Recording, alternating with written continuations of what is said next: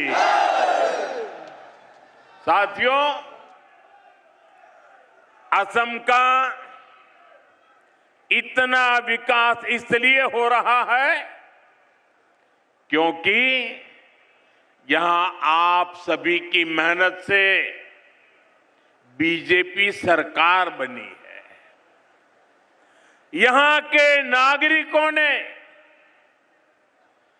भाजपा पर भरोसा किया है। आपने मेरा बूथ सबसे मजबूत, मेरा बूथ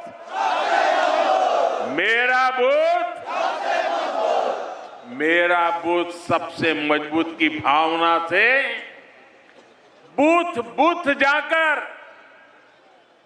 एक एक परिवार को मिलकर, एक एक मतदार को मिलकर बीजेपी के हर समर्थक को अपने साथ जोड़ा, उन्हें उनके वोट की ताकत का परिचय करवाया और इसी प्रयास से ही असम में बीजेपी की सरकार बनी। असम के इसी आशीर्वाद के कारण, असम के नागरिकों के वोट के कारण यहां लाखों गरीबों के घर बने, लाखों परिवारों में शौचालय की व्यवस्था हुई, पीने का साफ पानी उनके घर तक पहुंचा। आप मुझे बताइए, गरीब को घर मिलता है तो पुण्य मिलता है कि नहीं मिलता है? गरीब के घर में टॉयलेट बनता है तो पुण्य मिलता है कि नहीं मिलता है? गरीब के घर में पीने का पानी पहुंचता है तो पुण्य मिलता है कि नहीं मिलता है? इस पुण्य का हकदार कौन है? इस पुण्य का हकदार कौन है? एक पुण्य का हकदार कौन है? इस पुण्य का हकदार भारतीय जनता पार्टी के बूथ का कार्यकर्ता है। गरीबों को आयुष्मान योजना का लाभ मिला, उन्हें सुरक्षा और आत्मविश्वास मिला। इसलिए इस बार भी आपको ऐसे ही अपने बूथ पर एक एक वोट पर ध्यान रखना है। रखोगे? अब और कुछ मत करो, बस पूरी ताकत बूथ में लगा दो। आपका बूथ विजयी होगा तो बीजेपी विजयी होगी कि नहीं होगी? आपको विजय पाना है तो कहां पाना है? बूथ में विजय पाना है। साथियों, आज देश को सिर्फ एक और इमरजेंसी लैंडिंग स्ट्रिप नहीं मिली है, ये इस बात का भी प्रमाण है कि नया भारत अपनी सुरक्षा के लिए हर तरह से तैयार हो रहा है। आज का भारत न सिर्फ अपनी सीमाओं को सशक्त कर रहा है, बल्कि देश के दुश्मनों को उनके घर में घुसकर जवाब भी देता है। साथियों, आज ही पुलवामा हमले की बरसी है। मैं इस हमले में जान गंवाने वाले मां भारती के वीर सपूतों को नमन करता। इस आतंकी हमले के बाद भारत ने जिस तरह आतंकियों को सजा दी, वो पूरी दुनिया ने देखा है और कुछ लोग तो आज भी कांप रहे हैं। अभी आपने भारत की ये शक्ति ऑपरेशन सिंदूर में भी देखी है। लेकिन साथियों, मैं आपसे जानना चाहता हूं, क्या कभी कांग्रेस से हम देश हित के लिए इतनी हिम्मत के साथ फैसले करने की ताकत थी क्या? वो कर सकते थे क्या? वो ज्यादा से ज्यादा बयान दे सकते हैं, वो कुछ नहीं कर सकते। जो कांग्रेस भारत को राष्ट्र मानने से भी इनकार करती हो,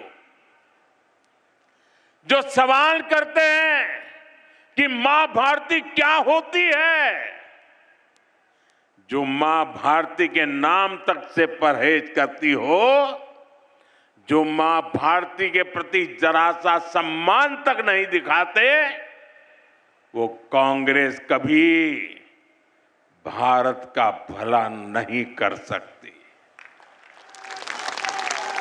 इसलिए कांग्रेस ने कभी देश की सुरक्षा को प्राथमिकता नहीं दी। कांग्रेस की सरकारों के इसी नकारेपन से पूरा नॉर्थ ईस्ट डर और असुरक्षा में जीता था। कांग्रेस ने हमेशा देश को खतरे में डाल के रखा। कांग्रेस के समय में जब भी सेना के लिए हथियार खरीदे गए, उसका मतलब होता था हजारों करोड़ का घोटाला। साथियों, आज देश अपनी सेनाओं को मजबूत कर रहा है। भारत अपनी सीमाओं पर शानदार हाईवे, शानदार टनल्स, ऊंचे ऊंचे ब्रिज, आधुनिक एयरफील्ड, ये सब बना रहा है, देश की सुरक्षा बढ़ा रहा है। और इसलिए कांग्रेस बौखलाई हुई है। उनको यही हो रहा है कि मोदी सब कैसे कर लेता है।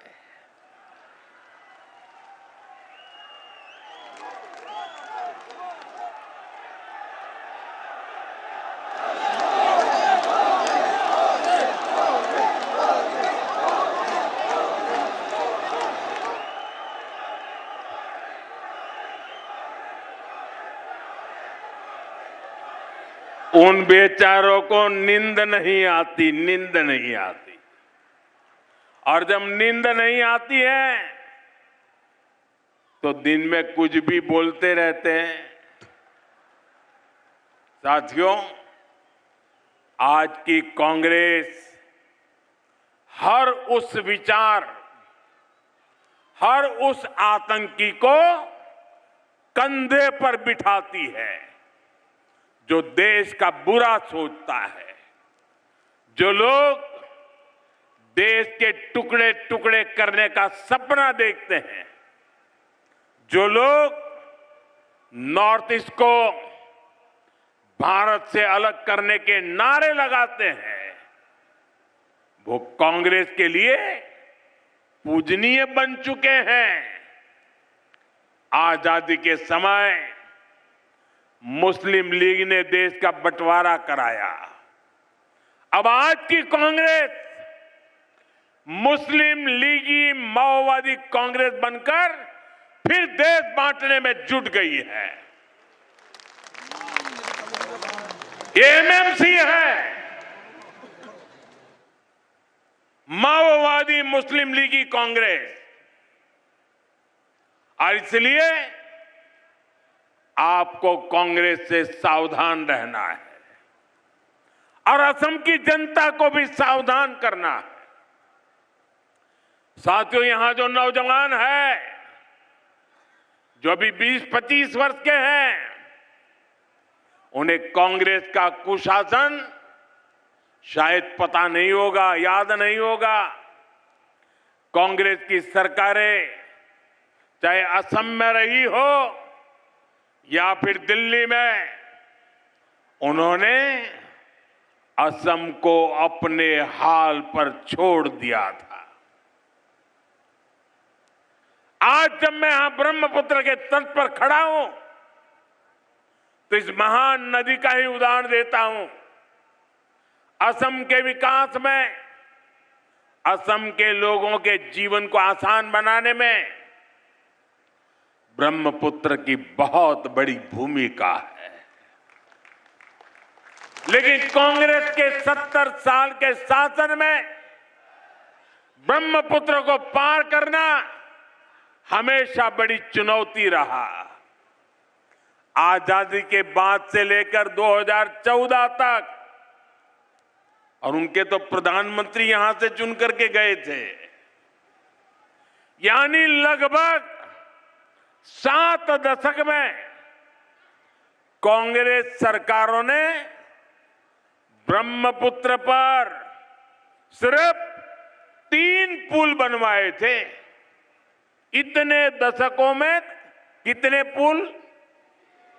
कितने?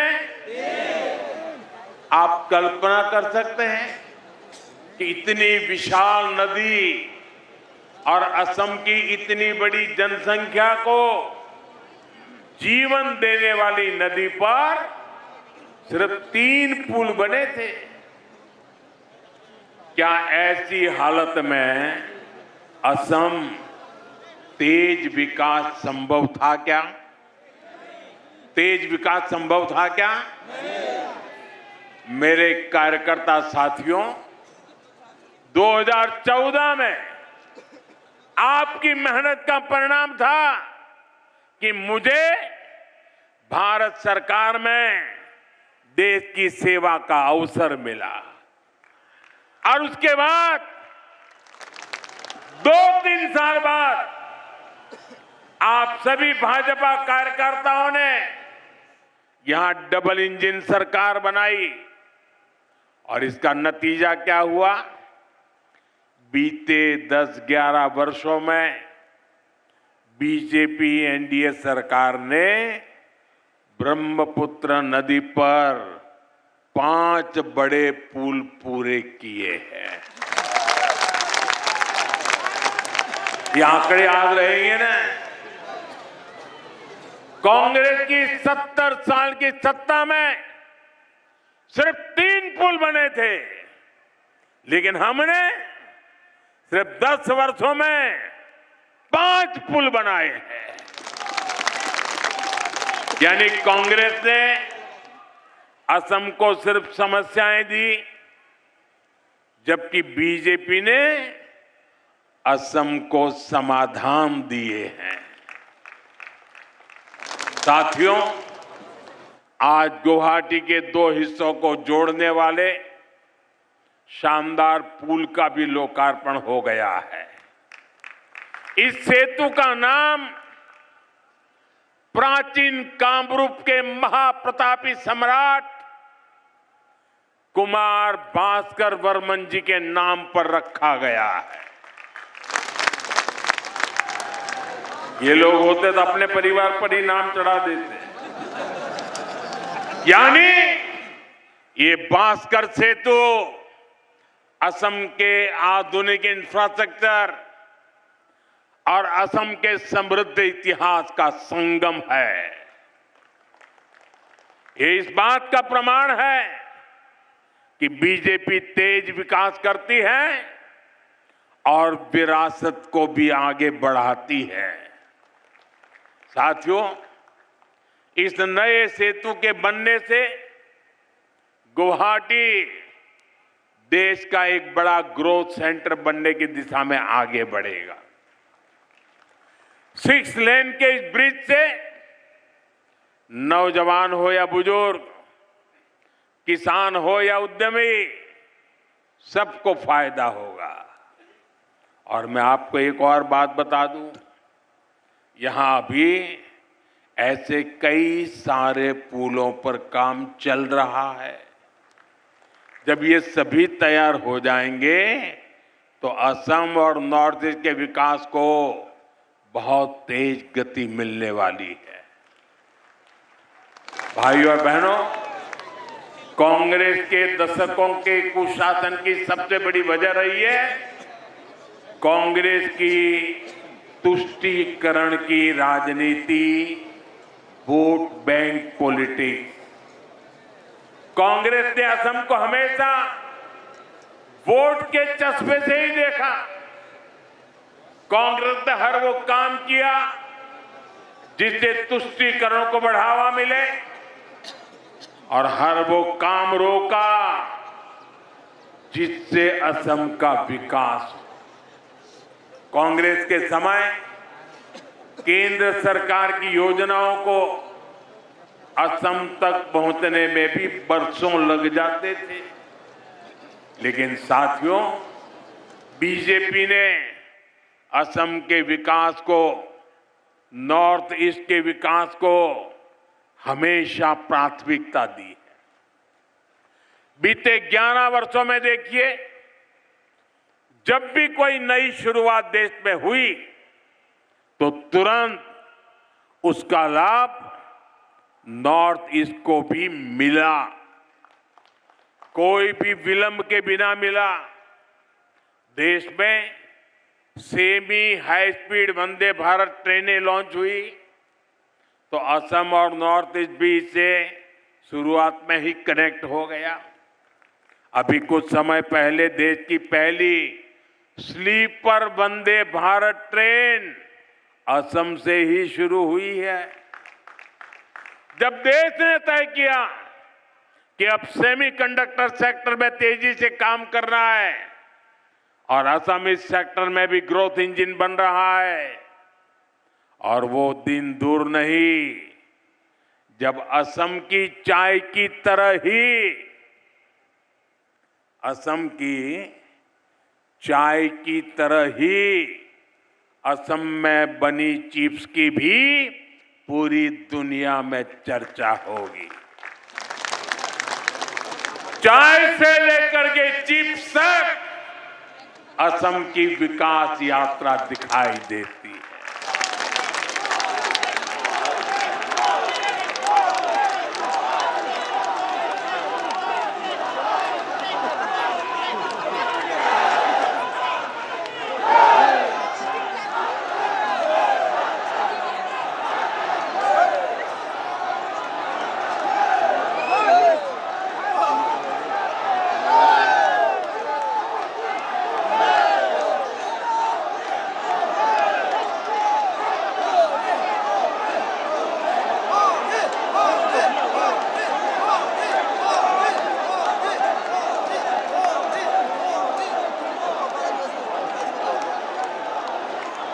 साथियों, असम का ये प्यार मैं कैसे भूल सकता हूं।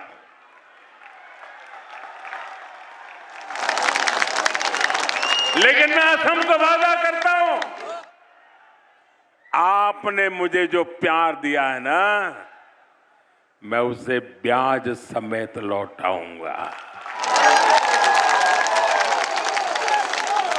और विकास करके लौटाऊंगा।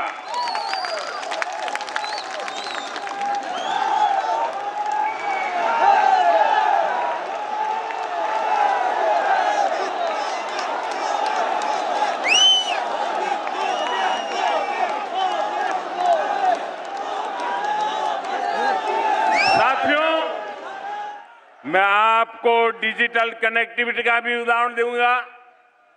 आप देखिए, कांग्रेस के समय में 3G और 4G टेक्नोलॉजी आई, ये 2G के घोटाले भी आए, लेकिन नॉर्थ ईस्ट तक, असम तक उसे तेजी से पहुंचाने के लिए कांग्रेस ने मेहनत ही नहीं की। और जब भाजपा सरकार में 5G टेक्नोलॉजी आई तो हमने क्या किया? हमने इस टेक्नोलॉजी को पूरे असम में, पूरे नॉर्थ ईस्ट में गांव-गांव तक पहुंचाने के लिए काम किया। इस सैचुरेशन अप्रोच के कारण आज गुवाहाटी के युवाओं को हाई स्पीड इंटरनेट का लाभ मिल रहा है। और जब असम में एनआईसी डेटा सेंटर की भी शुरुआत हुई है, ये डेटा सेंटर यहां के नौजवानों को बहुत बड़ा लाभ देने वाला है। साथियों, एक और उदाहरण स्वास्थ्य सेवाओं का भी है। कांग्रेस ने दशकों तक एम्स के विस्तार पर ध्यान नहीं दिया। जब अटल जी की सरकार बनी तो एम्स की संख्या बढ़ाई गई। इसके बावजूद हालत ये थी कि 2014 में देश में सिर्फ 6 एम्स थी। आपने 2014 में मोदी को देश की सेवा का अवसर दिया और आज देश में एम्स की संख्या बढ़कर 20 से ज्यादा हो चुकी है। बीजेपी सरकार ने एम्स गुवाहाटी का भी निर्माण किया है। इसके अलावा असम में कई मेडिकल कॉलेज और कैंसर हॉस्पिटल भी खोले गए हैं और कल ही हमने पीएम राहत स्कीम को भी मंजूरी दी है। देश के किसी भी हिस्से में अगर कोई भी व्यक्ति किसी दुर्घटना में घायल होता है तो केंद्र की सरकार की ओर से उसका 1.5 लाख रुपए तक का इलाज मुफ्त में कराया जाएगा। एक्सीडेंट के बाद तुरंत मदद मिलने से जान बच जाती है। साथियों, यहां आए भाजपा कार्यकर्ताओं में बड़ी संख्या में मेरे युवा बेटे बेटियां की है। आप याद रखिए, देश में जब मैनेजमेंट और उच्च शिक्षा की बात होती थी तो असम और नॉर्थ ईस्ट के युवाओं के पास सिर्फ पलायन का ही विकल्प होता था। लेकिन आज देखिए, आईआईएम पालसबारी का नया कैंपस शुरू हो चुका है। आईआईटी गुवाहाटी का भी आधुनिकीकरण हो रहा है। इसके अलावा असम में आईआरआई इसकी भी स्थापना की गई है। ये संस्थान असम में नई टेक्नोलॉजी लीडर्स को तैयार करेंगे। साथियों, आज केंद्र की बीजेपी एनडीए सरकार देश के छोटे छोटे शहरों में इलेक्ट्रिक बसों का जाल बिछा रही है। आज ही मुझे गुवाहाटी में 100 इलेक्ट्रिक बसों को हरी झंडी दिखाने का अवसर मिला। All right, so this was Prime Minister Narendra Modi, and he was speaking about the development that has taken place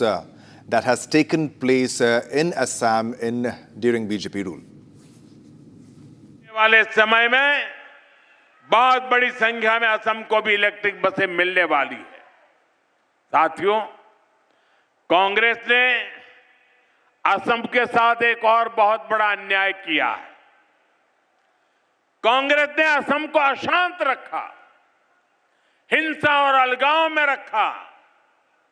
आजादी के बाद से ही असम बम बंदूक, बंद ब्लॉकेड और कर्फ्यू की चपेट में रहा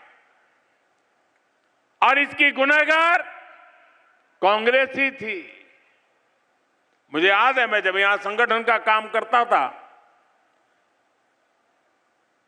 तो मैं वापिस जाने का भी कार्यक्रम बना के आता था, लेकिन यहां मैं कार्यक्रम नहीं कर पाता था। क्यों? कहीं ब्लॉकेड है, कहीं जा नहीं सकते, रास्ते बंद है। तो मुझे कभी कभी तो 3 दिन के लिए आया था, 7 दिन तक वापस नहीं जा पाता था, काम ही नहीं कर पाता था। ये हालत करके रखी थी। लेकिन साथियों, भाजपा एनडीए सरकार असम में शांति, बहाली और तेज विकास का संकल्प लेकर चल रही है। इसलिए जो असम कभी बम धमाकों से गूंजता था, उसी असम में अब शांति की स्थापना हो रही है। जिस असम में हर साल औसतन 1000 से ज्यादा लोग हिंसा में मारे जाते थे, आज वहां हिंसा की घटनाएं बंद हो रही है। पहली बार असम में बोडो, कार्बी, आदिवासी, डीएनएलए, उल्फा ऐसे हर संगठन से जुड़े साथियों ने बंदूक छोड़कर देश के संविधान का रास्ता चुना है, शांति और विकास की राह पकड़ी है। लेकिन मेरे कार्यकर्ता साथियों, आपको भूलना नहीं है, 10 वर्ष सत्ता से बाहर रहने की वजह से कांग्रेस और ज्यादा जहरीली हो गई है। उनके टॉप लीडर से नीचे तक उनके जुबान से जहर ही निकलता है। कांग्रेस असम को फिर से अशांति और अराजकता में झोंकना चाहती है। कांग्रेस असम को घुसपैठियों के हवाले करना चाहती है। आप इनके दिल्ली के नेताओं को देखिए, यहां जो इनके नेता हैं उनको देखिए, ये सब घुसपैठियों को बचाने में ही लगे हुए हैं। कांग्रेस असम की असल पहचान को मिटाना चाहती है। साथियों, आने वाले 5 साल असम के लिए बहुत महत्वपूर्ण है। इस दौरान ऐसे अनेक प्रोजेक्ट पूरे होने वाले हैं जो असम की ग्रोथ को नए पंख लगाएंगे, और इसलिए यहां डबल इंजन की बीजेपी सरकार फिर एक बार बहुत जरूरी है। इसलिए बीजेपी के हर कार्यकर्ता को याद रखना है, असम के तेज विकास के लिए आपको एक बार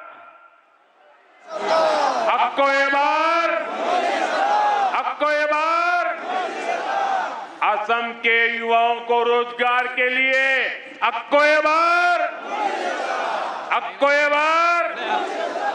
असम की बेटियों को नए अवसरों के लिए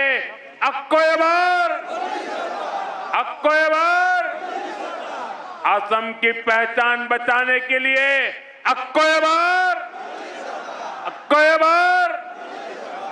साथियों, आज यहां आप सबका ये जोश देखकर असम की महाविजय का मेरा विश्वास और मजबूत हो गया है। मुझे पूरा भरोसा है, इस बार और बड़े बहुमत से असम में हमारी सरकार की वापसी होने वाली है।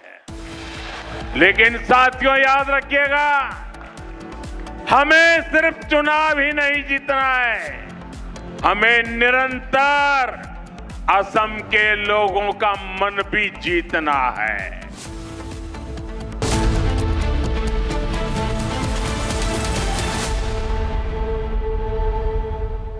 In the global employability rankings by Times Higher Education UK, only the following 6 institutions from India are ranked amongst the top 230 in the world for having the most employable graduates: IIT Delhi, IISc Bangalore, IIT Bombay, IIM Ahmedabad, IIT Kharagpur and Amity University.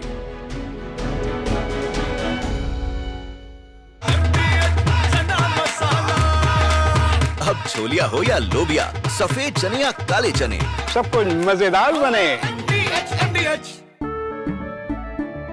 केसरिया से मन जोगी हुआ रे, दिल झूमे देखो मतवारा हुआ रे। केसरिया से मन जोगी हुआ। हर पल मनाओ केसरी त्योहार। विमल, बोलो जुबान केसरी। थोड़े में ज्यादा स्वाद यही तो है इसकी खास बात। वाओ मम्मा, क्या स्वाद है। अरे मेरे राजा। I am absolutely fed up, like you are, I'm sure, with the U-turns of the BCCI and the ICC and cricket politics. And I feel bad, like every citizen of India does, that these people, because they want to make some money over cricket, are ready to compromise the nation. Terrible. Pakistan has taken another magnificent U-turn in its decision to not play, not play, keep changing its mind, ladies and gentlemen. First they say they stand with Bangladesh, then they said we stand with them so much that we don't participate in the World Cup. Then they put Shehbaz Sharif in front and he said we've taken a clear decision not to play cricket with India because we are backing Bangladesh. Listen to what Shehbaz Sharif said. T20 world cup जो है उस हवाले से हमने बड़ा वाज़ेह stand लिया है कि हम हिंदुस्तान के ख़िलाफ़ जो मैच है वो हम नहीं खेलेंगे, क्योंकि पाकिस्तान ने कहा कि ये खेल का मैदान है, ये सियासत नहीं है। खेल के मैदान में सियासत बिल्कुल नहीं होनी चाहिए। हमने एक बड़ा सोच समझ के हमने स्टैंड लिया है और इस हवाले से हमें बांग्लादेश के साथ पूरी तरह खड़े होना चाहिए। That's what he said 8 days back. Now he's changed his line 8 days later. Now he's saying that the government of Pakistan is now directing the Pakistan national team to play, to take the field on February 15th for the scheduled fixture against India in the T20 World Cup. Now viewers, my point is, let the Pakistanis do what the hell they want to do, who cares? But what is the BCCI doing? What is the ICC doing? What is Rajiv Shukla doing? What is this paid executive Sanjog Gupta doing? Why are we allowing Pakistan to do the U-turn? We should have never given them a long rope. We should have caught them. थोड़े में ज्यादा स्वाद यही तो है इसकी खास बात। वाओ मम्मा, क्या स्वाद है। अरे मेरे राजा।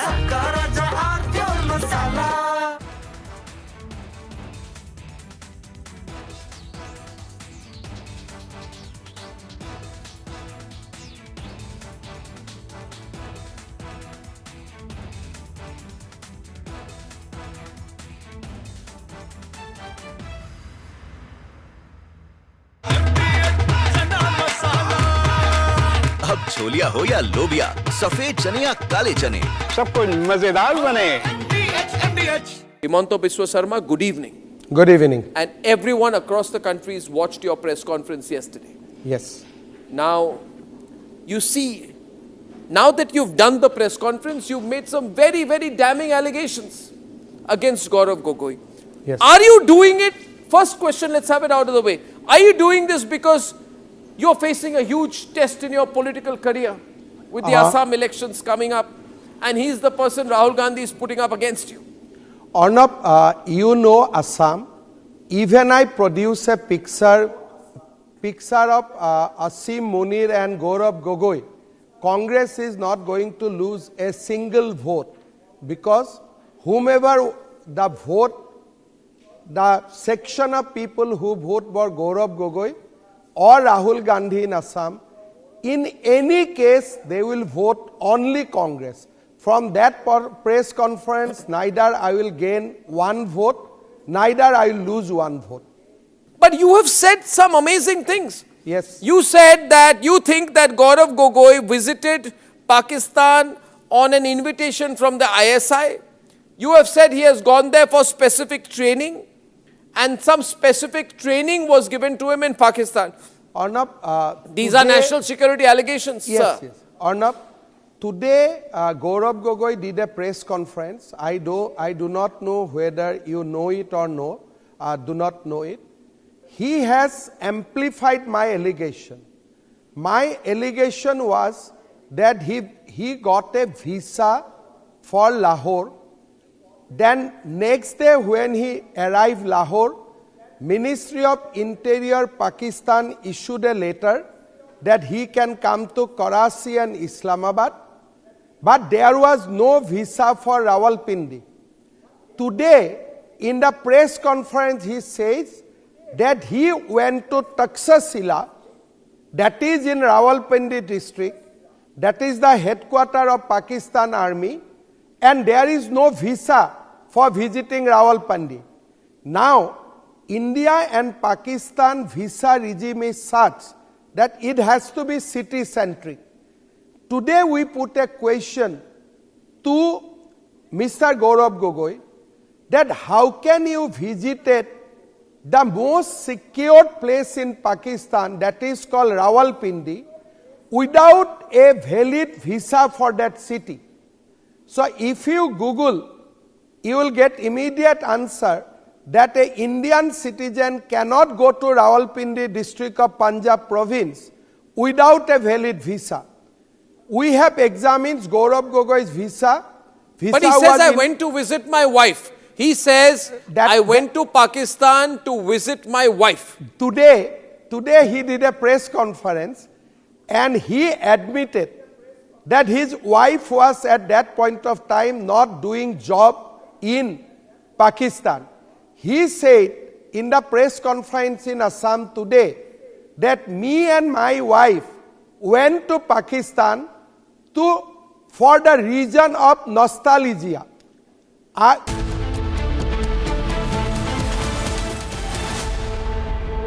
आधे बाउल दही में 4 चम्मच MDH चटनी पुदीना मसाला डाला, स्टर करो, पुदीना चटनी तैयार। MDH चटनी पुदीना मसाला।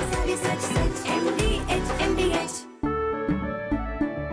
केसरिया से मन जोगी हुआ रे, दिल झूमे देखो मतवारा हुआ रे। केसरिया से मन जोगी हुआ। हर पल मनाओ केसरी त्योहार। विमल, बोलो जुबान Kesari.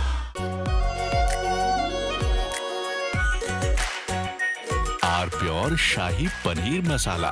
Delicious, healthy, every day. I am absolutely fed up, like you are, I'm sure, with the U-turns of the BCCI and the ICC and cricket politics. And I feel bad, like every citizen of India does, that these people, because they want to make some money over cricket, are ready to compromise the nation. Terrible. Pakistan has taken another magnificent U-turn in its decision to not play, not play, not play, keep changing its mind, ladies and gentlemen. First they say they stand with Bangladesh, then they said we stand with them so much that we don't participate in the World Cup. Then they put Shehbaz Sharif in front and he said we've taken a clear decision not to play cricket with India because we are backing Bangladesh. Listen to what Shehbaz Sharif said. T20 world cup जो है उस हवाले से हमने बड़ा वाज़ेह stand लिया है कि हम हिंदुस्तान के ख़िलाफ़ जो मैच है वो हम नहीं खेलेंगे, क्योंकि पाकिस्तान ने कहा कि ये खेल का मैदान है, ये सियासत नहीं है। खेल के मैदान में सियासत बिल्कुल नहीं होनी चाहिए। हमने एक बड़ा सोच समझ के हमने स्टैंड लिया है और इस हवाले से हमें बांग्लादेश के साथ पूरी तरह खड़े होना चाहिए। That's what he said 8 days back. Now he's changed his line 8 days later. Now he's saying that the government of Pakistan is now directing the Pakistan national team to take the field on February 15 for the scheduled fixture against India in the T20 World Cup. Now, viewers, my point is, let the Pakistanis do what the hell they want to do, who cares? But what is the BCCI doing? What is the ICC doing? What is Rajiv Shukla doing? What is this paid executive Sanjog Gupta doing? Why are we allowing Pakistan to do the U-turn? We should have never given them a long rope. We should have caught them and said, no, you said you're not playing, now you don't play. We should have embarrassed them. We should have made life hell for them. We should have reined in the Pakistanis. But no, you see in our country, some people are so desperate, like Rajiv Shukla, so desperate to play cricket with Pakistan. Why, Rajiv Shukla, do you want to play cricket with?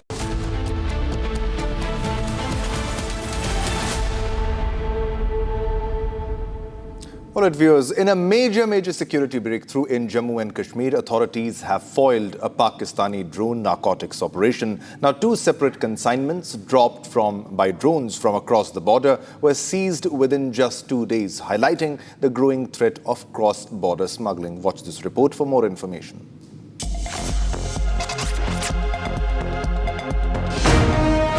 In a major security breakthrough in Jammu and Kashmir, authorities have foiled a Pakistani drone narcotics operation. 2 separate consignments dropped by drones from across the border were seized within just 2 days, highlighting the growing threat of cross-border smuggling. Yesterday, Kathua police arrested 2 individuals after recovering a consignment of heroin reportedly dropped by a Pakistani drone. Investigations revealed that the accused were in constant contact with handlers in Pakistan through internet calls. And today in Jammu's Araspura, the border security force along with the local police recovered another major consignment of narcotics, also delivered via drone from across the border. Security forces have now launched a major search operation near the international border to prevent further drops and apprehend of any accomplices.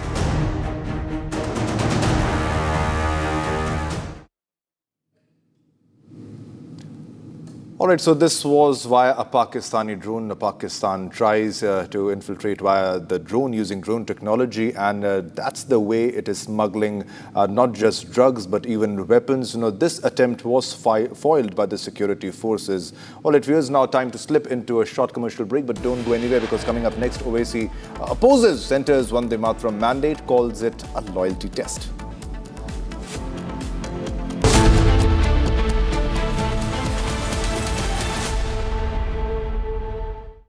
In the global employability rankings by Times Higher Education UK, only the following 6 institutions from India are ranked amongst the top 230 in the world for having the most employable graduates. IIT Delhi, IISc Bangalore, IIT Bombay, IIM Ahmedabad, IIT Kharagpur and Amity University. Pure सूजी pasta उबालो मिलाओ और खाओ 8 minute में तैयार। क्या taste है सबका राजा आर प्योर मसाला। केसरिया से मन जोगी हुआ रे दिल झूमे देखो मतवारा हुआ रे केसरिया से मन जोगी हर पल मनाओ केसरी त्योहार। विमल बोलो जुबान केसरी। दादी के हाथों का जादू और खुशबू से महकता घर, माँ की मुस्कुराहट और खाने की सुगंध। MDH गरम मसाला, क्योंकि हर रिश्ता है स्वाद से जुड़ा।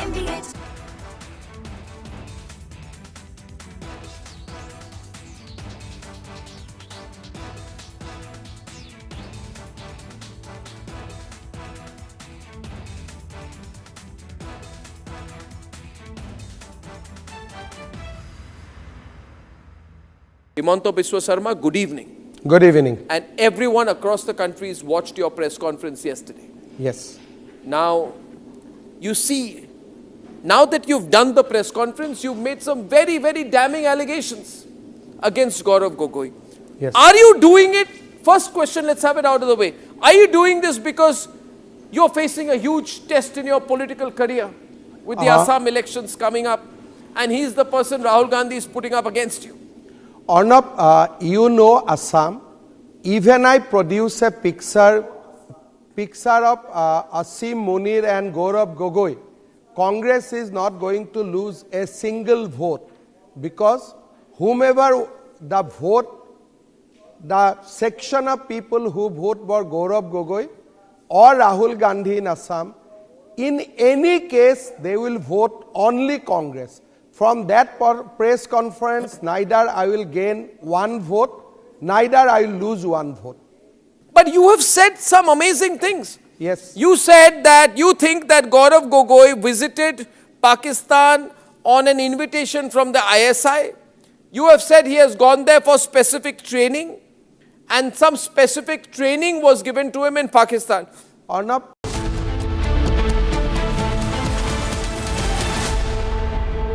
MDH की हल्दी मिर्ची धनिया करे कमाल, ये रंग दे, ये खुशबू दे, ये तीखा, ये कम पड़े, क्या निराला MDH मसाला। रानी, इस घर में कुछ है जो टूटता नहीं। ये पिलर कभी नहीं टूटेगा। रुंगटा स्टील TMT से बना। रुंगटा नहीं तो घर स्ट्रॉन्ग नहीं। रुंगटा स्टील TMT बार एकदम solid.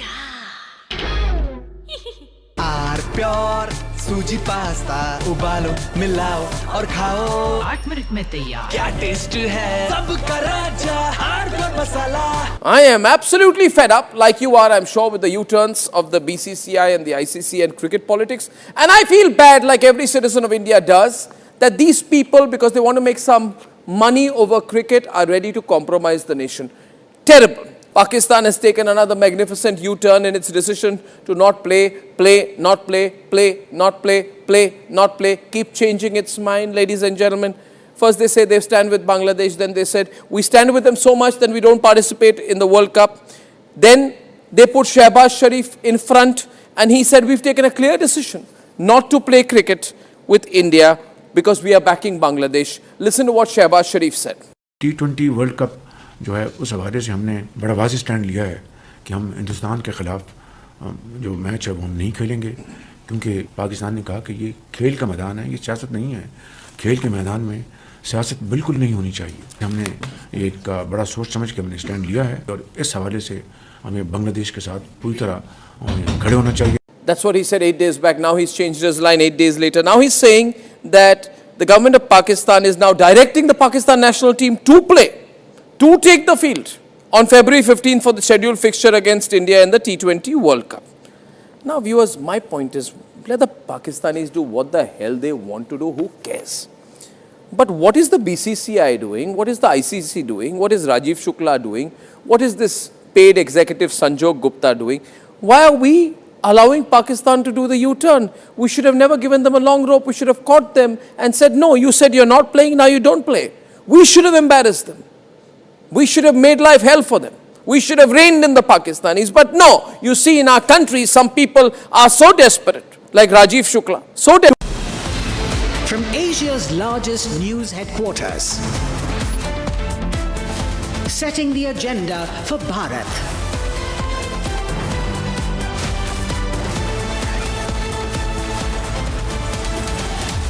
You're watching Republic.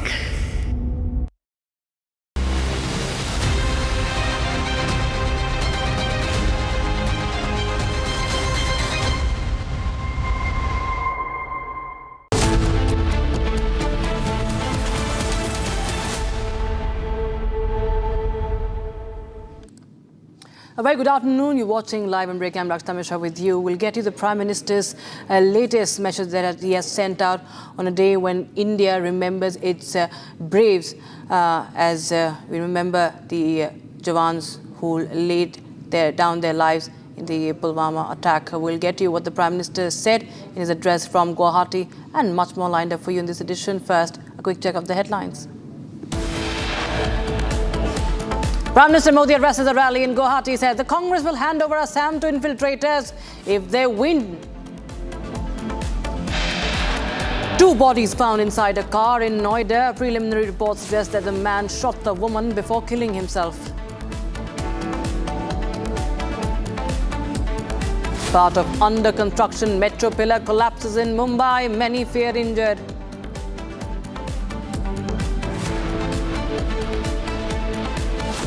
Government proposes tax blanket on pension for defence personnel if service continued even after disability.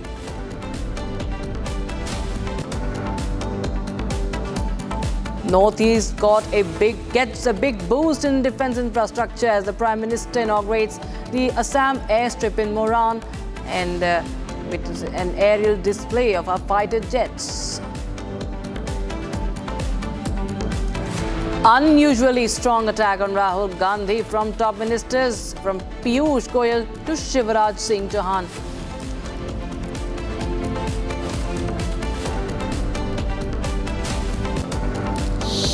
Haryana Minister Anil Vij loses his temper, argues with police superintendent over cop's suspension.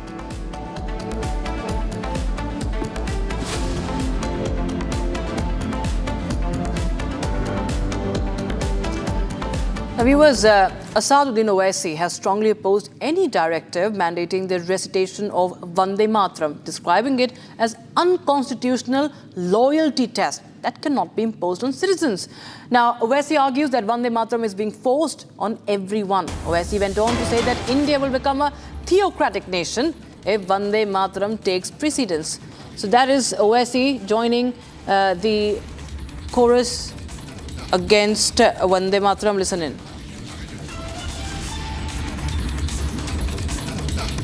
जब parliament में जब इस पर debate हुआ था, बहस हुआ था पिछले पार्लियामेंट के सेशन में, सरकार लेकर आई थी कि वंदे मातरम के 150 साल के ऊपर, तो मैंने अपने उस 10 मिनट के स्पीच में पार्लियामेंट को बताया था कि हमारा संविधान का आगाज़ होता है वी द पीपल से, भारत माता की जैसे संविधान का आगाज़ नहीं होता। और जब संविधान को हम लोग अपना रहे थे तो उस वक्त कॉन्स्टिट्यूंट असेंबली के 2 मेंबर्स ने, एक ने कहा कि वंदे मातरम शुरू करो, उसको रिजेक्ट कर दिया गया उस दिन। फिर एक ने कहा कि ये कहो कि हर पीपल, उसको रिजेक्ट कर दिया गया। तीसरा ये कि हमारे संविधान का जो प्रियम्बल है, liberty of thought, expression and belief है ये।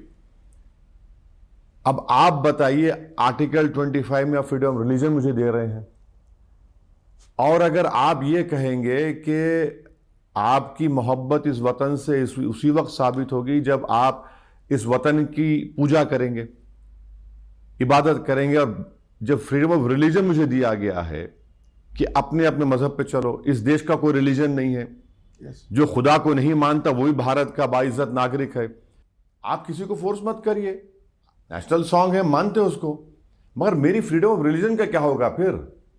इसको आप कैसे रिकंसाइल करेंगे? देखिए, जब पार्लियामेंट में जब इस पर डिबेट हुआ था, बहस हुआ था, पिछले पार्लियामेंट के सेशन में सरकार लेकर आई थी कि वंदे मातरम के 150 साल के ऊपर, तो मैंने अपने उस 10 मिनट के स्पीच में पार्लियामेंट को बताया था कि हमारा संविधान का आगाज़ होता है वी द पीपल से, भारत माता की जैसे संविधान का आगाज़ नहीं होता। और जब संविधान को हम लोग अपना रहे थे तो उस वक्त कॉन्स्टिट्यूंट असेंबली के 2 मेंबर्स ने, एक ने कहा कि वंदे मातरम शुरू करो, उसको रिजेक्ट कर दिया गया उस दिन। फिर एक ने कहा कि ये कहो कि हर पीपल, उसको रिजेक्ट कर दिया गया। तीसरा ये कि हमारे संविधान का जो प्रियम्बल है, liberty of thought, expression and belief है ये। अब आप बताइए, आर्टिकल 25 में आप फ्रीडम ऑफ रिलीजन मुझे दे रहे हैं, और अगर आप ये कहेंगे कि आपकी मोहब्बत इस वतन से उसी वक्त साबित होगी जब आप इस वतन की पूजा करेंगे, इबादत करेंगे, और जब फ्रीडम ऑफ रिलीजन मुझे दिया गया है कि अपने अपने मजहब पे चलो, इस देश का कोई रिलीजन नहीं है, जो खुदा को नहीं मानता वही भारत का बाइज्जत नागरिक है। आप किसी को फोर्स मत करिए, नेशनल सॉन्ग है, मानते हो उसको, मगर मेरी फ्रीडम ऑफ रिलीजन का क्या होगा फिर? इसको आप कैसे रिकंसाइल करेंगे? Now, a tragic late-night accident in Vadodra's western area has claimed the life of a young man after a speeding SUV, a Thar, allegedly lost control and rammed into him. A 19-year-old girl has been arrested in connection with the case. Here's a full report.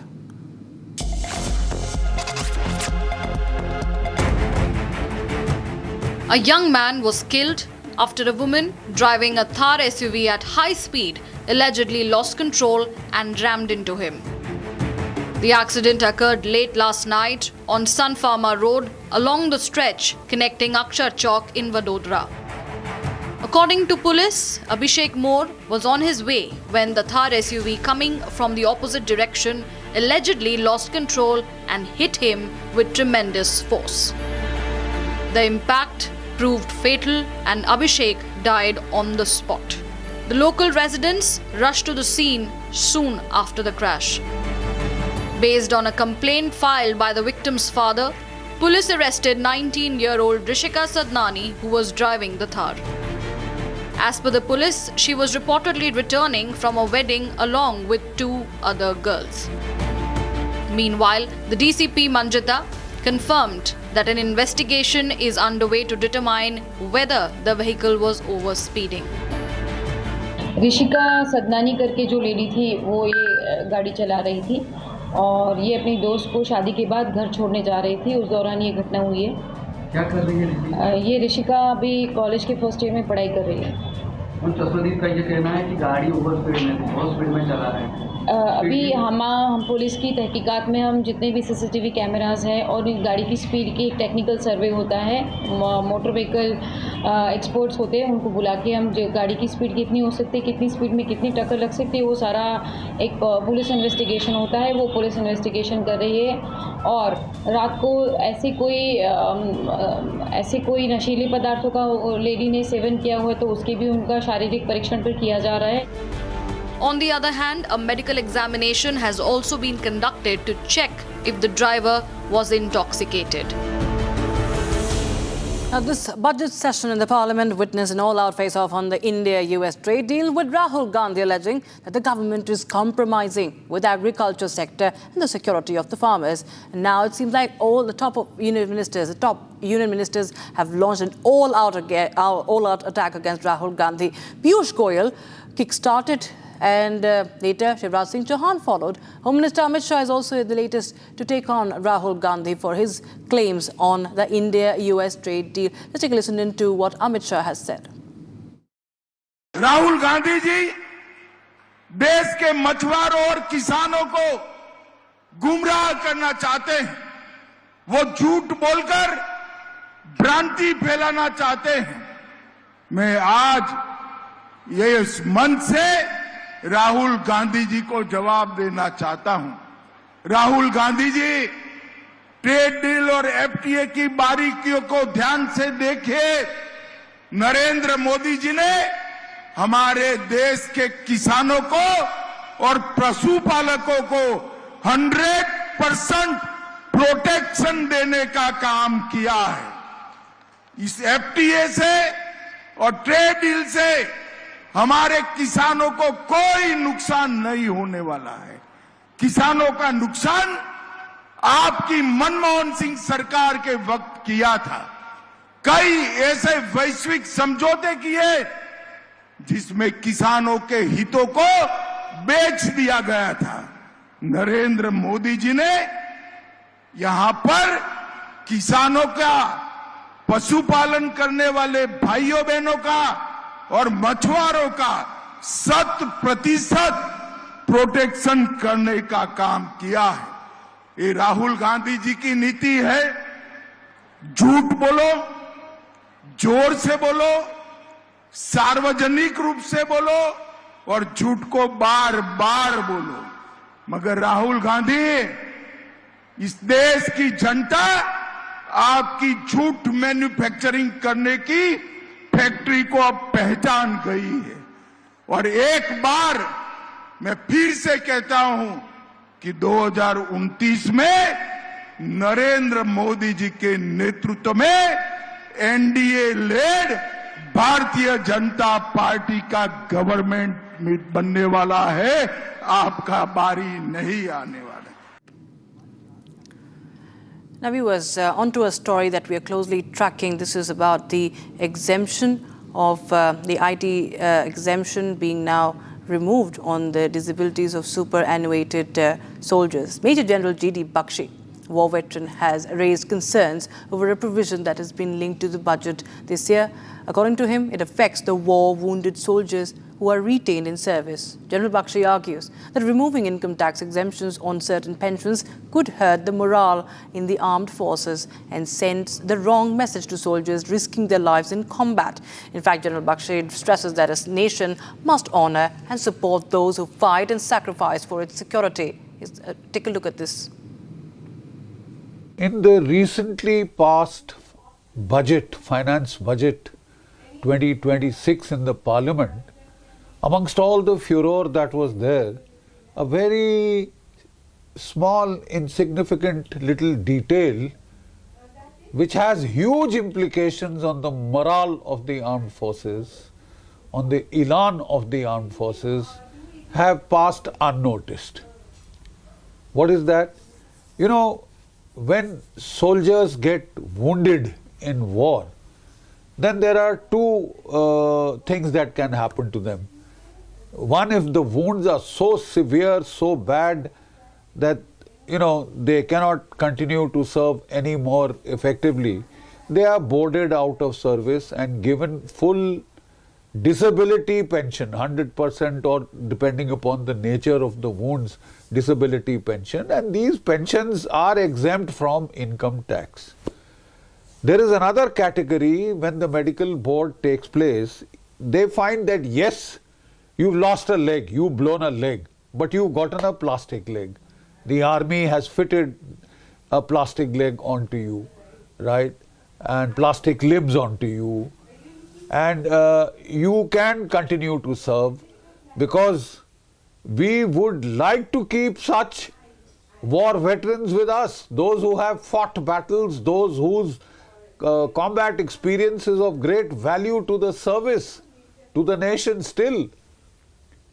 And what we now find is that those who are retained in service, their, in their pensions, their income tax exemption has been taken away. Oh, we kept you, we didn't kick you out,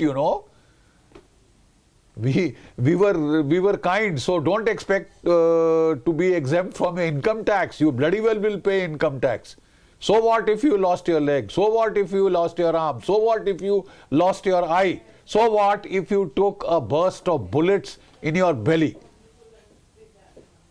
May I just remind you of some of the people who had suffered these war wounds and they continued to serve.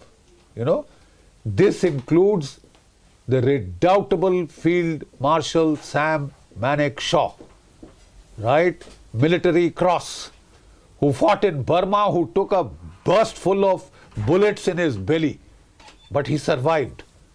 He survived. And the armed forces decided that such a brave soldier should not be thrown to the wolves. And he continued to serve. He rose to be not just the chief of the army staff, India's first field marshal who broke Pakistan in two, under whose leadership the army, the armed forces broke Pakistan in two. He was the chairman, chief of staff then. We have another army chief, General Tepi Raina, who had lost his eye. He, completed his service with a glass eye. But then he was fit. His arms, legs, body, they were functional. So the medical board said, you can continue to serve. You want to punish such people? You want to impose income tax? You'll gain a hell of a lot of money. You'll grow rich. Let me tell you some more, redoubtable names.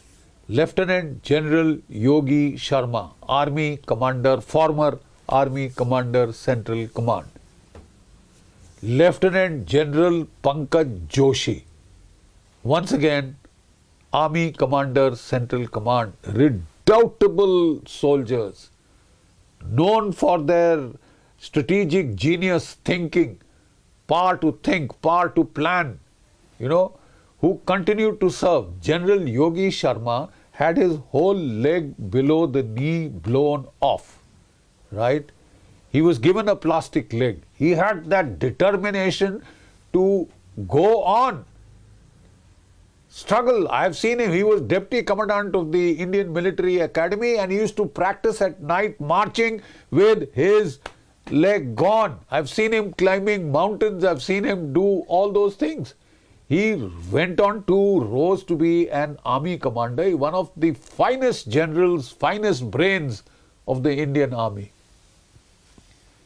He was allowed to serve by the medical board and he went on to reach such stellar heights. Pankaj Joshi had his foot blown off on a mine and with an artificial foot, he was asked to do the BPT and he did. He wanted to prove, look, I still have got what it takes. Give me a chance, man. I will still, serve the country. I still want to serve the army, my regiment, my battalion, etc. These people showed matchless determination. I'll give you another name. Lieutenant General Oberoi, once again, Army Commander of Central Command. Right? And he'd also lost his leg. How did these people lose their legs and limbs, man? Fighting for you and me.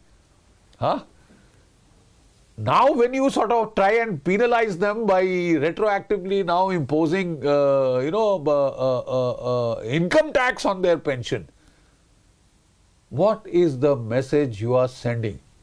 Look, you are an idiot if you show bravery in combat, in fighting the enemies of this country. If you get wounded, what use are you of us? You've lost your leg. Now we don't need you. We'll get people with both the legs. You'll also send a bloody message. Don't show courage in combat. preserve yourself, save yourself, keep hiding, keep taking cover.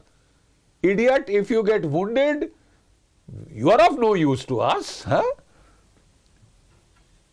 It is amazing. I haven't heard of a greater inanity. For God's sake, don't do it. There are some heartless babus who are trying to pinch pennies in our defense budgets. Pinch pennies. This is the third largest economy. Will get bankrupt if it doesn't get the income tax from the people who lost their legs, arms, limbs, who fought for you, man. You imagine what it is to go around limping on a plastic leg? He did it for you, man. And what are you doing? What is the courtesy that you are showing him? What is the honor that you are giving him? We'll charge you income tax, blighter. You saved your income tax, huh? We'll take it away from you. We'll make you pay. Make you pay for losing your leg, for getting a burst of bullets in the eye, for losing an eye on the battlefield. You want to discriminate? You should have gotten out of the way. Who needs wounded people in the army? We need them for their combat experience, for their bravery, for their courage, so that the wrong message doesn't spread to the rank and file. Huh? That you get shot up, you are to blame. You are an idiot for fighting for your country, for choosing to take risks for your country, for showing courage. That's not the message that the armed forces want to send to their rank and file. Stand up and fight. You know, ladies and gentlemen, there is a Samuel Huntington, the greatest expert on civil-military relations, talks of a soldier-society covenant. Talks of a soldier-society covenant, right? And as per this covenant, society tells the soldier, look, we need you to fight and defend this country. So go ahead and fight. Don't look over your shoulder, boy. If you get killed, we'll take care of your family. So there are many of such veterans are calling for the centre to in fact rethink this tax on the disability for the superannuated soldiers. The anger amongst the veterans is palpable, and of course one has to wait and watch if the government takes a call and rethinks and takes a call, rolls back the decision. This is on the union budget move. Viewers, we will continue to keep a close eye on the reactions that are coming in on this story. But now it's time to take a very, very short break. On the other side, we get you the tragedy from Mumbai. Part of under construction metro pillar collapses in Mumbai. Many people injured, one person dead.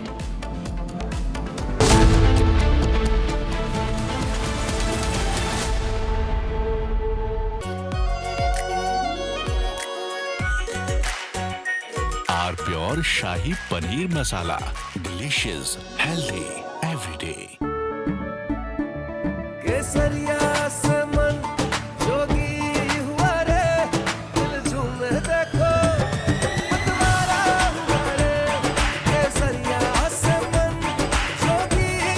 हर पल मनाओ केसरी त्योहार।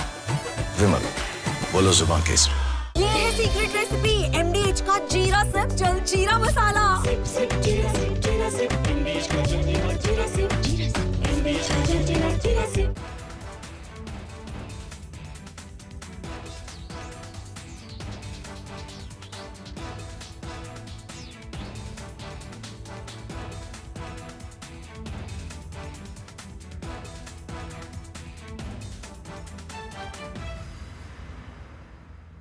Himanta Biswa Sarma, good evening. Good evening. And everyone across the country has watched your press conference yesterday. Yes. Now, you see, now that you've done the press conference, you've made some very, very damning allegations against Gaurav Gogoi. Yes. Are you doing it? First question, let's have it out of the way. Are you doing this because you're facing a huge test in your political career with the Assam elections coming up, and he's the person Rahul Gandhi is putting up against you? Arnab, you know Assam. even I produce a picture of Asim Munir and Gaurav Gogoi, Congress is not going to lose a single vote, because whomever the vote, the section of people who vote for Gaurav Gogoi or Rahul Gandhi in Assam, in any case they will vote only Congress. From that press conference, neither I will gain one vote, neither I will lose one vote. But you have said some amazing things. Yes. You said that you think that Gaurav Gogoi visited Pakistan on an invitation from the ISI. You have said he has gone there for specific training, and some specific training was given to him in Pakistan. Arnab, these are national security allegations, yes, sir. Yes. Arnab, today Gaurav Gogoi did a press conference. I do not know whether you know it or no, do not know it. He has amplified my allegation. My allegation was that he got a visa for Lahore. Then next day when he arrived Lahore, Ministry of Interior Pakistan issued a letter that he can come to Karachi and Islamabad, but there was no visa for Rawalpindi. Today, in the press conference, he says that he went to Taxila, that is in Rawalpindi district, that is the headquarters of Pakistan Army, and there is no visa for visiting Rawalpindi. Now, India and Pakistan visa regime is such that it has to be city-centric. Today we put a question to Mr. Gaurav Gogoi that how can you visit the most secured place in Pakistan, that is called Rawalpindi, without a valid visa for that city.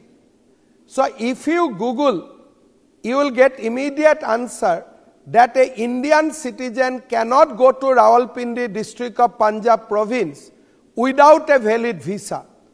We have examined Gaurav Gogoi's visa.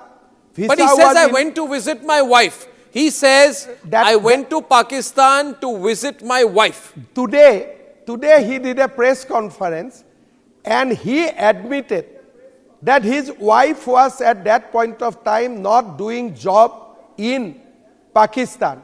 He said in the press conference in Assam today that me and my wife went to Pakistan for the reason of nostalgia. Both of us went to see the park where my wife used to play. We went to Pakistan to see where my wife used to do daily marketing. I went to Pakistan to see where my wife's office was. Veterans are opposing the union budget move for this year. No income tax exemption on disabilities for superannuated soldiers has sparked a debate. We bring you all about this story on 6 Stories at 6. Also, we bring you ground report from Assam's Moran as India's northeast gets its first emergency landing strip. All that and much more at 6 p.m. this evening with me, Rakshita Mishra.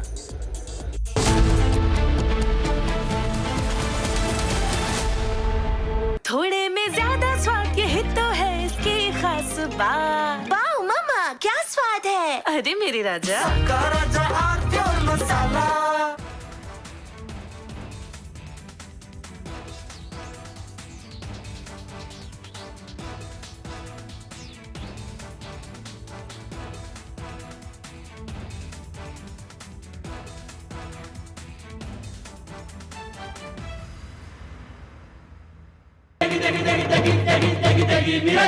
MDH की देगी मिर्च, देगी मिर्च का तड़का, अंग अंग फड़का। MDH की देगी मिर्च। I am absolutely fed up, like you are, I'm sure, with the U-turns of the BCCI and the ICC and cricket politics. And I feel bad, like every citizen of India does, that these people, because they want to make some money over cricket, are ready to compromise the nation.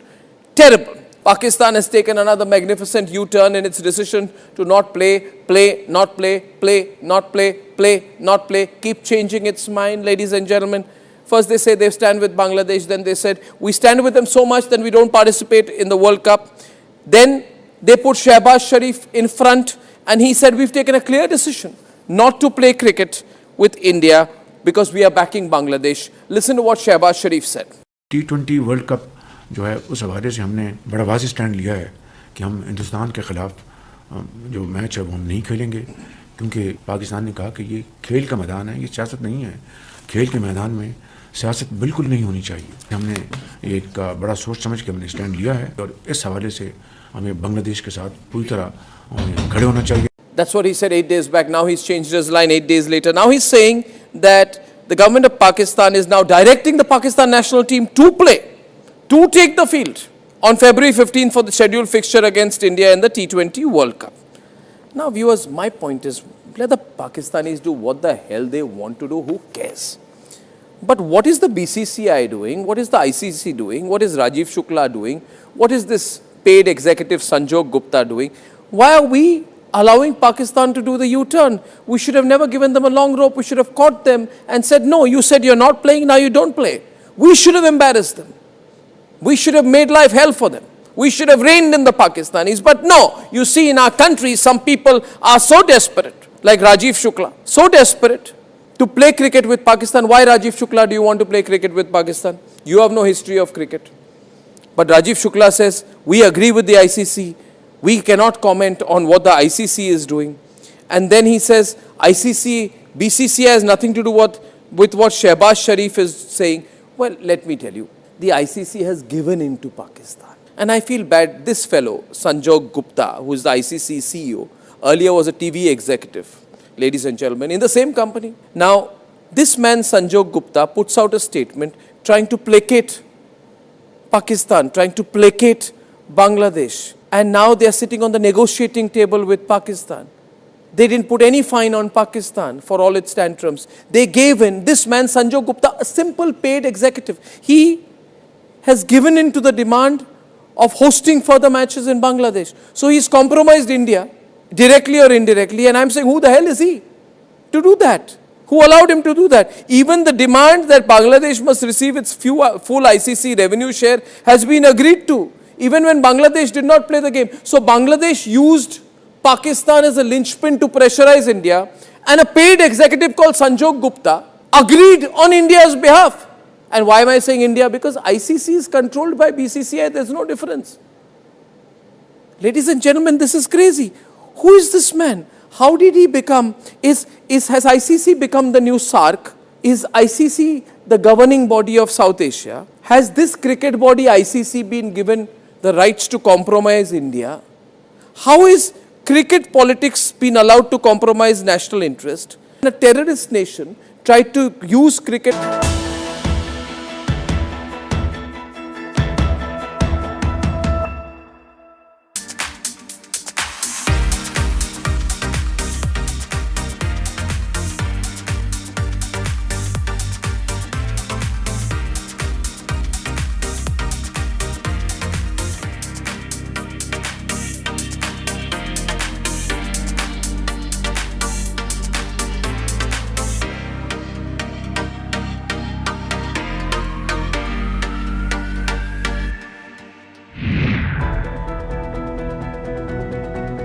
In this episode, we bring you highlights from LIIBF Expo 2026, where global networking meets real business opportunity. From city building leadership to capital market strategy, this episode unpacks the defining conversations at LIIBF Expo 2026.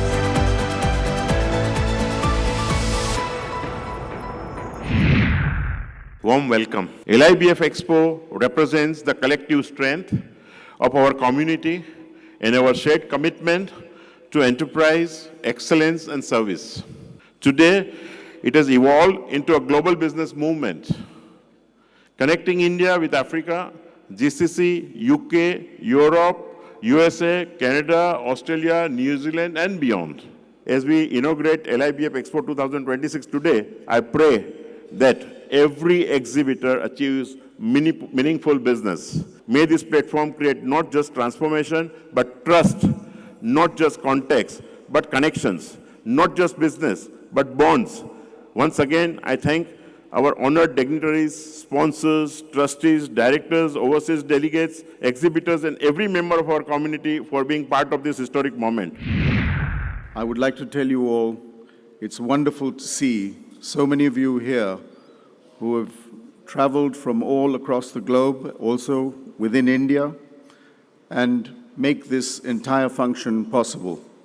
I arrived yesterday, and it's so wonderful to see every time I attend the LIIBF meetings, we see a change.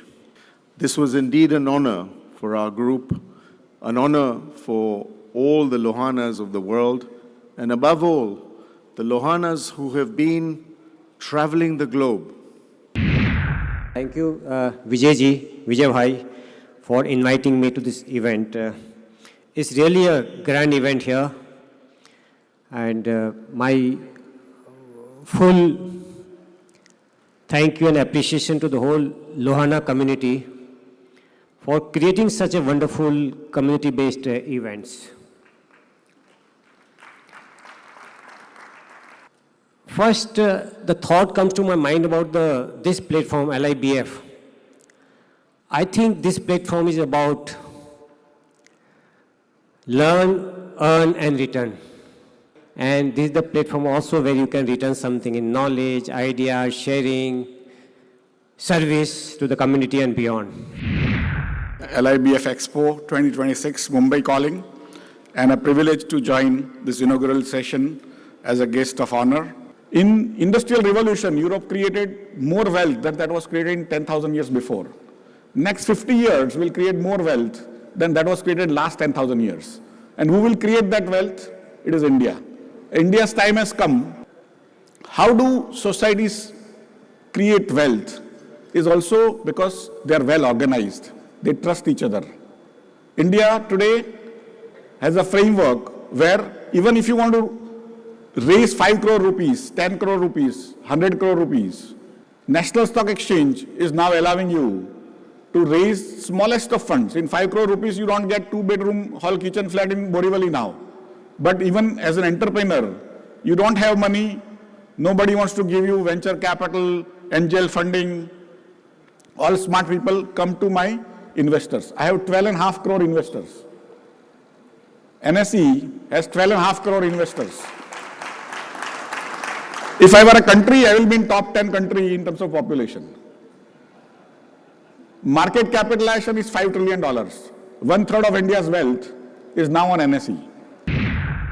LIIBF has tied up with NSDC and Quality Council of India, and we have tied up with 100 municipal schools to train the children of the municipal schools who come maybe from a lower strata of society on their skill development, on various other aspects, and this is entirely with zero cost to the municipal schools. Future is youth, and today if we do not train these youth into various skills, we will be left a poor country. We are so grateful, we are so obliged that all of y'all have come here from, I don't know, Hetvi said 36 countries around the world. So I would say thank you, all of you, for being here. We are happy to be of service. We are humbled that you honored us by coming here. We'll start the questions. I'll have first question to all of you, and then we'll see how it goes, right? Interestingly, you all are in some form or fashion a founder also, because you are running your own setup and you are all investors. So it's a lovely combination to have. So the question is, what is that one hard truth about being a founder that you truly understand after becoming an investor? Once you set up your own fund, you start with the journey of raising capital yourself for your own fund. Makes you very, very grounded. and you're able to see the pains of the founder. You have to teach them and coach them that, you have to really respect a founder. First basic thing I love about entrepreneurs is that they've taken that call to be an entrepreneur. It's not easy. Think of areas where you can add value. So I always look at founders from the perspective of where I can add value, because we are all humans, right? At the end of the day, we all lack certain skills. Being an investor, I get the opportunity of meeting many founders. So I get to see the kinds of mistakes people make. So I get to see the patterns of mistakes. And therefore, there's a lot of learning which gets accumulated over time. So if you know that the person is really out there to solve the problem and the person is not yet reached a certain point but really want to make it happen, then you really want to make sure that you give him all the support or her all the support. Thank you, Vikram. I think one thing which we've heard through the day today is founders and the passion. So very well said. Yuvraj, you want to go next? To answer your question, what is the difference in my journey as a founder and as an investor?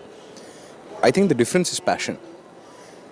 When you're a founder, you are so very passionate about this one problem that you're trying to solve that sometimes you can lose perspective. But when you become an investor, you have to take a 35,000-foot view. When you're a founder, you're in love with your product, your company, you're in love. But when you're an investor, you cannot be in love. As a founder, you are encouraged to make these mistakes. As an investor, you are encouraged to find and reject these mistakes. So this has been my greatest learning wearing both hats. Very interesting perspective, Yuvraj. Thank you. Manoj bhai? Every founder who comes to you certainly believes in the product, has the necessary passion. You see that all over the place, and that is the time when your job as an investor becomes difficult. Because somewhere as an investor also I'm a founder, and you want to be founder friendly, but then you realize you can't always be founder friendly. Moving on, it's a question specifically to Vikram you. As an investor, how do you judge whether it's the founder's conviction, whether it's genuine insight or it's just overconfidence? It's a combination of a few things, right? One is the problem that you're trying to solve. There is a conviction about how big that problem is in terms of how many people would want to buy into the solution to that problem. And then there is so that leads to the sizing part, which is there's a lot of conviction about how many people would actually buy into that solution, what is the TAM of the market, what is the SOM, what is SAM. So you evaluate all those things. There's a lot of math and analysis involved there. As long as you align with that, you're able to really find the right model, and then the valuation and all that is a matter of mutual understanding, and basically there's a science and as well as art behind that. Nobody's been able to crack it fully. There is no formula to it. Right. Thank you so much, Vikram, for that.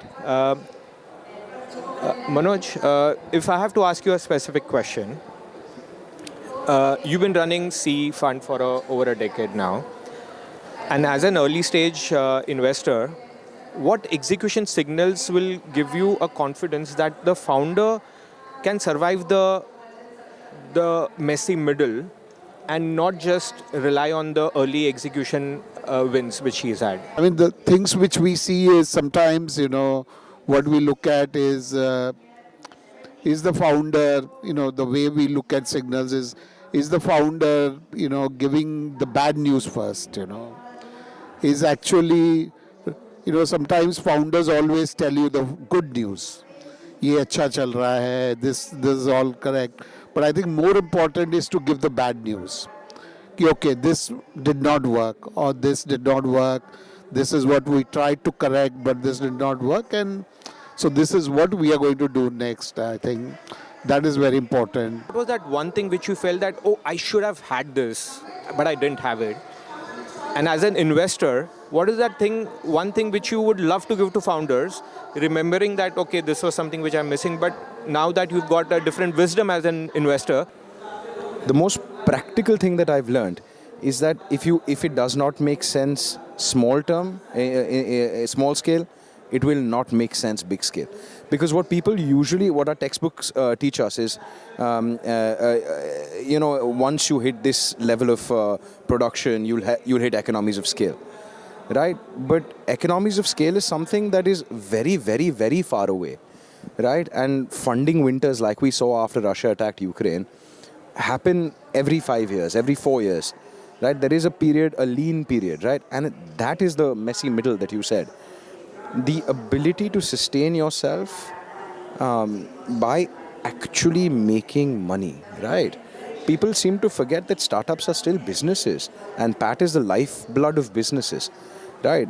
Regardless of all of the benefits that we would get, and regardless of the ability for us to abuse that base fundamental requirement of green positive cash flows. જય શ્રી કૃષ્ણ, જય જલારામ, જય મહાપરિષદ. કેમ છો બધા?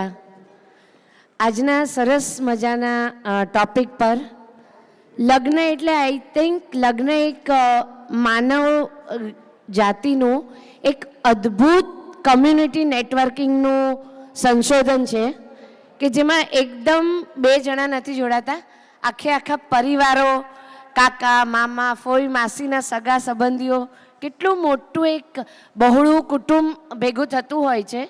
એટલે ઘણા બધા એના સાથેના પ્રશ્નો પણ હોય છે. અને આજે આપણે બહુ જ સરસ અહીંયા આગળ પ્રશ્નોની રૂપમાળા લઈને હું તમારા લોકો સામે હાજર છું. તો સૌથી પહેલો ક્વેશ્ચન આપણે શરૂ કરીએ. જ્યોતિબેન ખેરૈયા, જીવનસાથી શોધતી વખતે જ્યોતિબેન શું ધ્યાનમાં રાખવું જોઈએ? જેમ આપણે કહીએ જીવનસાથી ગોતવામાં પહેલાં આપણે કુંડલીને મહત્ત્વ આપીએ છીએ, એમાં હવે થોડું ઓછું ધ્યાન આપવું જોઈએ, કેમ કે અગર સમય બદલાય તો આખી કુંડલી જ ચેન્જ થઈ જાય છે. તો એના કરતાં જેમ રશ્મિબેને આપણે કીધું થેલેસીમિયા ઇઝ વેરી ઇમ્પોર્ટન્ટ, એ તો પહેલાં ચેક કરાવવું જોઈએ, આગળની પેઢી સ્ટ્રોંગ અને હેલ્ધી થાય. એના સિવાય કમ્પેટેબિલિટી ઇઝ વેરી ઇમ્પોર્ટન્ટ. અને એ તો આપણે હવે આજકાલના બાળકોને સમય વધારે જોઈએ જ છે, તો આપણે આપીએ જ છીએ. તો એમાં અને એ પણ ખાસ જોવાનું હોય છે કે આગળ જતાં એ આપણને સાથ આપશે કે નહીં જીવનસાથી. એ નાના નાના એવા ચિહ્નો હોય છે જે એ લોકોના કોર્ટશીપમાં આપણને ખબર પડી જાય છે કે બીમાર હોય ત્યારે વધારે ધ્યાન આપે છે કે નહીં, એના સુખના સમયમાં કોલ કરે છે કે નહીં. અને કેમ કે અત્યારે એમ લાગતું હશે કે આ એક બહુ નાની વાત છે, પણ આ જ એક અમૂલ્ય ચીજ છે જે એક વૃક્ષ બનીને જીવનસાથીને ખૂબ સાથ અને સહકાર આપશે ને તમારું દાંપત્ય જીવન બહુ સરસ જશે. સો નાઇસ જ્યોતિબેન, એકદમ વિચારવા જેવી વાત છે નહીં? કે આપણે કુંડળી મેળવવામાં એટલું બધું ધ્યાન આપી દઈએ છીએ ને કે બીજી બધી વસ્તુઓ ભૂલાઈ જતી હોય છે. તો ક્યાં ધ્યાન આપવું એ જ્યોતિબેને આપણને સૂચવ્યું. તો next question I would like to ask Pannaben. International ઝોનમાં તમારી પાસેથી કંઈક અમને નવું જ અભિગમ જાણવા મળશે. સુખી લગ્ન જીવન માટે સૌથી મહત્ત્વની વસ્તુ કઈ છે? પ્રેમ, વિશ્વાસ કે આદર? The answer or the response I have for the question is really all three are very crucial and very important matters for a very happy marriage or a happy marriage. Respect. Respect is when you value, you understand and appreciate your partner. This provides stability for a very healthy marriage. Then comes trust as well. Trust is a safety mechanism. Love. Love provides emotional connections between the two people. Warmth and the desire to nurture the relationship. So in my opinion, all three are very important for a happy marriage. But I must say that this is not, although this is a forum for women, it takes both partners to work on these challenges in life to make a happy marriage. Thank you. Thank you so much, Pannaben. That was really a thought-pondering review from your end. ત્રણે ત્રણ વસ્તુ એટલી જ મહત્ત્વની છે. લગ્ન માટે આપણને ખ્યાલ છે કે ઘણું બધું ધ્યાન રાખવાનું હોય છે, સાથે સાથે ઘણા બધા ભાવનાઓ પણ સાથે જોડાયેલી હોય છે. તો this all 3 are very pillars of marriage. Rashmiben, આપને આગળનો પ્રશ્ન હું પૂછવા માંગીશ કે અત્યારે આંતરજ્ઞાતીય લગ્નમાં સાંસ્કૃતિક તફાવતોને પણ ઘણા બધા આવતા હોય છે અને એના કારણે ઘણા બધા પડકારો પણ આવતા હોય છે. તો એના માટે આપ શું જણાવશો? જય અંબે. મને એવું લાગે છે કે અત્યારે મોટા ભાગના આંતરજ્ઞાતીય એટલે બીજી કાસ્ટની અંદર લગ્ન થઈ રહ્યા છે અને આ પ્રોબ્લેમ ઘણા લોકો પોતાની લાઈફમાં એ લોકોને હશે. એના માટે મારે એટલું કહેવાનું કે ઓફકોર્સ હું ખાસ આપણી કાસ્ટ માટે વાત કરીશ કે આપણે લોહાણાઓ છે. આપણી દીકરીઓ આપણી સાથે 20 વર્ષ કે 25 વર્ષ રહ્યું હોય એ આપણા ધર્મ, આપણા સંસ્કારો, આપણું બધું જાણતી હોય છે. પણ જ્યારે કોઈ નવું પાત્ર બીજી કાસ્ટ અને આપણી દીકરીઓ લગ્ન થઈ અને એમના ફેમિલીને રીત રિવાજો અપનાવતી હોય છે, જ્યારે નવું પાત્ર આપણા ફેમિલીમાં આવે અને એ બીજી કોઈ કાસ્ટમાંથી હોય ત્યારે ઓફકોર્સ ચેલેન્જીસ તો ઘણા આવે છે, ઘણી તકલીફો આવે છે. એમને બી આવે છે કારણ કે એ જે સમાજમાં ઉછરેલા હોય એના રીત રિવાજો જાણતી હોય. તો આના માટે એવું થાય છે કે એના માટે અને ફેમિલી માટે બધી રીતે બેલેન્સ જાળવવું ખૂબ જ જરૂરી છે. Thank you Rashmiben. ખૂબ સરસ. એક કે ને કે પેશન્સ માટેની એમણે જે વાત કરી, આઈ થિંક બંનેને સ્ટેન્ડિંગ ટાઈમ આપવાની જરૂર હોય છે, સ્પેસ આપવાની થોડી જરૂર હોય છે. તો ઓટોમેટિક બધું થાળે પડી જતું હોય ઓવર પીરિયડ ઓફ ટાઈમ. આગળ આપણે રૂપલબેન રાજદેવને પૂછવા માંગીશું કે લગ્ન જીવનમાં પોતાની અંગત ખુશી અને પરિવારની અપેક્ષાઓ વચ્ચે બેલેન્સ રાખવા માટે શું કરવું જોઈએ? બહુ જ સરસ પ્રશ્ન છે, કારણ કે લગ્ન જીવનની શરૂઆત જ અહીંયાથી થતી હોય છે કે પોતાના એ ટાઈમે જ્યારે હોય જે મોમેન્ટ હોય છે કે આપણે લગ્ન કરીને આવીએ અને પ્રાયોરિટી એવી જ આપતા હોઈએ કે આપણું અંગત જીવન ફરીએ હરીએ. પણ જ્યાં સુધી મારી સમજણ છે અને મને મારી ફેમિલીએ જે વસ્તુ આપી છે એના ઉપરથી હું આપને વાત કરીશ કે લગ્ન જીવનની શરૂઆતમાં જ્યારે તમે ફેમિલીને પ્રાયોરિટી આપો ત્યારે તમારું અંગત જીવન ઓટોમેટિકલી ખુશીથી જ ભરાઈ જાય છે. મને યાદ આવે મારા સાસુ હંમેશા કહેતા કે બેટા અમે તમને 5 વર્ષ આપશું ને એટલે તમે અમને આખી લાઈફ આપશો. સરસ વાત કરી. જ્યોતિબેન, આપને એક પ્રશ્ન પૂછવા માંગીશ કે આજના યુગમાં અને પુરાતન યુગમાં લગ્નની સમાજમાં શું શું ફેર આવ્યો છે એ થોડું જણાવશો? પહેલાંના જમાનામાં ડાયવર્સનું જે હતું તો એની માટે એક સ્ટિગ્મા જેવું હતું. Nowadays it is not taken as a stigma. Now નથી ફાવતું તો society has accepted them, so no more it is a stigma for them. બીજું એક્સપેક્ટેશન્સ બહુ બધા હાઈ છે અને lack of understanding. Maximum working ladies છે તો they don't get time to maintain their family or પોતાના પાર્ટનર સાથે dialog કરવા કે એની માટે થોડો ટાઈમ ઓછો પડે છે.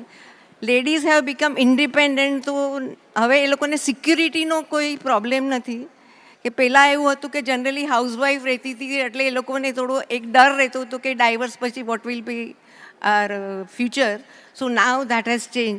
Maximum ladies they are independent, so now educated, independent, so that is not the problem. Thank you to all our esteemed dignitaries for joining us. Please, let's give a huge round of applause. Huge round of applause for Ashish Chauhan ji for joining us today. Another huge round of applause, please.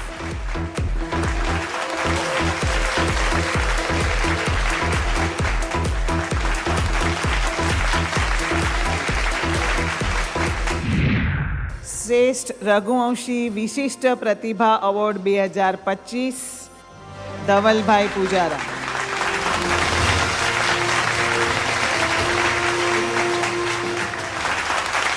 શ્રેષ્ઠ રઘુવંશી સાહસિક પ્રતિભા award Shri Prafulbhai Sejpal પરિવાર કિન્નૂર.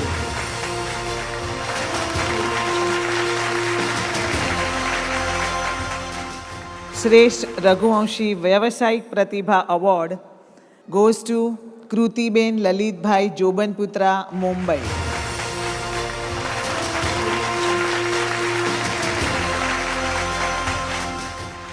શ્રેષ્ઠ રઘુવંશી વ્યાપારી પ્રતિભા award 2025 Vijaybhai Pramodbhai Kariya, Mumbai.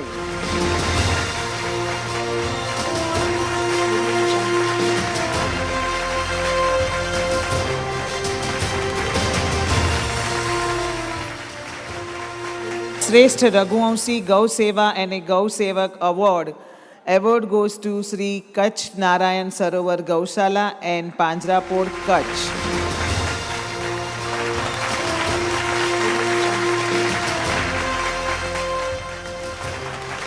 Raghuvanshi शिक्षण महर्षि award Shri Jalaram सेवा trust Bengaluru, Shri Sameer भाई Somaiya, Mumbai.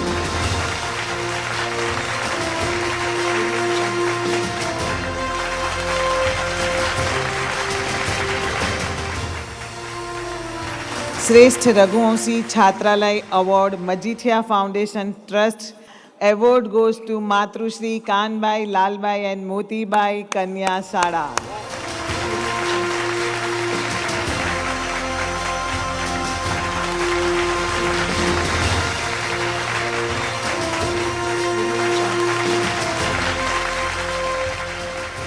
Raghuvanshi Maharshi Award Sri Jalaram Seva Trust Bengaluru sponsored, and a award goes to Sri Manish Bhai Kachela Maharaj, Mumbai.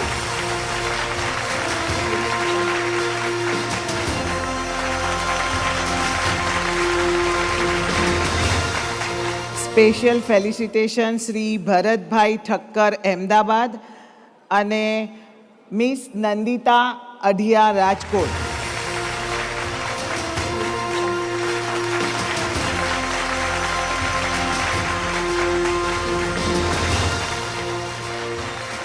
લોહાના Mahajan award Shri Pune Lohana Mahajan.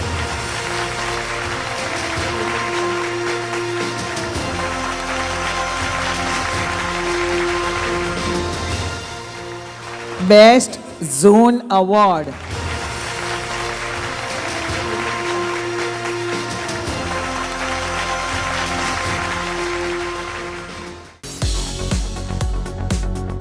Coming up next, the rest of LIIBF Expo 2026.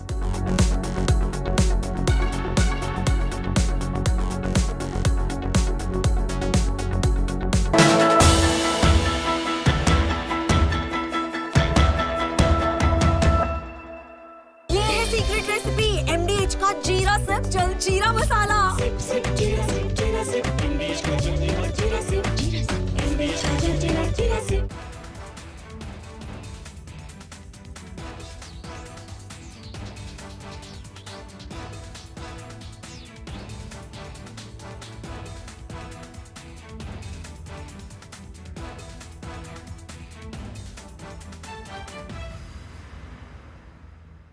थोड़े में ज्यादा स्वाद, यही तो है इसकी खास बात. वाओ मामा, क्या स्वाद है. अरे मेरे राजा.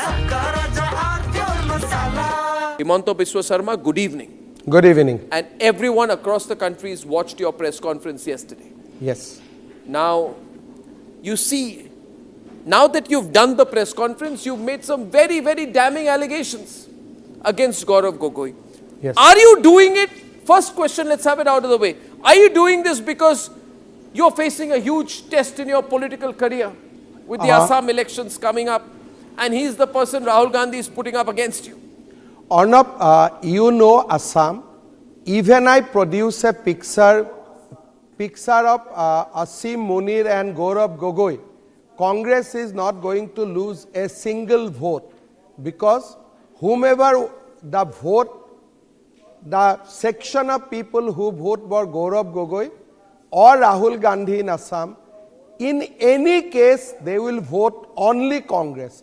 From that press conference, neither I will gain one vote, neither I will lose one vote. But you have said some amazing things. Yes. You said that you think that Gaurav Gogoi visited Pakistan on an invitation from the ISI. You have said he has gone there for specific training, and some specific training was given to him in Pakistan.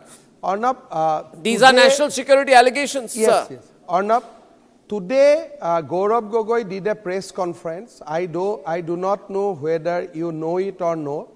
Do not know it. He has amplified my allegation. My allegation was that he got a visa for Lahore. Then next day when he arrived Lahore, Ministry of Interior Pakistan issued a letter that he can come to Karachi and Islamabad, but there was no visa for Rawalpindi. Today, in the press conference, he says that he went to Taxila, that is in Rawalpindi district, that is the headquarters of Pakistan Army, and there is no visa for visiting Rawalpindi. Now, India and Pakistan visa regime is such that it has to be city-centric. Today we put a question to Mr. Gaurav Gogoi that how can you visit the most secure place in Pakistan, that is called Rawalpindi, without a valid visa for that city. So if you Google, you will get immediate answer that an Indian citizen cannot go to Rawalpindi district of Punjab province without a valid visa. We have examined Gaurav Gogoi's visa. But he says, I went to visit my wife. He says, I went to Pakistan to visit my wife. Today he did a press conference and he admitted that his wife was at that point of time not doing job in Pakistan. He said in the press conference in Assam today that me and my wife went to Pakistan for the reason of nostalgia. Both of us went to see the park where my wife used to play. We went to Pakistan to see where my wife used to do daily marketing. I went to Pakistan to see where my wife's office was. So today his answer was all these things. From Asia's largest news headquarters,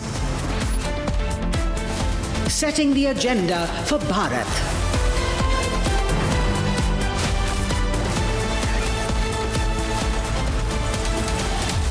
You're watching Republic.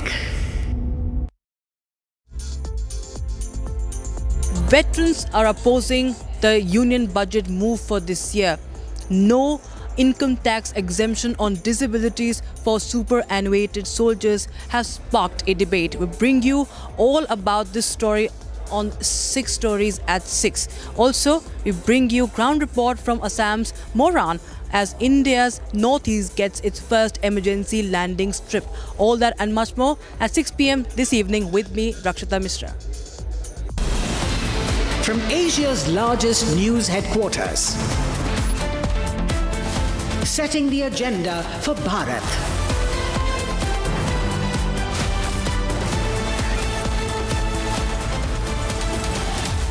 You're watching Republic.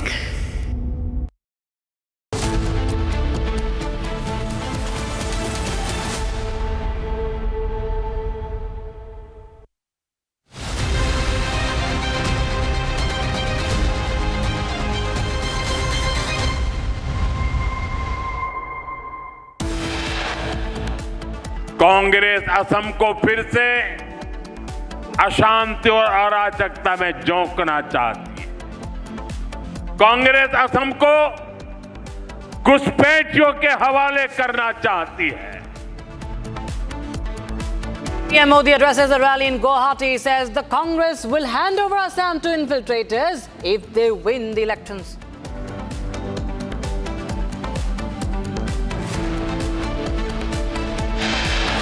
Two bodies found inside a car in Noida.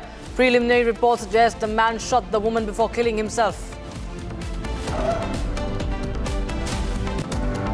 Part of under construction metro pillar collapses in Mumbai. Many feared injured, 1 dead.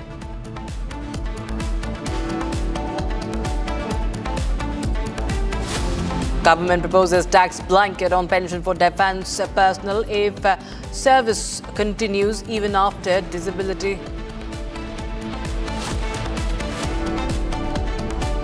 Northeast gets a big boost in defence infrastructure. Prime Minister Modi inaugurates the Moran airstrip in Assam and witnesses aerial display of the top fighter jets of our fleet.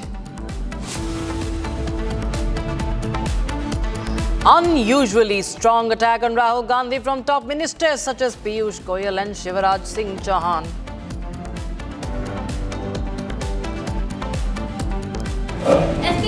अब you write to DGP. Sir, SP Kurukshetra. अरे you write to DGP.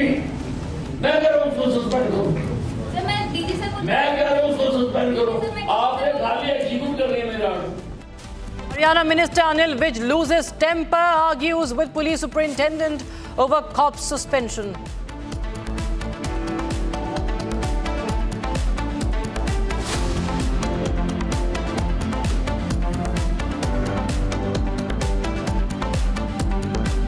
Good evening, viewers. You're watching Live and Breaking. I'm Rakshita Mishra with you. We start with the news coming in from Mumbai, the Mumbai metro tragedy. Now, Chief Minister of Maharashtra has ordered inquiry into the metro pillar collapse. Maharashtra Chief Minister Office statement coming in. It says that the slab collapsed during construction, and now an investigation has an inquiry into the Mumbai metro pillar collapse, in which one person has been killed, several others injured. Been ordered.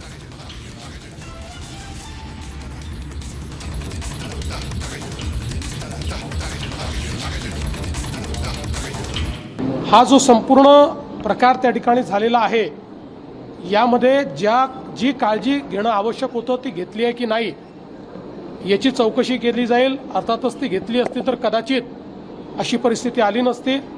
याला कोण जबाबदार आहे त्यांच्यावरही कारवाई केली जाईल आणि तात्काळ जिथे जिथे काम चाललेलं आहे तिथलं सेफ्टी ऑडिट करून त्या ठिकाणी अशी घटना घडणार नाही या प्रकारचा प्रयत्न केला जाईल.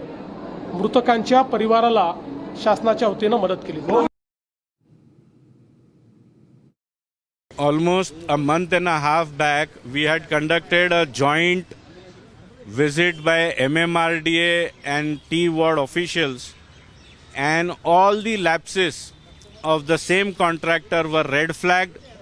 Proofs were given, photos were taken, GIS tagged, GPS tagged, and in writing I had demanded that this contractor be terminated.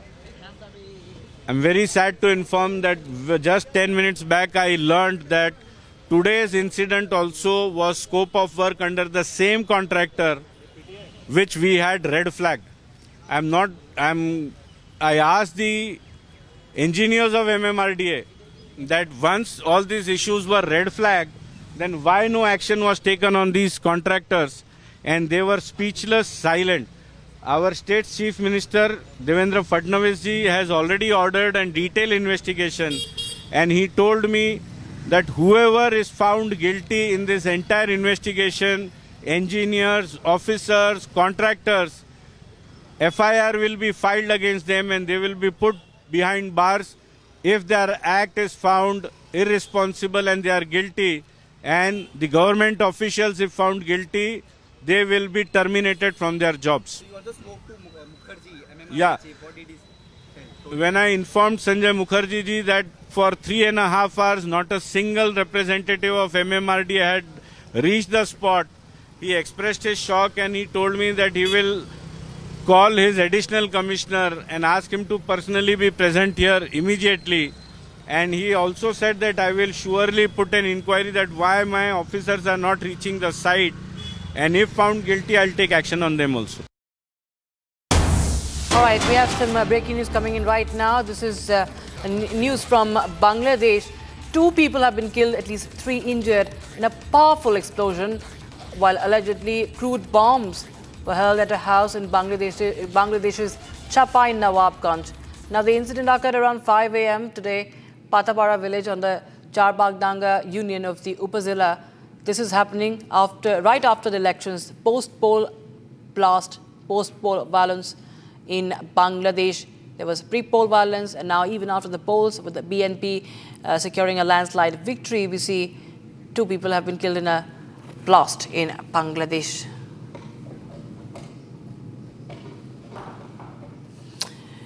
And viewers, 13th edition of the Joint Special Forces exercise Khanjar has gone underway in Assam. The annual bilateral military drill focused on counter-terrorism operations and special forces tactics brings the elite troops from the nations together to enhance interoperability and combat readiness. India-Kyrgyzstan joint drills.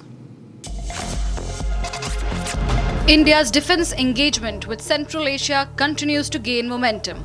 India and Kyrgyzstan are further strengthening their defense partnership. The 13th edition of exercise Khanjar between India and Kyrgyzstan is currently underway at Misamari in Assam. The joint special forces drill between the two strategic nations began on February 4 and will conclude on February 17, 2026. Conducted annually since 2011, the exercise is hosted alternatively by both countries and has emerged as a key pillar of their growing defense cooperation. The joint training also focuses on counter-terrorism operations under a United Nations mandate framework. The elite contingents from both sides are engaging in simulated missions across urban and rugged areas. Exercise Khanjar also reflects the shared commitment of India and Kyrgyzstan to tackle evolving security challenges, particularly international terrorism and extremism. Gonda in Uttar Pradesh, 5-year-old mauled to death by two stray dogs in Gonda district. Video shows the aftermath of the stray dog attack on a 5-year-old. Violent attack by stray dogs on a 5-year-old child in UP's Gonda district. We're just going to show you the visuals. You can see the family, the bereaved family in mourning after a stray dog attacked a 5-year-old.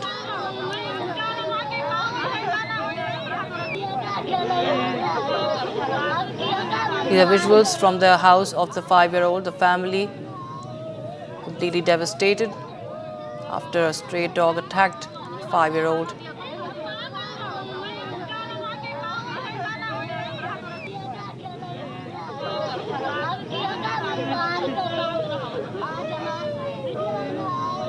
We're just going to play out that video after what happened after the attack. The 5-year-old lost his life. He was mauled to death. Two stray dogs attacked the minor. I'm just going to play out that video.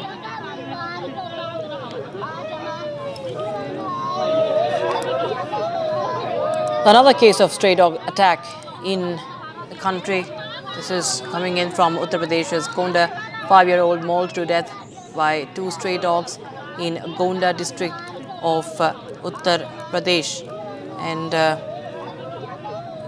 this is, in fact, what we understand is that this was a 5-year-old child. And in fact, we'll just play out the video that we've received. In fact, this happened nearby the house where the 5-year-old child was going outside and the child was mauled to death. He succumbed to the injuries. The photograph of the child mauled to death by two stray dogs. And this is coming in from Gonda's Dhanepur.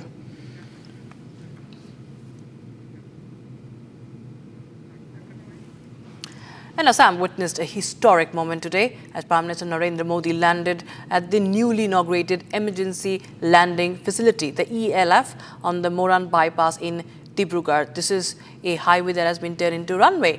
The first facility of its kind in northeast India comes alive with an impressive aerial display of fighter jets, transport aircraft and helicopters that showcases India's air power. Most importantly, we bring you the strategic importance also of this airstrip as it's inaugurated today. It's a roundup.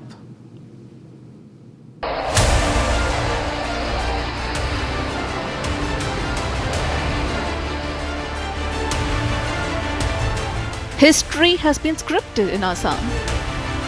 In a first for Northeast India, Prime Minister Narendra Modi today landed aboard a C-130J Super Hercules on a newly built emergency landing on the Moran bypass in Dibrugarh. this is not just a strip of highway. This is a strategic statement. A 4.2-kilometer lifeline carved into a National Highway 24, built to launch fighters, land heavy transports, and power India's rapid response. Located in Assam's Brahmaputra Valley, the Moran airstrip sits at a critical crossroad. To the east, China. To the southeast, Myanmar. To the southwest, Bangladesh. Strategically positioned with operational depth from the line of actual control, this strip allows India to stage missions securely, yet respond at speed. The roar of engines, the thud of history. As the C-130J Super Hercules kissed the tarmac of Moran Bypass, the Northeast entered a new strategic era. This is the region's first highway-based emergency landing facility, engineered not just for aircraft, but for deterrence. Moments after the Prime Minister's landing, the sky turned into a theatre of power. A Sukhoi Su-30 MKI thundered down the highway and lifted off with authority, watched by the Prime Minister, Assam Chief Minister Himanta Biswa Sharma, and Union Minister Sarbananda Sonowal. A message echoed across the region that the Indian Air Force can operate from anywhere. Then came the Rafale with precision, power, projection. The fighter's takeoff from a public highway underscores India's evolving doctrine of mobility, flexibility, survivability. 16 aircrafts, fighters, transports, helicopters took part in the aerial display. The aircrafts and the forces also performed live demo of rescue operations. This wasn't just spectacle, this was validation. But Moran is not only about war preparedness. Assam faces devastating floods year after year. With this emergency landing facility, relief aircraft can land closer to disaster zones, cutting response time when every minute matters. The Moran ELF is part of a larger Indian Air Force plan, 28 potential highway landing facilities nationwide. A highway that doubles as a runway, a frontier that becomes fortified. From the Brahmaputra Valley to India's eastern borders, Moran's emergency landing facility is more than concrete and markings. It is a declaration the Northeast is no longer peripheral to India's defense calculus.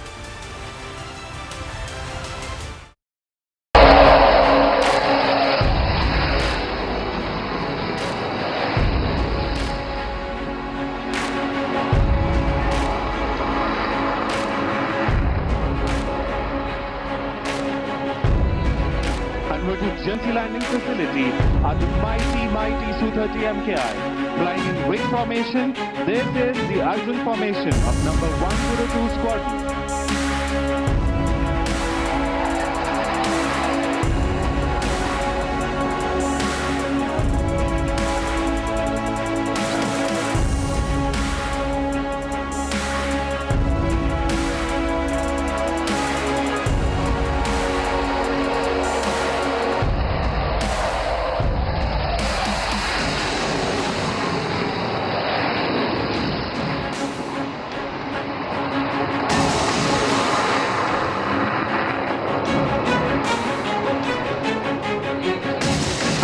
Just heard was the sound of air dominance.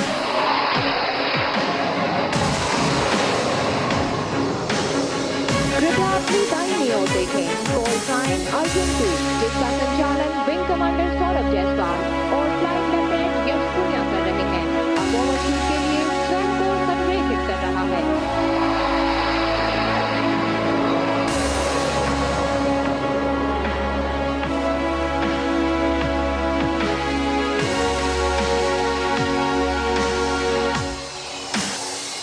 And touchdown. Shoots out, aircraft landed, mission accomplished. And now look out for the sharp peel-off.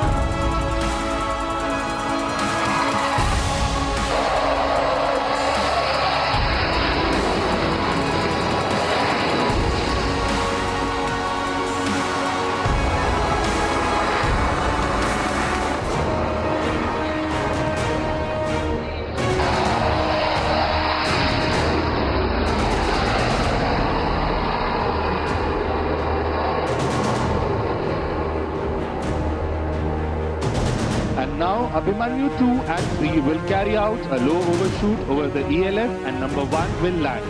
Coming in from the right, behind the controls, Flight Lieutenant Shoravi.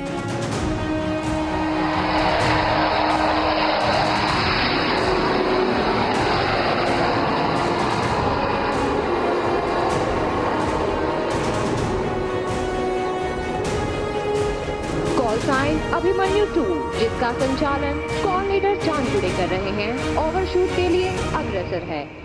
यह लड़ाकू विमान राष्ट्र की सुरक्षा का सशक्त प्रतीक बनकर हमारे साहस और आत्मनिर्भर भारत की ताकत को दर्शाता है।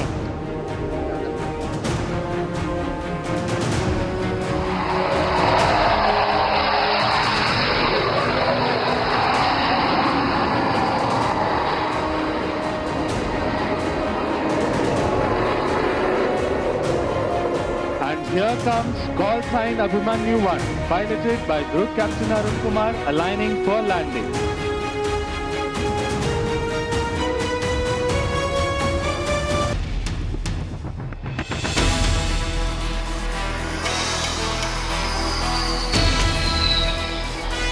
And touchdown. This is where Rafale excels. Short landing distance and high authority. Perfectly suited for dispersed operation from all types of landing strips.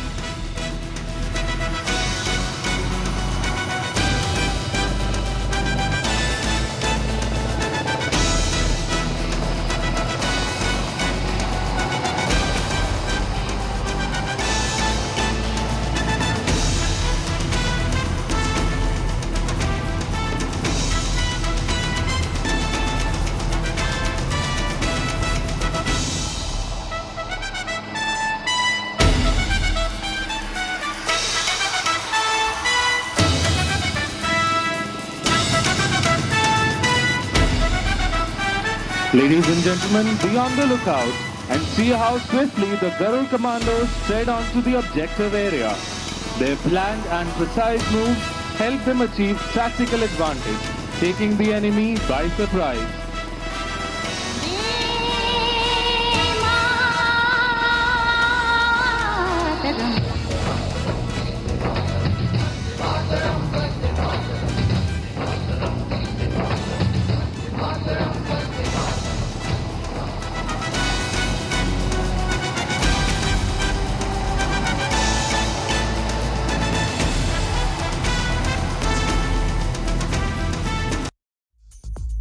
Veterans are opposing the union budget move for this year. No income tax exemption on disabilities for superannuated soldiers has sparked a debate. We bring you all about this story on 6 Stories at 6.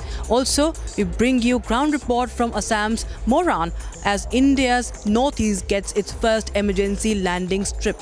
All that and much more at 6 p.m. this evening with me, Rakshita Mishra.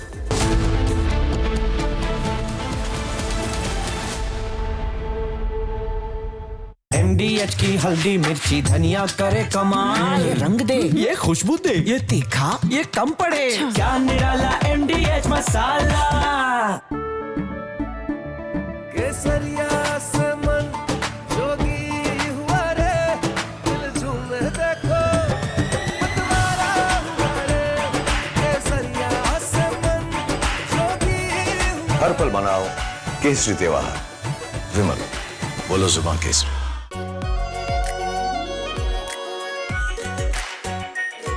Pure Shahi Paneer Masala. Delicious, healthy, every day. I am absolutely fed up, like you are, I'm sure, with the U-turns of the BCCI and the ICC and cricket politics. And I feel bad, like every citizen of India does, that these people, because they want to make some money over cricket, are ready to compromise the nation. Terrible. Pakistan has taken another magnificent U-turn in its decision to not play, not play, not play, keep changing its mind, ladies and gentlemen. First they say they stand with Bangladesh, then they said we stand with them so much that we don't participate in the World Cup. Then they put Shehbaz Sharif in front and he said we've taken a clear decision not to play cricket with India because we are backing Bangladesh. Listen to what Shehbaz Sharif said. T20 World Cup जो है उस हवाले से हमने बड़ा वाज़ेह stand लिया है कि हम हिंदुस्तान के ख़िलाफ़ जो मैच है वो हम नहीं खेलेंगे, क्योंकि पाकिस्तान ने कहा कि ये खेल का मैदान है, ये सियासत नहीं है। खेल के मैदान में सियासत बिल्कुल नहीं होनी चाहिए। हमने एक बड़ा सोच समझ के हमने स्टैंड लिया है और इस हवाले से हमें बांग्लादेश के साथ पूरी तरह खड़े होना चाहिए। That's what he said 8 days back. Now he's changed his line 8 days later. Now he's saying that the government of Pakistan is now directing the Pakistan national team to play, to take the field on February 15th for the scheduled fixture against India in the T20 World Cup. Now viewers, my point is, let the Pakistanis do what the hell they want to do, who cares? But what is the BCCI doing? What is the ICC doing? What is Rajiv Shukla doing? What is this paid executive Sanjog Gupta doing? Why are we allowing Pakistan to do the U-turn? We should have never given them a long rope. We should have caught them and said, no, you said you're not playing, now you don't play. We should have embarrassed them. We should have made life hell for them. We should have reined in the Pakistanis. But no, you see in our country, some people are so desperate, like Rajiv Shukla, so desperate to play cricket with Pakistan. Why, Rajiv Shukla, do you want to play cricket with Pakistan? You have no history of cricket. But Rajiv Shukla says, we agree with the ICC. We cannot comment on what the ICC is doing. And then he says, ICC, BCCI has nothing to do with what Shehbaz Sharif is saying. Well, let me tell you, the ICC has given in to Pakistan. And I feel bad. This fellow, Sanjog Gupta, who is the ICC CEO, earlier was a TV executive, ladies and gentlemen, in the same company. Now, this man, Sanjog Gupta, puts out a statement trying to placate Pakistan, trying to placate Bangladesh. And now they are sitting on the negotiating table with Pakistan. They didn't put any fine on Pakistan for all its tantrums. They gave in. This man, Sanjog Gupta, a simple paid executive, he has given in to the demand of hosting further matches in Bangladesh. So he's compromised India, directly or indirectly. And I'm saying, who the hell is he to do that? Who allowed him to do that? Even the demand that Bangladesh must receive its full ICC revenue share has been agreed to, even when Bangladesh did not play the game. So Bangladesh used Pakistan as a linchpin to pressurize India, and a paid executive called Sanjog Gupta agreed on India's behalf. And why am I saying India? Because ICC is controlled by BCCI. There's no difference. Ladies and gentlemen, this is crazy. Who is this man? How did he become? Has ICC become the new SARC? Is ICC the governing body of South Asia? Has this cricket body ICC been given the rights to compromise India? How is cricket politics been allowed to compromise national interest? A terrorist nation tried to use cricket as leverage to pressurize India, and ICC, a man called Sanjog Gupta of ICC, puts out a placatory statement. Now, I want to ask, did ICC or BCCI ask the people of India what they think about this? Did ICC or BCCI think somewhere that we are doing all this agreement, we are doing all this politics? Do we care what the people of India think? Do we care that the people of India have not forgotten Pahalgam? Do we care that in India, that Hindus were asked to read the Kalma, prove they were Muslim or non-Muslim, and shot dead? Who is Sanjog Gupta? Who the hell is Sanjog Gupta? Give us 2 months of ceasefire, we will go to elections. That's it. Give us ceasefire, give us security infrastructure. Maybe not 2 months, but we need a lot of days to prepare. Then give us possibility, our soldiers, to vote, how they can, defend our lives, our country, and at the same moment to vote. This is something difficult. Even not, this strange, it's something very difficult, and I don't know who has such experience. We don't have it. And we can't compare. Sometimes I heard, yes, we had elections in the United States during Lincoln's time and etc. How we can compare it? We have missiles, our people under missiles. It's not just land war, a lot of missiles. We're under ballistic attacks. So give us ceasefire. President Trump can do it. Push Putin, make ceasefire, then our parliament will change the law and we will go to elections. If they need them, if Americans need elections in Ukraine, and if Russians need elections in Ukraine, we are open for this. Secretary General, But we can also give ceasefire for Russians if they will do elections in Russia.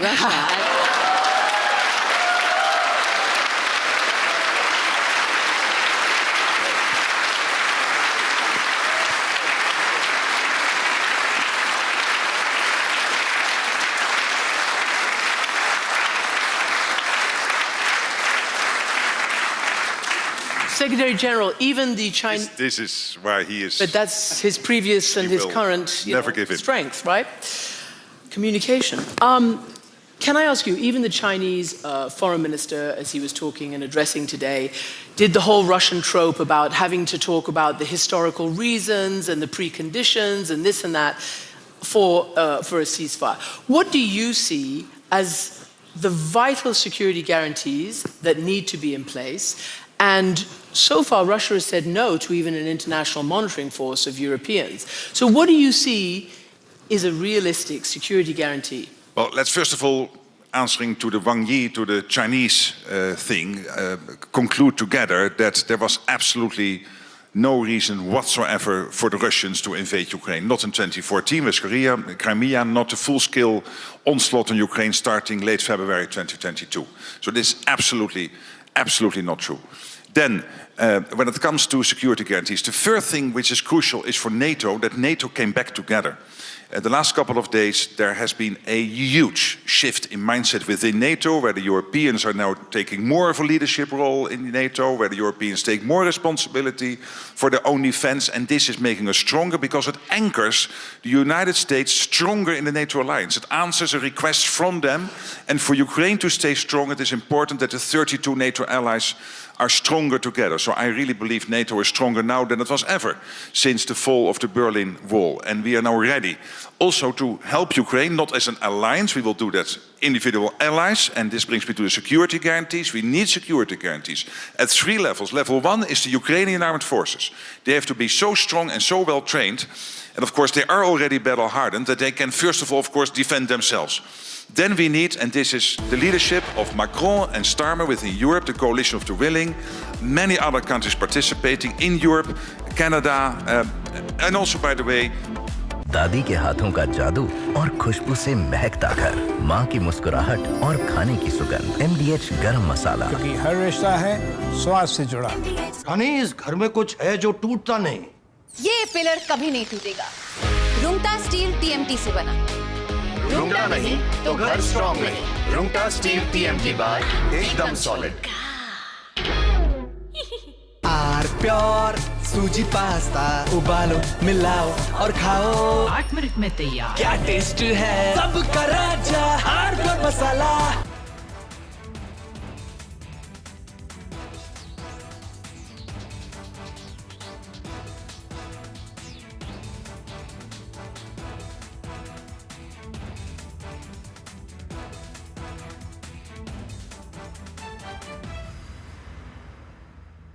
Himanta Biswa Sarma, good evening.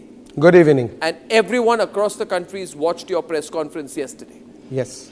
Now, you see, now that you've done the press conference, you've made some very, very damning allegations against Gaurav Gogoi. Yes. Are you doing it? First question, let's have it out of the way. Are you doing this because you're facing a huge test in your political career with the Assam elections coming up, and he's the person Rahul Gandhi is putting up against you?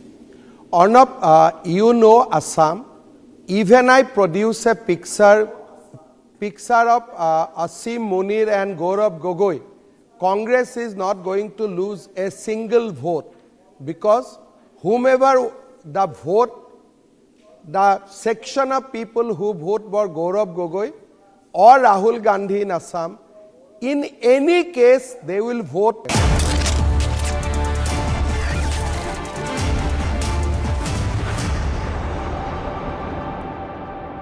Hello and welcome. I'm Deepthi Singh, and in this episode of our Estate Building the Nation, we are decoding the forces shaping India's real estate and infrastructure story.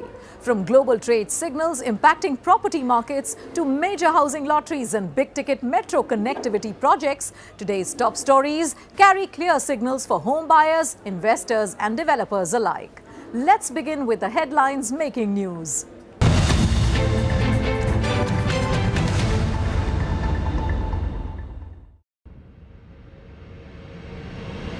The landmark EU-India agreement is set to ignite a massive surge in India's real estate demand.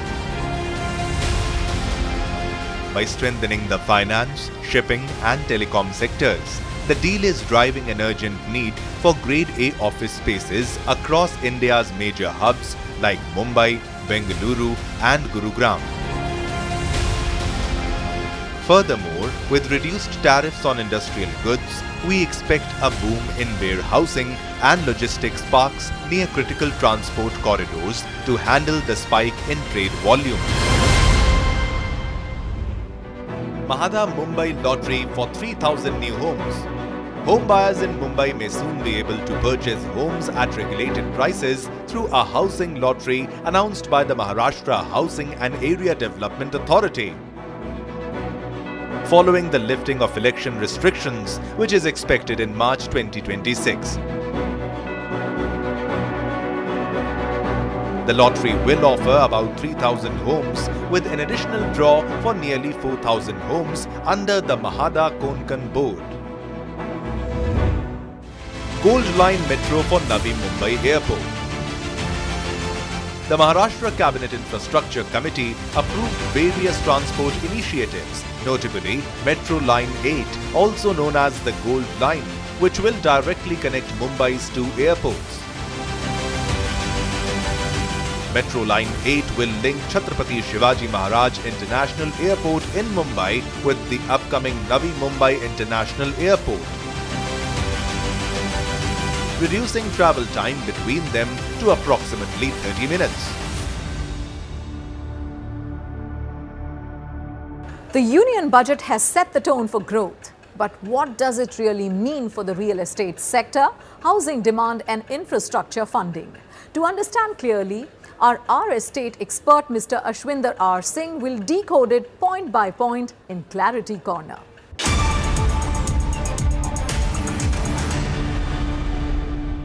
Mr. Ashwinder, I have a few questions for you. To begin with, let me ask you, what is the biggest and most important news for consumers in this budget? What will be its impact? Sure, Deepthi. Beyond the budget, real estate growth depends on three things, and none of them actually need big announcements. First, regulatory consistency, stable rules, predictable approvals, and faster clearances. Second, access to long-term capital for credible developers, so execution doesn't suffer. And third, urban planning at scale, transport, utilities, and social infrastructure planned together, not in silos. If these three are done well, real estate doesn't need stimulus. It grows responsibly and sustainably. Real estate actually doesn't need excitement. It needs certainty and stability. What steps should be taken by government apart from budget for regular and sustainable growth? Deepthi, if Indian real estate is going to move from a 400-500 billion market today to nearly $1 trillion by 2030, that growth will not come only from the top 7 metros. The real acceleration will come from Tier 2 and Tier 3 India, and that shift had already begun. Tier 2 and Tier 3 growth is being driven by 3 structural forces. First, jobs are moving closer to people. Manufacturing, GCC, IT services, healthcare, education, and logistics are expanding into non-metro cities. When jobs move, housing demand follows naturally and substantially. Second, infrastructure has collapsed distance. Highways, expressways, regional airports, rail connectivity and digital infrastructure have made Tier 2 cities livable, investable and connected. People no longer need to live in metros to access opportunity. Third, aspiration has gone local. Home buyers today want space, quality of life and affordability. Tier 2 and 3 cities offer larger homes, better value and community living without the stress and the cost of metros. This is why Tier 2 and 3 cities are no longer just affordable markets. They are becoming primary housing markets with demand for plotted development, gated communities, premium apartments, and mixed-use townships. That's exactly what Tier 2 and 3 cities need to scale responsibly. India's real estate future won't be built only upwards in metros, it will be built outward across Tier 2 and Tier 3 India. Thank you so much, Mr. Ashwinder R. Singh, for this very important analysis of budget news. Every market shift is best understood through voices that shape the sector on the ground. In our Real Talk segment, one of the industry's most trusted voices, Mr. Ashwinder R. Singh, is joined by Mr. Prashant Rao, Managing Director of Polumi Estates, for a candid conversation on market sentiment, strategy and what lies ahead.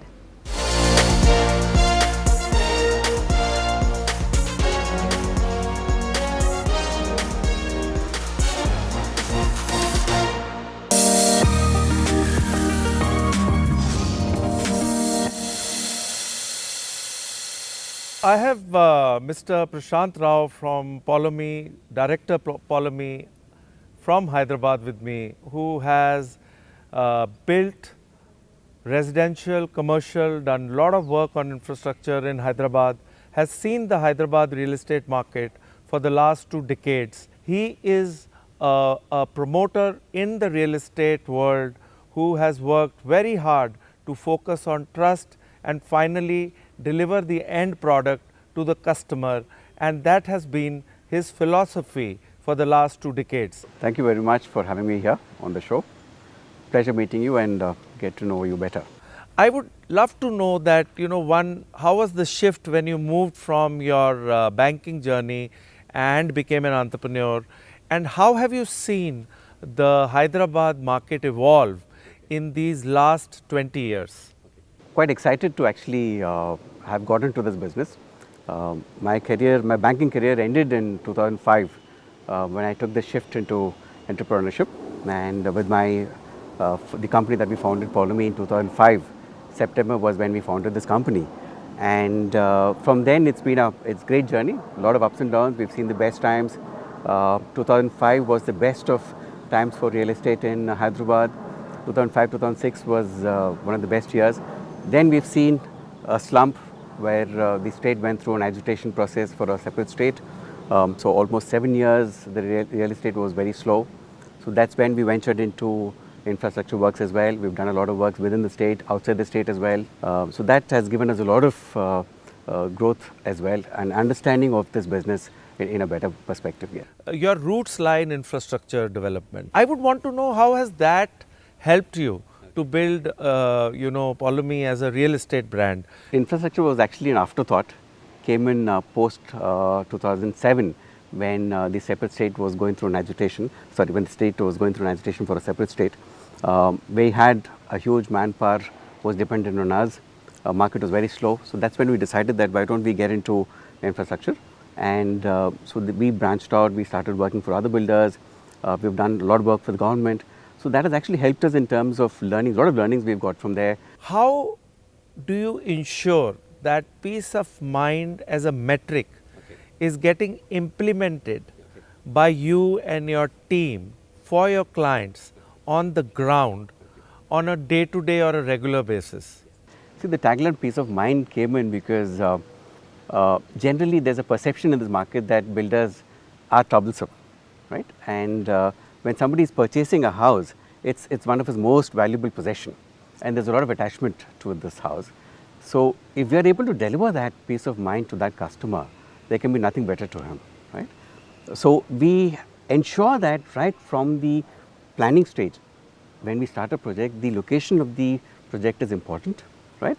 So the process of the customer when he comes to choose an apartment, from there starts our interaction with him, to the process of him finalizing an apartment, to the construction process when we keep updating him regularly on the progress of his apartment, and then finally to handing over when he moves into his newly made home. I realize that you also focus a lot on people when you are designing your projects, and it is not just about how the project looks. I would really want to know more about this. Sure. I'll just break this up into 2 parts, I would say. So Bharatiya city acquisition, we've just acquired land from Manita. Along with Manita, we are abutting Bharatiya city in Tanisandra. It's an 85-acre township again, being developed by Manita as probably Manita Tech Park 2 or something. We are part of the residential division of Manita now, where we will be doing the residential portion for that township as part of the integrated township. And you said yes. See, I think in the last 2 decades again, the style of living has evolved now. Earlier, we were all used to staying in independent houses or independent small unit apartments. From there, we've actually seen people now moving into gated communities, primarily because there's a lot of advantages in gated communities, right? You have safety, security for the children, the elders have their walking spaces, the lady of the house has convenience. So all these amenities and facilities have evolved in this gated community concept. So now people are preferring to move into gated communities. And now from there, now the next I think shift is moving into larger societies where you have work from home, where you have shopping within that community. So I think that's the new trend now, where we have larger areas where you have malls, you have a hotel, you have restaurants, just like Bharatiya City is. So I think Manyata Tech Park 2 also will be very similar to that, where we have all the amenities within one township, yes. You've developed 7 projects, 4 million square feet, 2 projects which are already under construction. So 2 decades is a good amount of time. What have been your key learnings in terms of from a risk management standpoint? So we've had a lot of ups and downs in this business, yes. See, real estate is cyclical. We do see a lot of upward trends and downward trends. So we've got to be lucky with this. So what we've learned in this is consistency, being a little realistic, being grounded, and that's what we are. If you see our journey starting off in 2005, wherein we started, and then 2007 onwards, there was a recession in Hyderabad reality market for about close to about 7 to 8 years. So we held on, we survived that trend, and we were lucky post-COVID when suddenly the market really did appreciate multiple times. So we were lucky. So this is a little cyclical, so you have to be able to sustain that cycle. Customer confidence is very, very important because when we are in a downward trend, projects tend to slow down a lot. So despite that, we have to ensure that we are able to deliver the project at the required quality, at the required timelines to the customer. How would you want yourself to be remembered as an entrepreneur? Just one thing. And what is the legacy you want to leave behind? Just being passionate about what I'm doing. Today, I'm very passionate about my work. I involve myself totally in each project, right from the planning stage to the end handing over process. In fact, post handover also, I directly interact with customers, attend to any query that they have, any issue that they face. So I think that gives me a lot of satisfaction. Right? So especially when I walk into these communities which are occupied, and customers or residents come up to me and thank me for having delivered such a wonderful project to them. That gives me a lot of satisfaction. So it was wonderful talking to you. Thank you so much. Thank you very much. Thank you so much. Real estate stocks are seeing their sharpest correction since 2021, raising a crucial question for investors. Is this a warning sign or an opportunity? Time to break it down in Finance Ka Funda with Mr. Ashu Madan, Managing Director, JM Financial.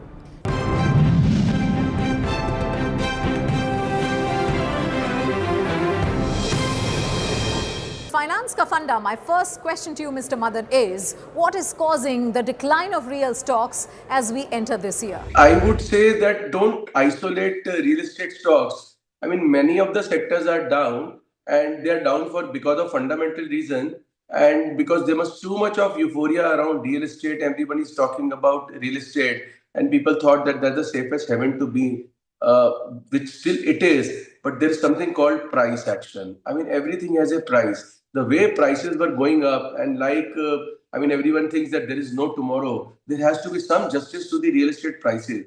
Other than few pockets, I mean, the way prices are getting stagnated, I mean, real estate sector is getting into that, is also getting that reality check that there is nothing beyond a particular price. You cannot keep on increasing the price, and a multi-crore flat, how many people are in India are earning in crores? And if you look at across India, everyone is talking of apartments which are multi-crores. I mean, for how long this can continue? So I think some reality check, some sanity check will get into place, and because of which real estate stocks will get a hit or will get a reality check. And the way prices were going up, and everyone thinks that there is no tomorrow. There has to be some justice to the real estate prices. Two types of correction in the market. One is the price correction and one is the time correction. So first, real estate are undergoing a price correction, and then probably, see, we have seen many past cycles of real estate. I mean, there are long cycles of consolidation. And that is what I'm expecting now, that there could be a long process of consolidation in real estate, which will result into a long consolidation in real estate stocks also. Here comes my last question, sir. India has locked 2 major deals and the budget is also passed. So, is there any impact on the real estate shares as such? I would say you can term it differently. Whether you call it slowdown, I would call it consolidation, because end of the day, the real estate demand, what is the desire of every normal human being in India, that to desire to own a house. If you see the various pockets, whether it is Goa or whether it is the tier 2, tier 3 cities or whether fancy township, I mean, suddenly there is stagnation, the sales are going down, and this is a cycle. And I'm more concerned about, more than price correction, the cycle of consolidation, which may last few years. Let's now take a closer look at where the money is moving in the real estate sector. From rising liquidity flows and fresh developer bets to regional markets showing unexpected momentum, these signals often reveal where the next opportunities lie. This is Market Watch.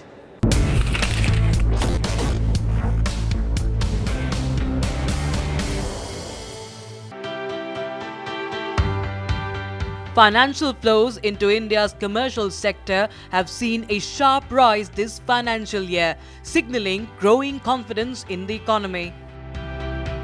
According to the Reserve Bank of India's latest monthly bulletin, total funding to the commercial sector increased by 45% year-on-year between 2025 and 2026. The total financial inflow now stands at 30.8 lakh crore rupees, up from 21.3 lakh crore rupees in the previous year. The growth has been driven by stronger lending from banks as well as non-bank financial channels. The RBI data also shows that as of 31st of December 2025, credit to the commercial sector rose by 15% year-on-year compared to 11.3% earlier. This surge highlights improving liquidity conditions and a renewed momentum in business and investment activity across sectors.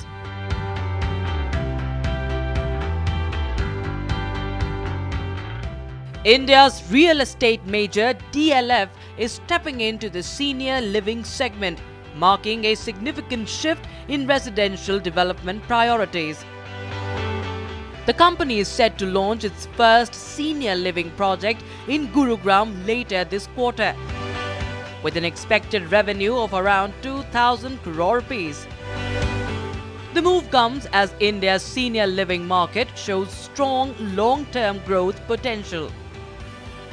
According to a joint report by the Association of Senior Living India and JLL India, nearly 15,000 senior homes are expected to be operational across the country by 2030.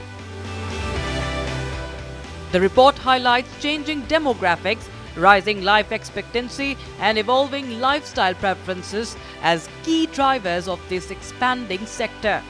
Senior living is increasingly emerging as a structured, organized, and economically significant segment within Indian real estate.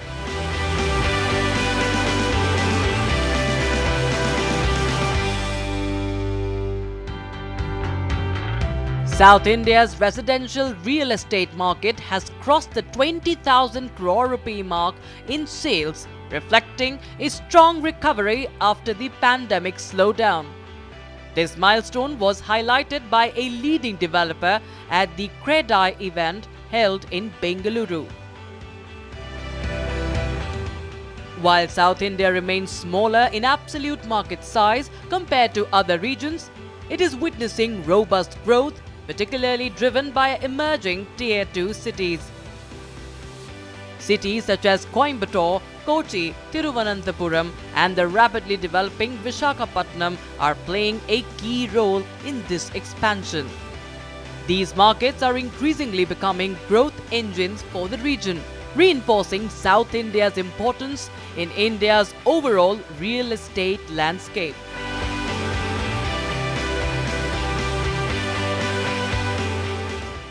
Today, buying or investing in property isn't just about budgets and returns. Legal clarity matters just as much. In this segment of Legal Edge, Mr. Venkat Rao, who is our legal expert, joins us to answer some of the most important questions facing home buyers and investors today.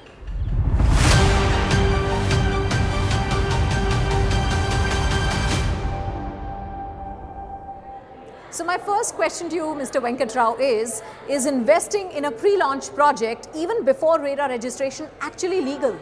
And should the buyers consider going ahead with such projects? No. Pre-launch, there is no concept called pre-launch. RERA suggests that you should have a registration before. There only and thereafter only you can even make an advertisement. So there's no concept of pre-launch anymore. Pre-launch is only a marketing gimmick. So nobody should fall for that. It's a clear case that it's a project, means it needs to be registered. Then only you can sort of advertise and then sell. My next question is, when the projects get delayed and misscheduled delivery timelines, what rights does an investor or home buyer really have? Prior to RERA, there was no set law about it.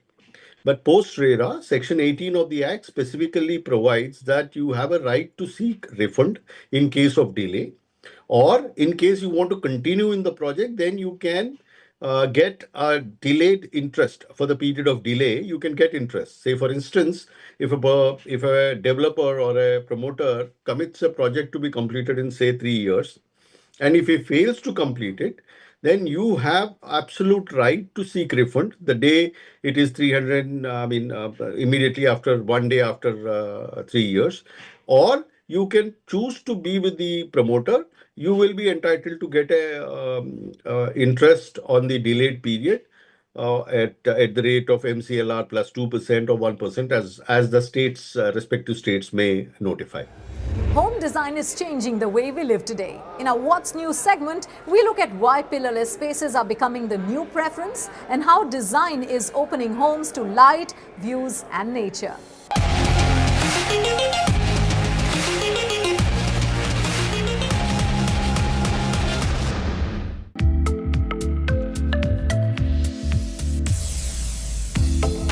Big balcony, even bigger potential. In our fast-rising cities, outdoor space is no longer just an add-on.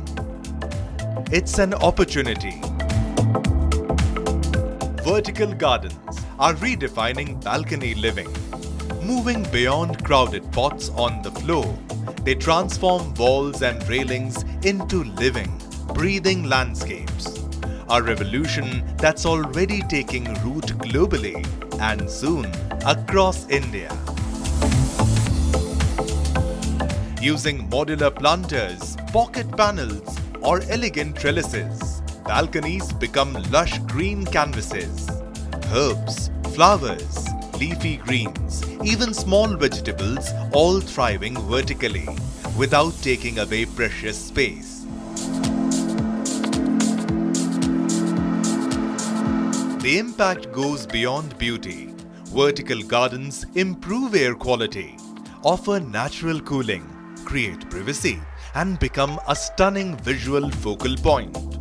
They don't just decorate a home, they enhance how it feels. Start simple, low maintenance, sun-loving plants like succulents, basil, mint, or trailing blooms work best. With proper drainage, strong support, and regular watering, nature does the rest. Because a spacious balcony isn't just an outdoor area. It's a chance to reconnect with nature, elevate well-being, and reimagine urban living. One vertical garden at a time.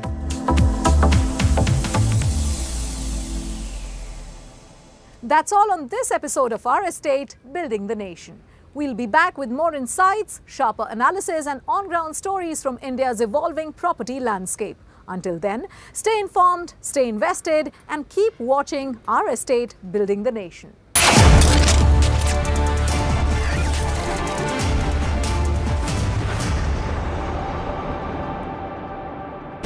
Pure सूजी pasta उबालो मिलाओ और खाओ 8 minute में तैयार क्या taste है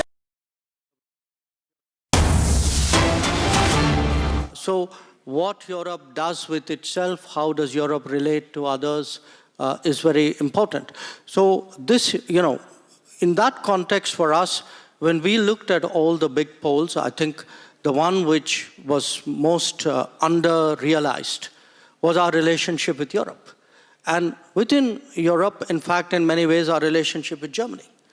And if I were to say what has changed in the recent past, we've had really two big back-to-back events in India.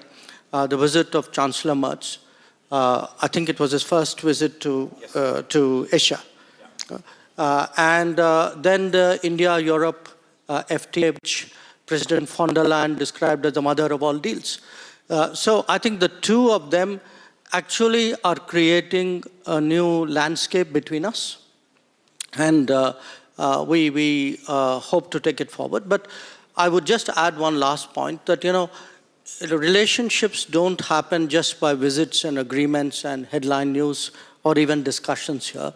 They need a lot of comfort building. At different levels in the systems, people need to know each other, call each other, discuss with each other, throw ideas at each other. And we need India and Europe and India and Germany to work to build that level of comfort, which I think is eminently feasible. And that's really what I see as the task before us. Do you think that, if Minister Vadeful, do you think that 2-3 years ago, you would not have had such a deepening relationship with India? And to what extent is this relationship part of the way that you are thinking about China?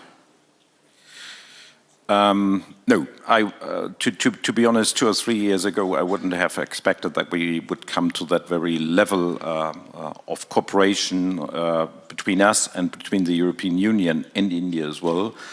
As Jai correctly said, we're just building up a new center of sovereignty here in Europe. And of course, he referred to the shocks we had in the last years. And of course, the last one was only Greenland. Before that, of course, the Russian war of aggression and so on and so on. We all remember that. And the conclusion from our side was that really we have to bring Europe to a new level in the decision-making process, to come to a qualified majority voting, to be really able to act when it comes to foreign policy, and also with regard to our enlargement process. The Chancellor just yesterday answered to a question from the Western Balkans that we are very open to the enlargement process. We are not only looking to the Western Balkans, but perhaps also to other countries, not only in the East, but also perhaps in the North. So, and India, of course, was always, I would say, on our radar, but it was, we oversaw sometimes the opportunities which are laying ahead. And when we realized that, I think we made steps forward. And we know each other for some times, not only we personally, but also our governments. And this is a longer line, which also former governments in Germany took. And for that very reason, there was a common ground. And I would like to quote my friend Jai with a very important sentence, which makes perhaps clear. And he said, quote unquote, "Predictability today carries a huge premium in global politics." And this is so true. And I think perhaps it needed these shocks that we were aware that we know where India is and that you are predictable and that we trust you, and vice versa perhaps. And so this initiated what happened. And this, of course, makes a categorical difference to China. We are both democracies. We have freedom of speech. We have rule of law. And that, of course, means really a lot for us. And so India is a very different partner to us compared to China. Mr. Jaishankar, when one of your themes has been strategic autonomy.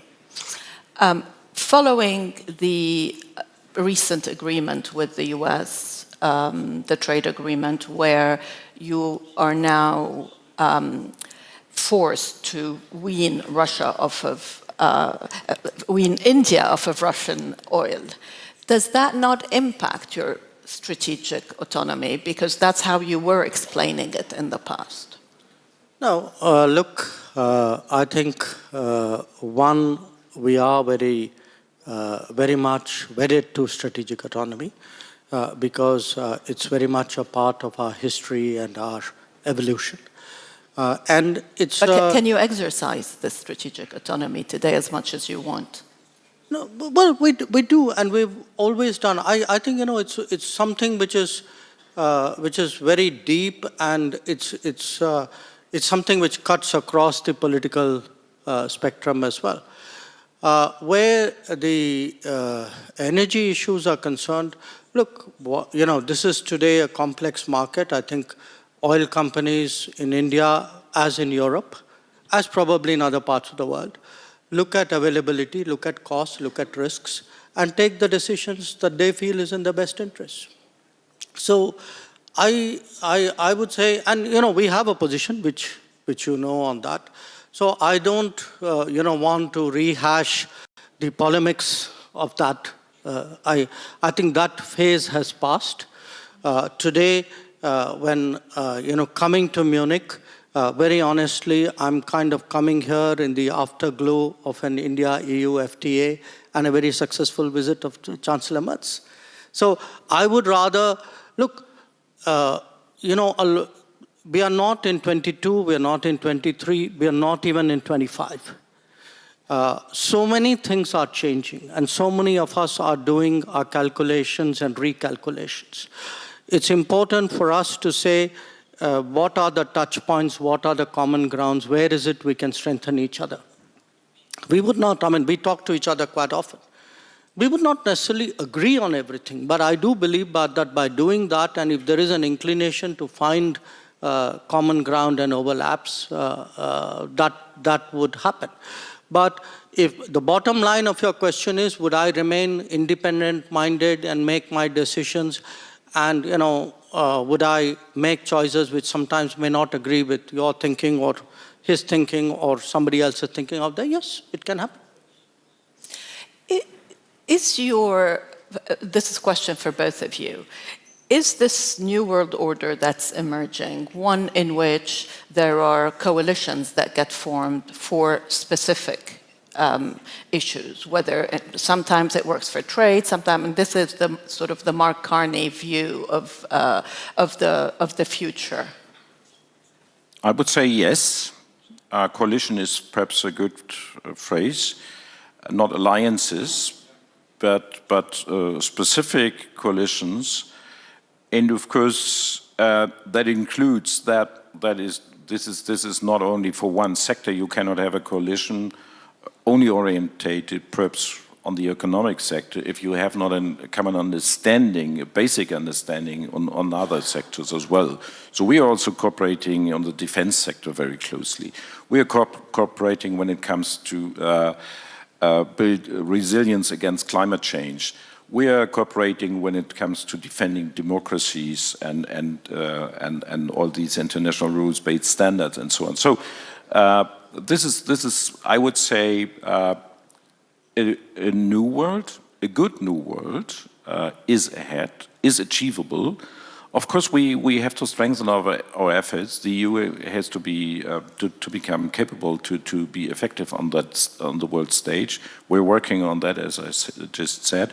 But for Germany, it's absolutely clear that we are looking beyond Europe, and not only over the Atlantic Ocean to the west.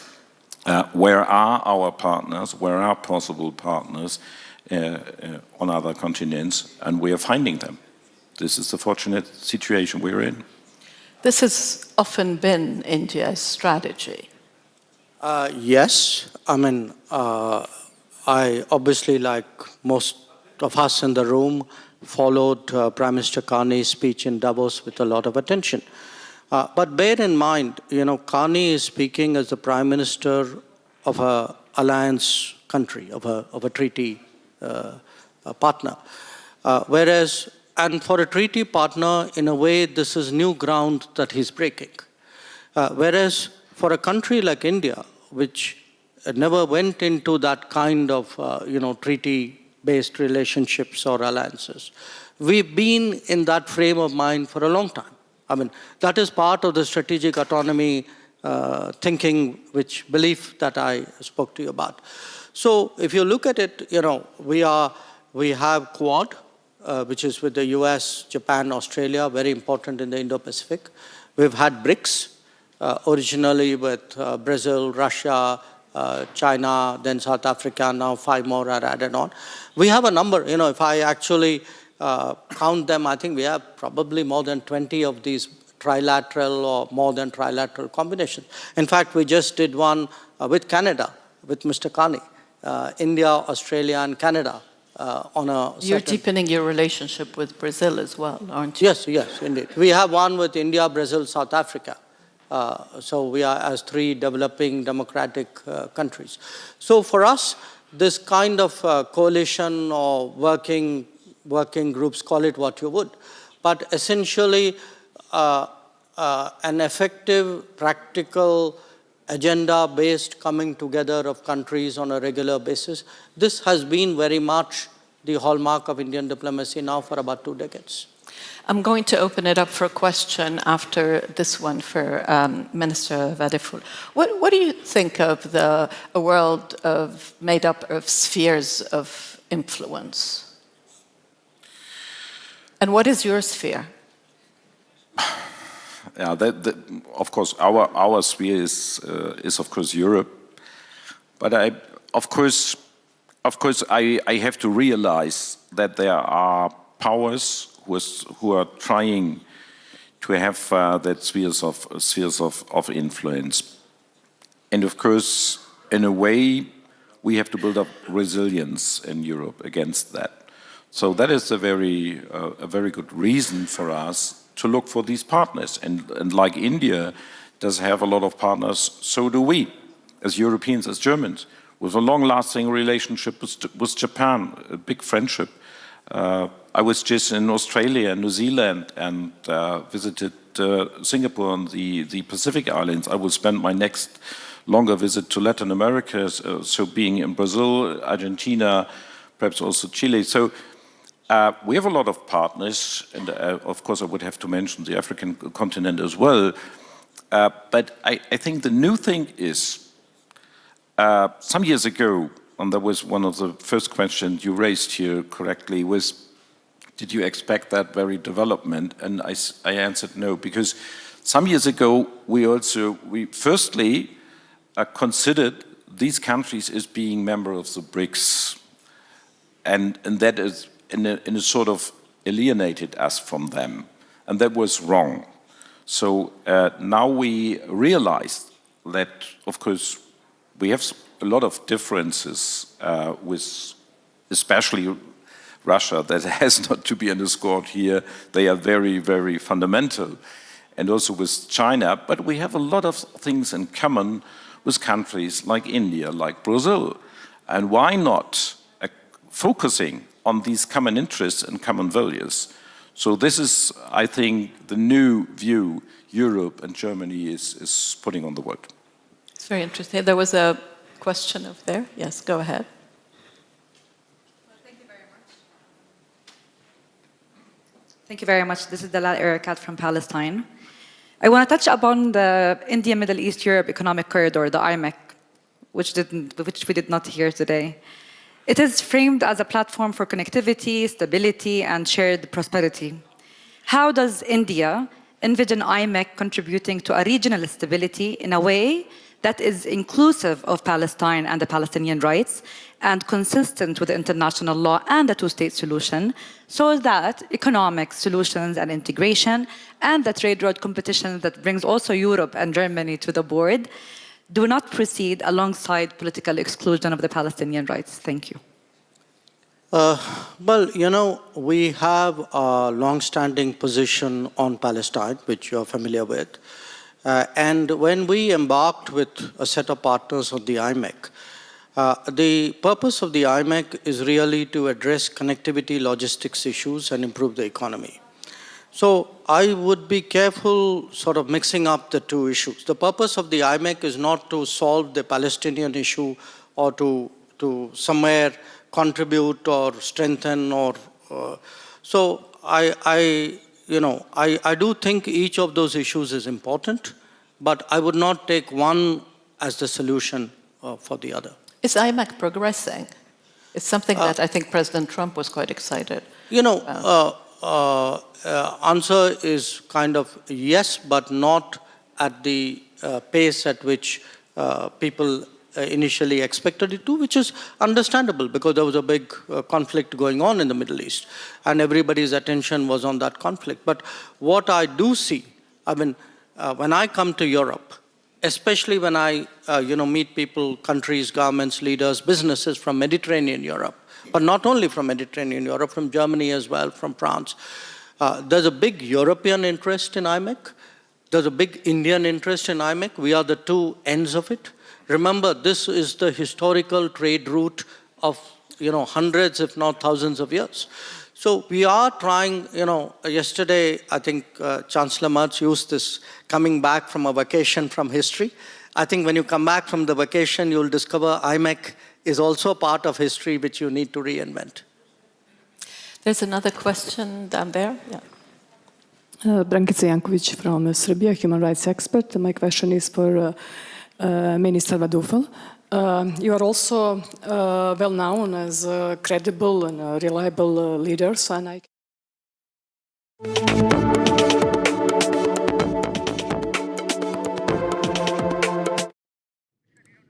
All right, so that was External Affairs Minister Dr. S. Jaishankar at the Munich Forum, stressing India's multi-coalitions approach. Jaishankar was speaking on multiple issues, from the Khalistan issue in Canada to the issues of trade. Jaishankar speaking in Munich, and that is the Munich conference. It is coming in on 6 stories at 6. All right, viewers, we start with the top story that we have lined up for you.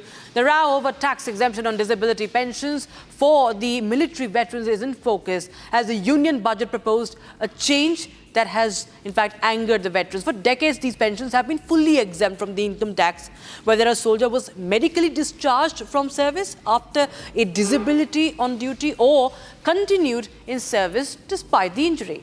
Now, the government plans to limit the exemption only to those who were invalidated out on medical grounds starting April 2026. Now, veterans say that the move is unfair and discriminatory. Here's more.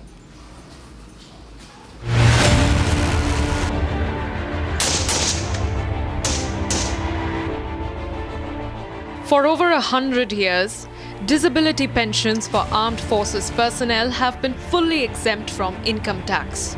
This practice began in 1922 and continued under the Income Tax Act of 1961. But now, the issue has stoked controversy.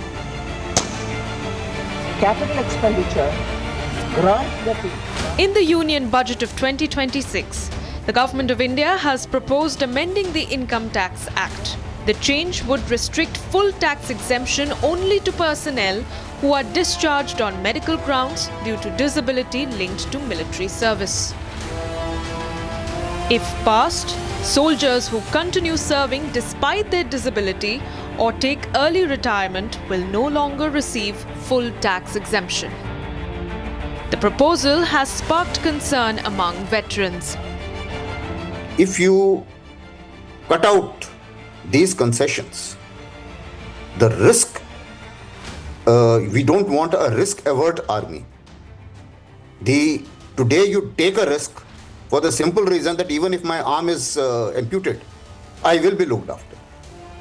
But the problem is that the day this doubt comes in the mind of a soldier, he may become risk-averse. Now this is a very serious thing which people who are sitting in the bureaucratic chairs must understand, because this is something which is not being understood very well.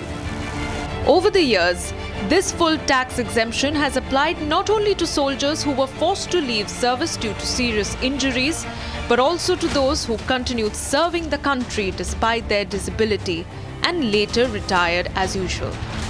Disability pension के ऊपर tax लगाने का निर्णय सरकार का बहुत ही दुखदाई और गलत है, क्योंकि इससे हम दोहरा वॉर कर रहे हैं इंडिया की डिफेंस के ऊपर। एक तरफ तो हम बोलते हैं कि हम अपने कल्चर का बड़ा रिस्पेक्ट करते हैं, लेकिन जो हमारे बुज़ुर्ग इस समय वेटरन्स 80s की उम्र में हैं, उनके ऊपर हम टैक्स लगाकर उनकी इनकम को, उनके सपोर्ट सिस्टम को हिला रहे हैं। और दूसरी तरफ जेनजी, जो कि ऐसे ही कोई जुनून नहीं दिखाती है, दिमाग से काम करती है, उनको हम प्रेरणा दे रहे हैं कि देखिए डिसेबल वेटरन्स को हम किस प्रकार रखते हैं, तो वो सैनिक कहाँ से बनेंगे, वो सेना में कहाँ से आएंगे। ये दोहरा वार है भारत की डिफेंस के ऊपर। Veterans say the move creates two categories of disabled soldiers and unfairly penalizes those who chose serving the country over their disability.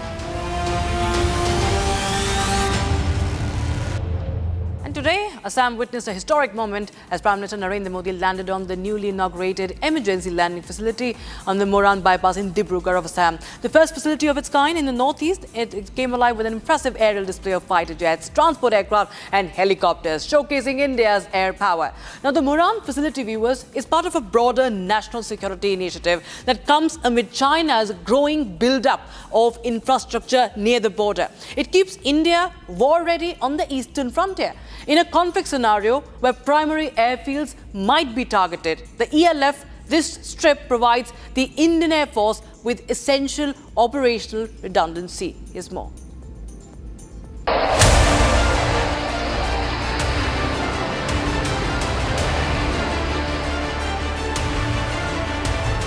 History has been scripted in Assam. In a first for Northeast India, Prime Minister Narendra Modi today landed aboard a C-130J Super Hercules on a newly built emergency landing on the Moran bypass in Dibrugarh. This is not just a strip of highway. This is a strategic statement. A 4.2-kilometer lifeline carved into a National Highway 24, built to launch fighters, land heavy transports, and power India's rapid response. Located in Assam's Brahmaputra Valley, the Moran airstrip sits at a critical crossroad. To the east, China. To the southeast, Myanmar. To the southwest, Bangladesh. Strategically positioned with operational depth from the line of actual control, this strip allows India to stage missions securely, yet respond at speed. The roar of engines, the thud of history. As the C-130J Super Hercules kissed the tarmac of Moran bypass, the Northeast entered a new strategic era. This is the region's first highway-based emergency landing facility, engineered not just for aircraft, but for deterrence. Moments after the Prime Minister's landing, the sky turned into a theatre of power. A Sukhoi Su-30 MKI thundered down the highway and lifted off with authority, watched by the Prime Minister, Assam Chief Minister Himanta Biswa Sharma and Union Minister Sarbananda Sonowal. A message echoed across the region that the Indian Air Force can operate from anywhere. Then came the Rafale with precision, power, projection. The fighter's takeoff from a public highway underscores India's evolving doctrine of mobility, flexibility, survivability. 16 aircrafts, fighters, transports, helicopters took part in the aerial display. The aircrafts and the forces also performed live demo of rescue operations.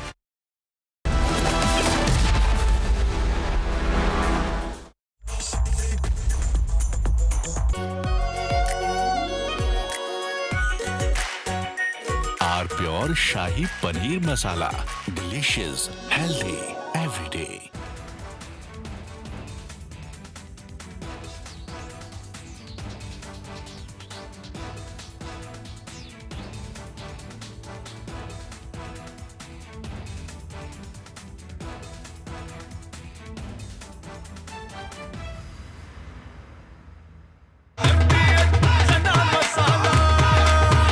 Chholiya हो या लोबिया, सफेद चने या काले चने, सब कुछ मजेदार बने।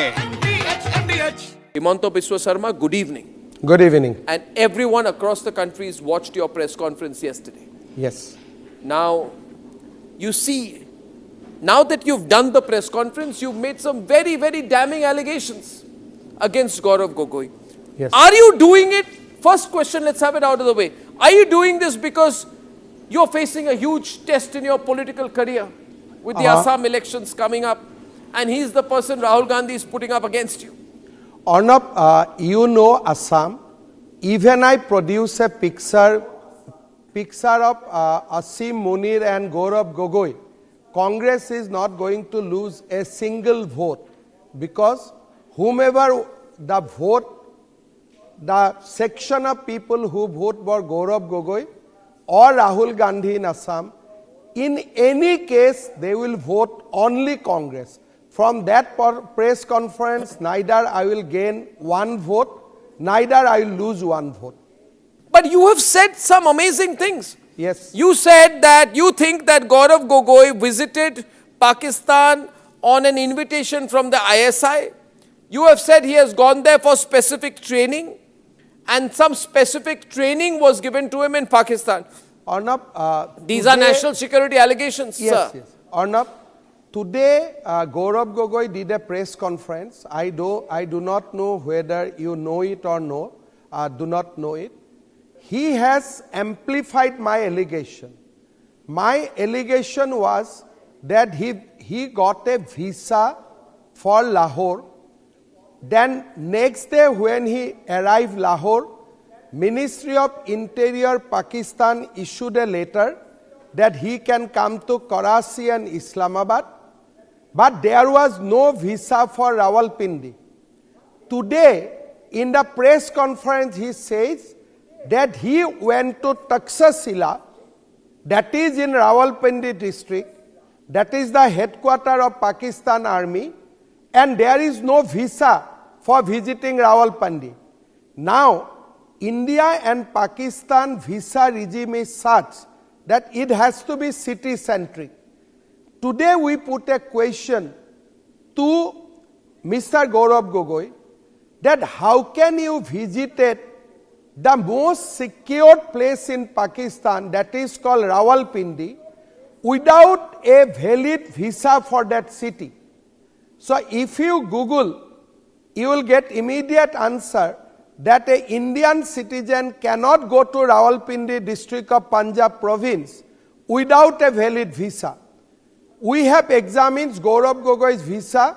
But he says, I went to visit my wife. He says, I went to Pakistan to visit my wife. Today he did a press conference and he admitted that his wife was at that point of time not doing job in Pakistan.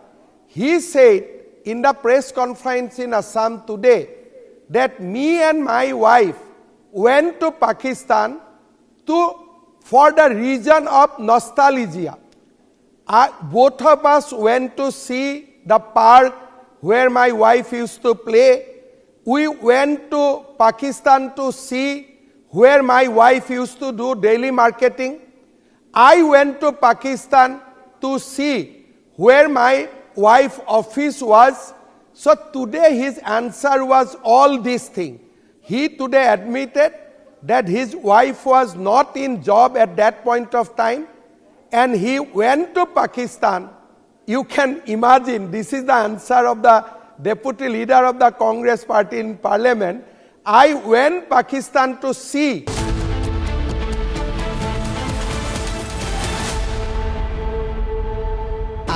Pure सूजी pasta उबालो मिलाओ और खाओ 8 minute में तैयार क्या taste है सबका राजा आर प्योर मसाला केसरिया से मन जोगी हुआ रे दिल झूमे देखो मतवारा हुआ रे केसरिया से मन जोगी हर पल मनाओ केसरी त्योहार विमल बोलो जुबान केसरी अब छोलिया हो या लोबिया, सफेद चने या काले चने, सब कुछ मजेदार बने।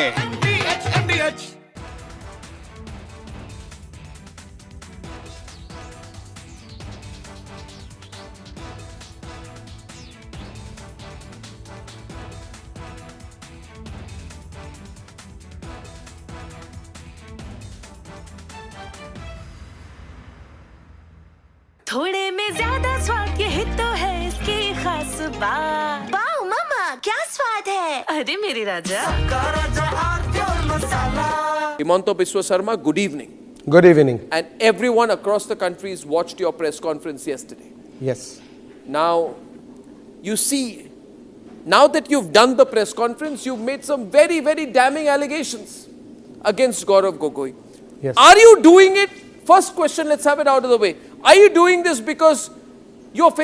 In the global employability rankings by Times Higher Education UK, only the following 6 institutions from India are ranked amongst the top 230 in the world for having the most employable graduates. IIT Delhi, IISc Bangalore, IIT Bombay, IIM Ahmedabad, IIT Kharagpur and Amity University.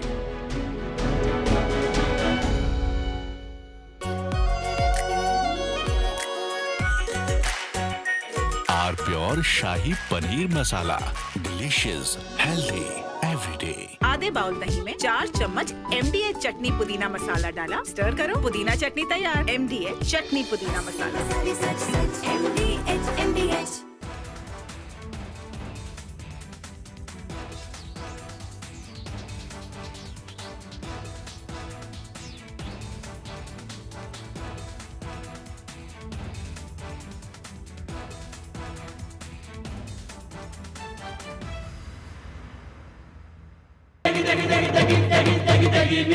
MDH की देगी मिर्च, देगी मिर्च का तड़का, अंग अंग फड़का। MDH की देगी मिर्च। I am absolutely fed up, like you are, I'm sure, with the U-turns of the BCCI and the ICC and cricket politics. And I feel bad, like every citizen of India does, that these people, because they want to make some money over cricket, are ready to compromise the nation.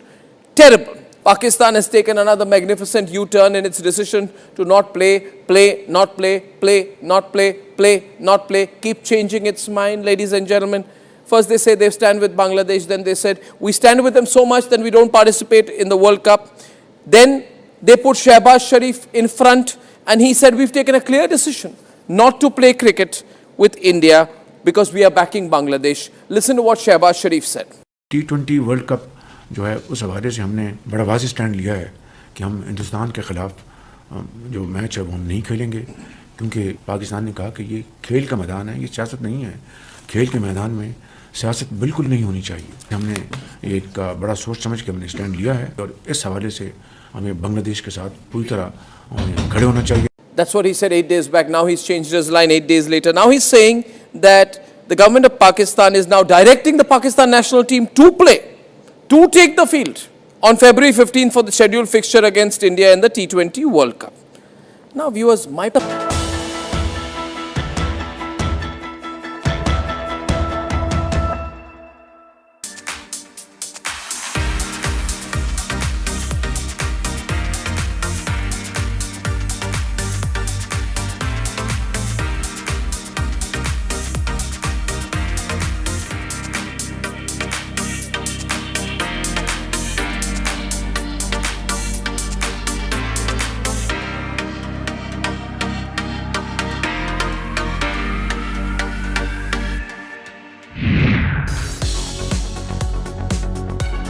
After the success of day one, BKC came alive once again as LIIBF Expo 2026 continued to connect leaders, businesses and global ambitions.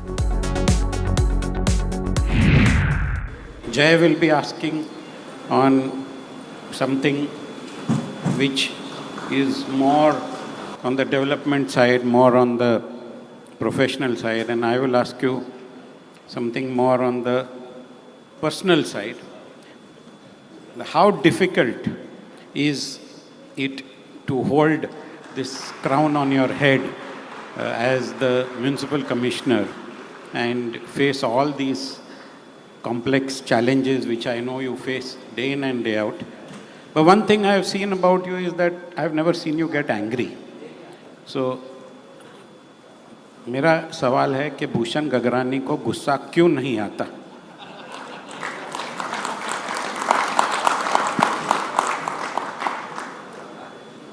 I have been married for last 35 years. More than that, what else can I say? Yes, Mumbai city, as initially I mentioned, is a very diverse, and it's not only diverse in terms of events or in terms of happenings in the city. Many times it is very unpredictable. So I think a simple answer to your question is that first of all, we are trained to face this situation. Yes, it's a challenging situation, but I must admit, confess that we work in a particular framework, which is democratic political framework. And if your orientation and your approach is adequately calibrated towards the challenges, opportunities, strengths and weaknesses of this system, and you appreciate that thing, then I think your vision will be very, very clear and you will be able to work comfortably. With so many departments and so many people to handle and such complex issues to handle, but there is always something which misses out, and therefore there is more brickbats than bouquets. Now, how does one keep your staff and all these people motivated despite all these brickbats? Vijay ji, you are also proud citizen of Mumbai. Many of us are. You may love BMC, you may hate BMC, but you cannot ignore BMC. It touches to your everyday life. The moment you born in the city, you will get the birth certificate from BMC.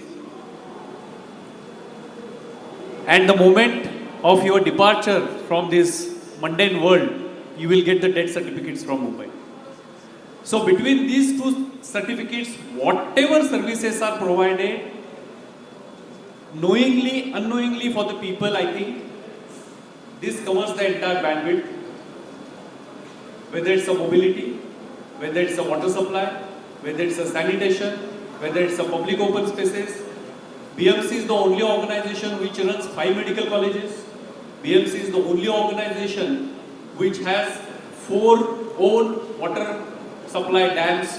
So the canvas is very huge. Sir, you just mentioned Mumbai's expectation, and we have few developers who are into redevelopment in Mumbai from our community. And sir, redevelopment is critical to Mumbai's future. And how is BMC simplifying faster, safer and more transparent redevelopment?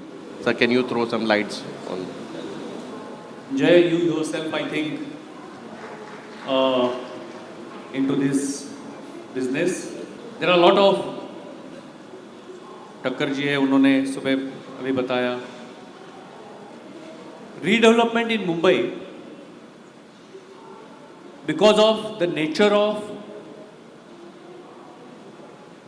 Mumbai's land-related issues and legacy issues, is very complex. Land always remained a very contested over the years. Little departure, but couple of interesting facts. How Mumbai's entire development and of course real estate is closely linked with land. Of course, real estate and land, I did not elaborate the relationship between 2 of them. I am delighted here to make a note that whatever investment various government agencies are doing into infrastructure development and public sector investments, whether it's roads, bridges, metros, and various other, the entire investment, if it is not reciprocated by private sector, this investment will become a sunk investment. But in Mumbai, all these developers are reciprocating that investment in the form of redevelopment or otherwise. So I think public sector and private sector is working in tandem to that extent. So to make Mumbai more livable, certain amount of public collective consciousness is to be created. Whenever a person from any place of India comes to Mumbai, from anywhere, he is very impressed with the civic sense of Mumbai. And whenever we go out and come back to Mumbai, we get very disappointed by the civic sense of our city. Thank you, sir. Thank you for sharing your time, clarity of thoughts, and deep commitment to the Mumbai's future. And thank you once again for being with us today, sir. Thank you. We would like to request Mr. Vijay Karya sir to felicitate our today's chief guest, Mr. Bhushan Gagrani sir.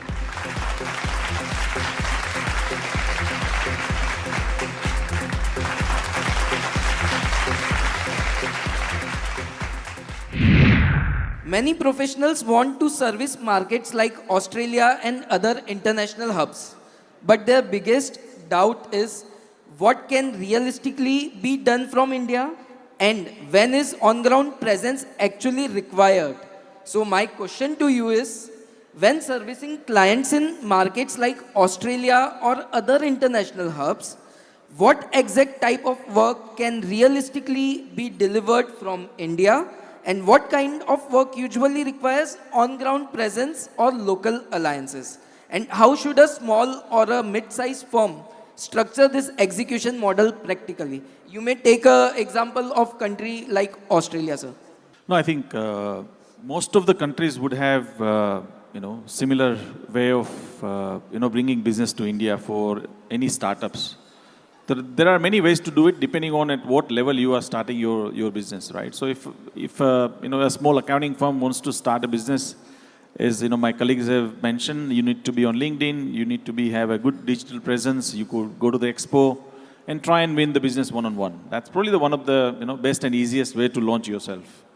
I think the second way and probably more strategic way of doing that is kind of go and see if you can actually do a partnership or JV with any of the practicing accounting firms in UK, USA or Australia. So you kind of become their back office to start with, and then obviously you can expand your wings. So that is another way of doing it. The third way, which is even more strategic, is actually now I see there's a huge culture of private equity and VCs in India. I would like to see why Indian chartereds, along with the VCs funds or PE funds, go and start acquiring some of the stakes in foreign CPA firms. That could actually be the more scalable, more fast, and more strategic. So these are the three ways of doing the business. Perfect. Thank you. Thank you very much, sir. So that explanation really simplifies international servicing and gives professionals a clear picture of how Australia and similar markets can be handled practically from India. Thank you very much, sir. So my next question is to Anand Bhatia, sir. Once professionals start entering international work, the real challenge is not getting opportunities, but scaling them sustainably, right? So CA Anand Bhatia, sir, from your experience, what are some essential skills, mindsets, or capabilities that professionals must imbibe in their professional toolkit while scaling an international cross-border practice? Yeah, so I think we are taking the discussion forward, as you can see. First, from getting clients, how do you get clients, to now, how do you sustain clients, or how do you make sure that clients remain with you? One feature or one characteristic that we'll have to keep in mind is the softer aspect of culture as well when you are dealing with international clients. The way that we have been doing in India might not be the same that will happen in some of these geographies, and perhaps each of these geography will have its nuances. Some of the Australian counterparts tell us that every week he receives 10 emails from Indian chartered accountants saying that we'll do at X dollars, X minus $2, X minus $2, and it becomes a pricing game. They don't want pricing beyond a point. They want quality and they want consistent quality. So he says, I get irritated when I get an email or a LinkedIn request from an Indian chartered accountant saying that please give us work. So we'll have to look at the lens of the culture as well, what works, what does not work, what is working in India might not work there. Perfect. Thank you, sir. This gives a roadmap to scale internationally and have a proper work cross-border transactions. So now, even when relationships and opportunities are available, many mid-sized Indian firms feel they cannot compete with large global firms in cross-border advisory because of scale, brand, and resources. So my next question to Harshal sir, one big equalizer today is technology, especially AI, artificial intelligence. Harshal sir, I would like to take this discussion into a very relevant area. How can AI help mid-sized Indian firms become competitive with big firms in cross-border transaction advisory? No, so Pratik, I think that's a very, very relevant question that you have, asked. I think for the past 2 to 3 years, including, ICI courses, etc., AI is very, very relevant for all of us. And I believe that all of us would be using AI. I'll give you some practical instances where AI is actually an equalizer, and you don't really need to feel that you are undercompetent when, you look up to your peers which are much larger than you. Some experiences at our firm has been that, as I think Anandji said, when an inquiry comes, don't refuse. So let's say you get an inquiry, I need some, advice on US trust for estate planning. What kind of trust should I, form there for a US green card holder or citizen, or maybe NRI not still holding a US passport? Plethora of options are there, grantor trust, non-grantor trust, then IDGT, intentionally defective grantor trust, etc. So all these concepts that are there, before AI, we had to scavenge Google, search engine, etc., in order to find relevance that, how do I even address this query? So here is where AI comes in. You have plethora of AI tools. You have, Perplexity, you have Gemini, you have ChatGPT, etc. Obviously, hallucination is not something that you can run away from. That is going to be there, but at least an initial response and an immediate initial response. You can't take weeks to respond to a basic query. That is where AI comes in. You can do your entire research on AI. I at least tell my staff, please use AI to improve your language. When you are addressing foreign clients, their expectations are completely different. So don't apply the same benchmarks that are there for Indian clients to foreign clients. That's great. Perfectly said, sir. You have given a very good advice to young members and the students which are sitting in the audience. Today's discussion clearly shows that international practice is no longer distant or limited to big firms.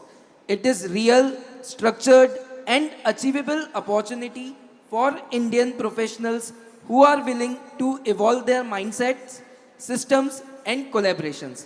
On behalf of LIIBF, I sincerely thank our esteemed panelists, CA Viral Kanaba sir, CA Harshal Bhutta sir, and CA Anand Bhatia sir, for sharing such practical, honest, and insightful perspective. I also thank all of you for your attention and participation. Thank you, and wishing you all a very enriching convention ahead. Thank you very much. Despite a certain corrections, many say that Indian equities are still expensive. What's one underestimated trends that could drive long-term equity? See, I think expensive, cheap is a constant debate that has happened. Now, I will tell you, पिछले 10 साल में Indian equity की जो valuation है, वो 14 से 21 हो गई है. तो structurally Indian equities have gotten more expensive. अभी आप ये भी fact देखिए, 2 दिन पहले आपका economic survey का result आया, Indian equity और Indian GDP is growing at 7%. तो अभी भी इतने geopolitical chaos के बाद we remain one of the most fast growing economies in the world. Now, are Indian equity is expensive? उसका answer is it depends. आपका नज़रिया क्या है? अगर आपका 5 साल का नज़रिया है, मुझे लगता है 2025 इंडिया के लिए बहुत बुरा साल रहा है. At this point of time, या मुझे commodities, any precious metal में मुझे positions बढ़ानी चाहिए, घटानी चाहिए, आपको या तो फिर आपका ऐसा कोई फंड बताइए जो मुझे equity भी दे, debt भी दे. Don't go make 50% of your portfolio gold and silver. कैसे खरीदना है, मैं आपको 2 कॉन्क्रीट सुझाव दे सकती हूँ. एक तो इंडस्ट्री में गोल्ड एंड सिल्वर के कंबाइंड फंड हैं, हमारा भी है. ऐसे फंड हैं जिसमें 75% गोल्ड है, 25% सिल्वर है, हमारा 50-50 वाला है. आप ऐसा प्रोडक्ट ले सकते हैं. या अगर आपको ये सब नहीं करना तो ऐसे फंड हैं जिनको हम मल्टी एसेट कहते हैं. हमारा जैसे 65% equity, 20% gold and silver, 15% debt वाला फंड है. आप वो लेके बैठ जाइए. ये 2 चीज़ें आप कॉन्क्रीटली कर सकते हैं. Super. I think somebody should go for a multi-asset, as is something what you're taking for. If a retail investor follow just few simple rules to build long-term wealth through equities, what they should be? So rules to build wealth. Firstly, I am not saying this because I am sitting on this stage. They should go find a financial advisor. That advisor will be able to tell them कि उनकी ज़रूरत क्या है. निवेश करने से पहले आपकी निवेश से ज़रूरत क्या है, आपके गोल क्या है, आपकी एपेटाइट क्या है. क्या आप ऐसे बंदे हैं जो आपका पोर्टफोलियो 30% गिर जाएगा तो आपको रात को नींद नहीं आएगी, क्या आप और डालेंगे, वो एक एडवाइज़र आपको बताएगा. I think risk taking is amazing and I think as a country हिंदुस्तानियों की रिस्क टेकिंग एपेटाइट बढ़ रही है और ये बहुत अच्छी चीज़ है. हमारी बिजनेस में भी, खुद के बिजनेस में लेने की रिस्क बढ़ रही है, इन्वेस्टमेंट्स में भी रिस्क बढ़ रही है. But there is a difference between taking risk and seeing your portfolio every day. There are some very risk taking investors I know, but seeing your portfolio every day, Jignesh bhai, forces you into action. Do you see even smart investors make in this phase? Oh, this can be last question and then. Oh, this is the last question. This can be a very long answer, but I won't give you a very long answer.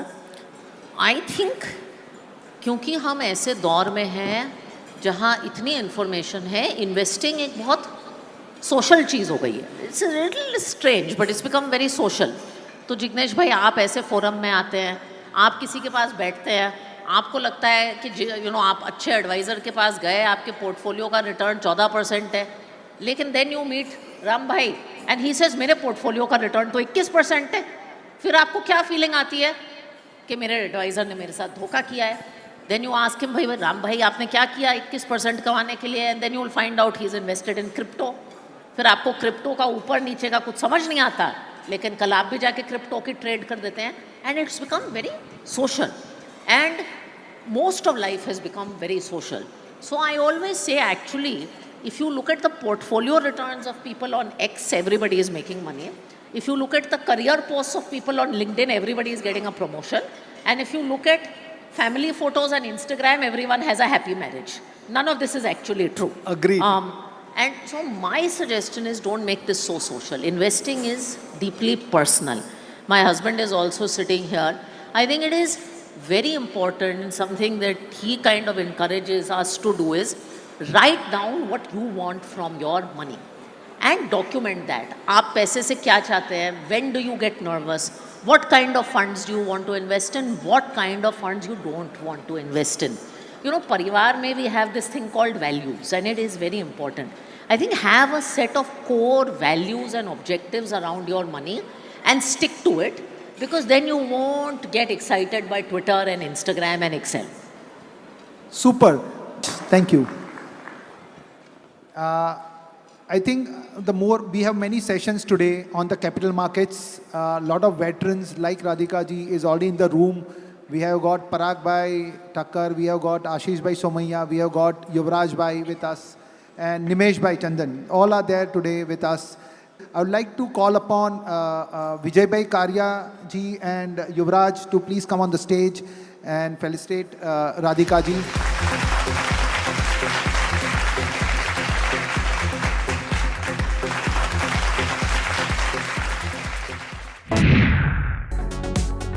LIIBF Expo 2026 leaves us with new learning, stronger connections, and a shared belief in what we can build together.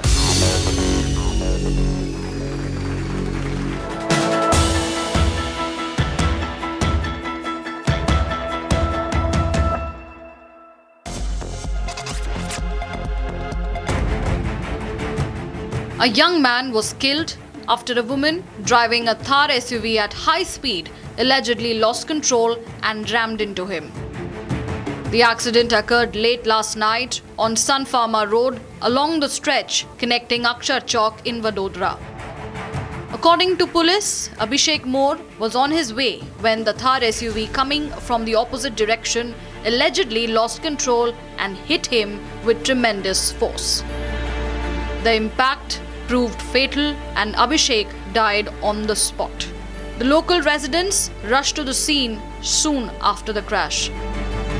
Based on a complaint filed by the victim's father, police arrested 19-year-old Rishika Sadnani, who was driving the Thar.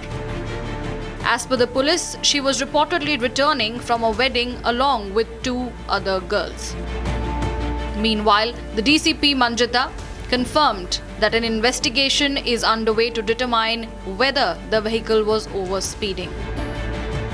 Rishika Sadnani करके जो lady थी वो ये गाड़ी चला रही थी और ये अपनी दोस्त को शादी के बाद घर छोड़ने जा रही थी। उस दौरान ये घटना हुई है। क्या कर रही है ये ऋषिका अभी कॉलेज के फर्स्ट ईयर में पढ़ाई कर रही है।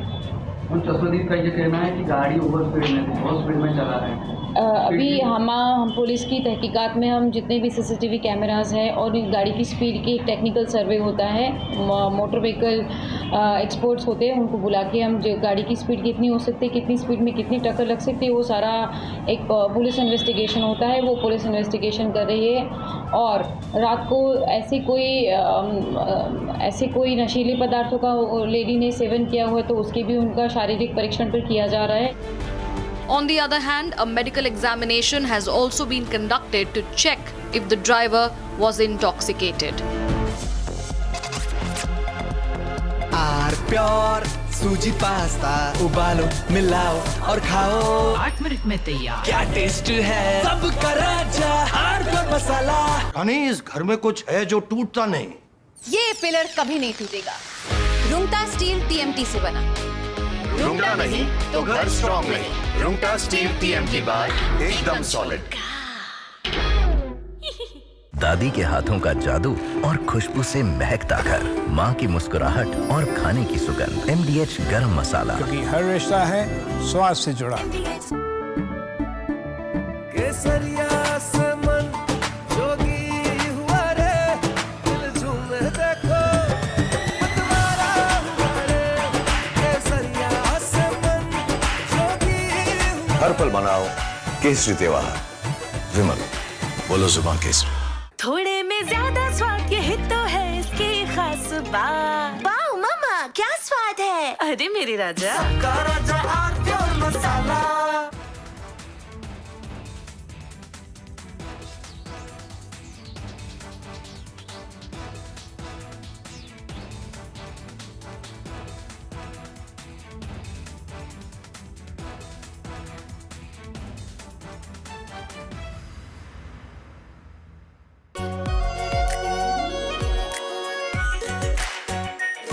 Pure shahi paneer masala, delicious, healthy, every day. Himanta Biswa Sarma, good evening. Good evening. And everyone across the country's watched your press conference yesterday. Yes. Now, you see, now that you've done the press conference, you've made some very, very damning allegations against Gaurav Gogoi. Yes. Are you doing it? First question, let's have it out of the way. Are you doing this because you're facing a huge test in your political career with the Assam elections coming up, and he's the person Rahul Gandhi is putting up against you? Arnab, you know Assam. Even I produce a picture of Asim Munir and Gaurav Gogoi. Congress is not going to lose a single vote because whomever the vote, the section of people who vote for Gaurav Gogoi or Rahul Gandhi in Assam, in any case they will vote only Congress. From that press conference, neither I will gain one vote, neither I will lose one vote.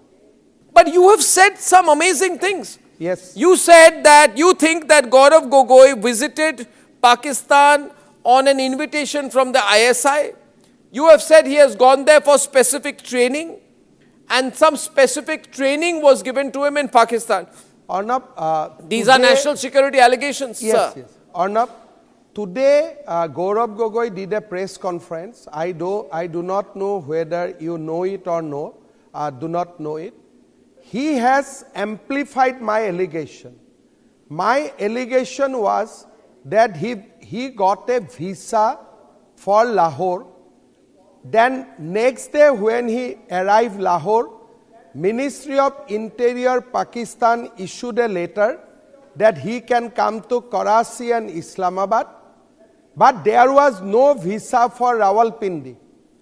Today, in the press conference, he says that he went to Taxila, that is in Rawalpindi district, that is the headquarters of Pakistan Army, and there is no visa for visiting Rawalpindi.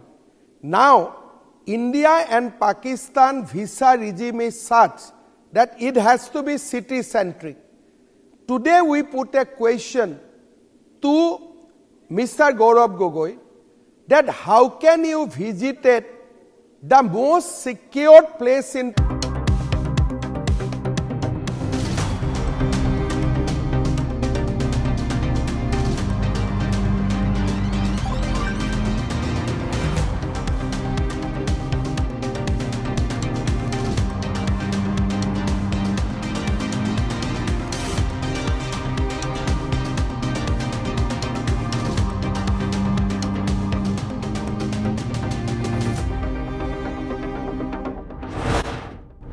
Choosing the very best of something is never very easy, but it requires a lot of patience, a lot of credibility, a lot of transparency, and then that outcome is worth its weight in more than gold. Welcome to a very special television event. We are talking about selecting the very best products and some of the people behind them from India's automobile industry. Now, like I said, it's a very detailed and stringent process. So right now we are in Chennai for this grand celebration, but a few days ago, we were actually at the Budh International Circuit in Greater Noida, outside the nation's capital, to go through some of what our jury really needs to contend with when they are assessing, analyzing and testing this year's best cars and best bikes.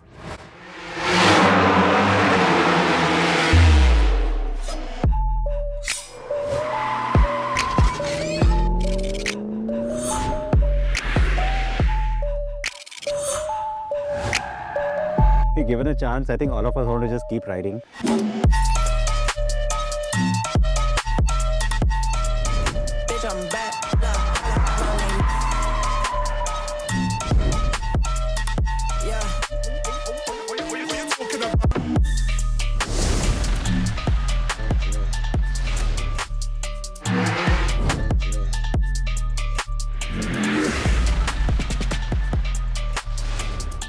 We got way more than we expected. Every year I think I should be hanging up my boots, but this is just so much fun, I can't keep myself away.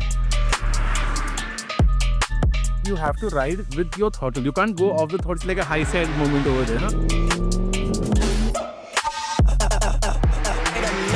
Emotional appeal is zero. Like it's not a Yamaha. I've always hated the ergonomics of all the Indians that have come. This was the first one which I liked. There's one that felt like a dad joke on wheels. Super corny, but good fun. Front half is doing its own thing, back half is doing its own thing. The Budh is one of the best technical circuits ever made. Money doesn't buy class, or performance, or good sense. got me feeling like little baby. I'm a little shaky right now. What a surreal feeling, man.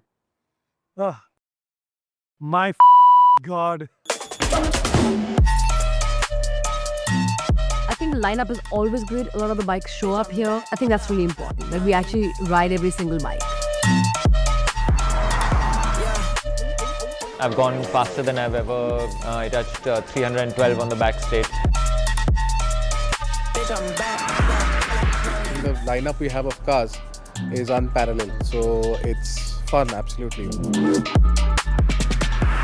It was brilliant. We think it's a dud. We just dropped that category. It's exciting. Being at the racetrack, that makes it unique. There's a certain glamour to have a car on a racetrack.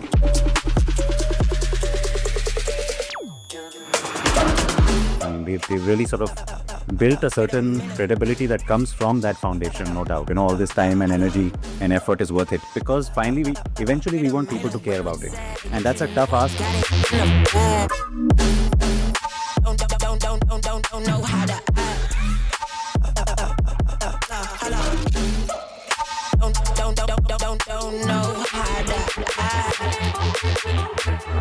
So do you all agree?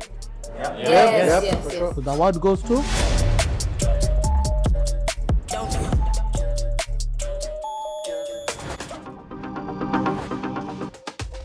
Yellorukum Vanakkam. Good evening. Namaskar. Adab. Wonderful to see all of you here tonight. It is a fabulous evening, and it's you who is making it fabulous. Big round of applause for all of you. Maruti began the year by declaring war. It says it's going to regain 50% of the market. That's going to be some fight, especially with, MG, BYD, Hyundai, Kia, now even VinFast, wanting some delectable parts of all of that. All the Asian brands, right? Super hungry. Well, except the other Japanese, who are still kind of surviving on their hibernation snacks, let's call it. Freeze-dried Magnite, dehydrated Elevate. But Honda motorcycle and scooter keeps on gaining on the Apna hometown hero. So, that's another nice battle that's simmering away. It's going to be interesting to see how that ends up at the end of this fiscal. Let's see whose destiny it is to shine. Yeah, the Auto Expo was a good start to the year. We saw a lot of new metal, plenty of excitement. India did cement its position as the world's third largest car market this year. It is a sign of how vibrant our market is. It's a sign of, how much excitement there is when you can still welcome new investment, new brands. So, welcome VinFast, welcome Brixton, welcome VLF. We're ready to welcome Norton, Genesis. And how can I forget? It finally happened. Finally, Tesla. We welcomed Tesla this year. Indian buyers finally had the option of buying one in some cities. And you got to be kind of borderline HNI to be able to get one. But hey, it's still pretty cool. We also saw a lot of investment in the component space. Harman, Magna, Suyo, nice. Hyundai kicked off the production plant that is refurbished now, the one acquired from GM. It's also consolidated big time with, the huge blockbuster IPO. Ather also had its IPO.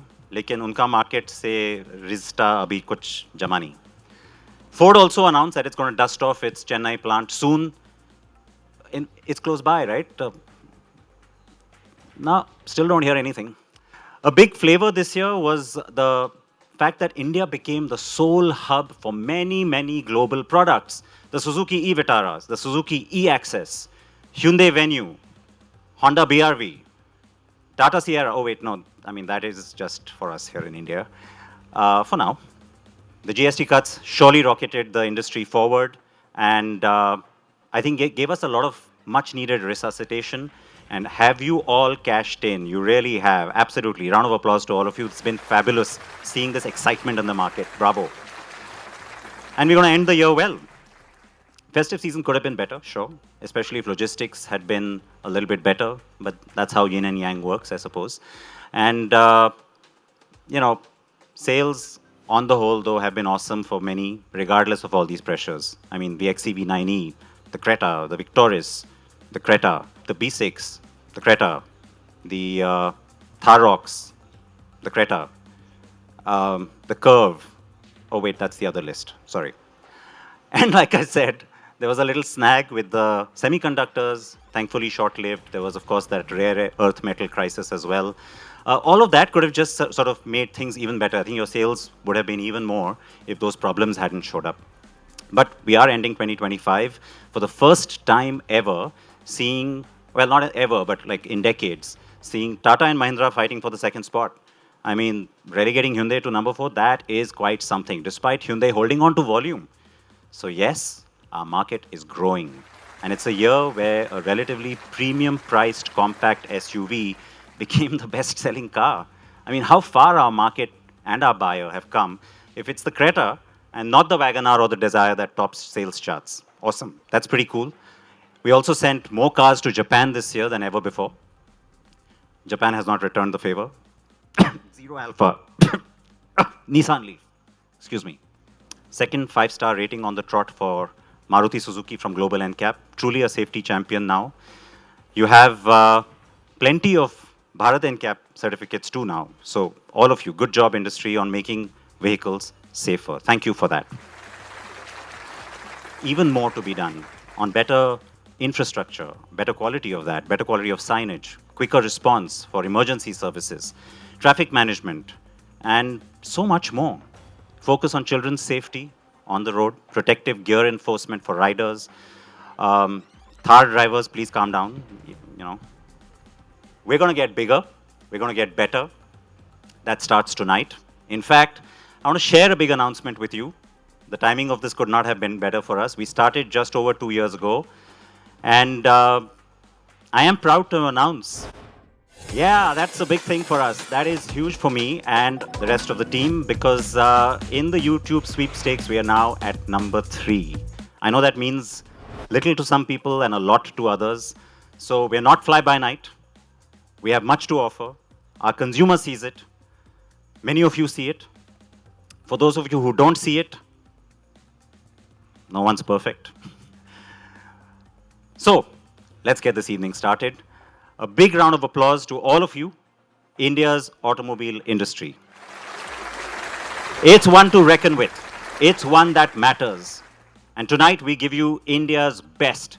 We are in Chennai to celebrate the rich automobile manufacturing and development heritage of this region.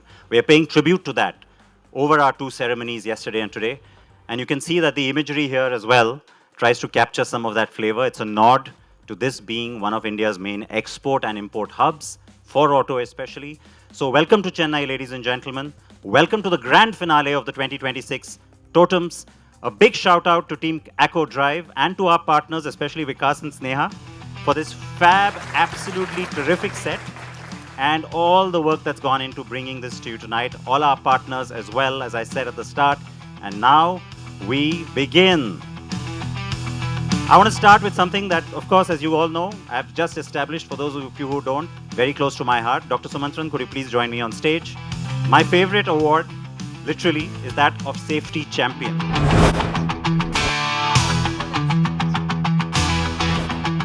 Last year, it went to Maruti Suzuki.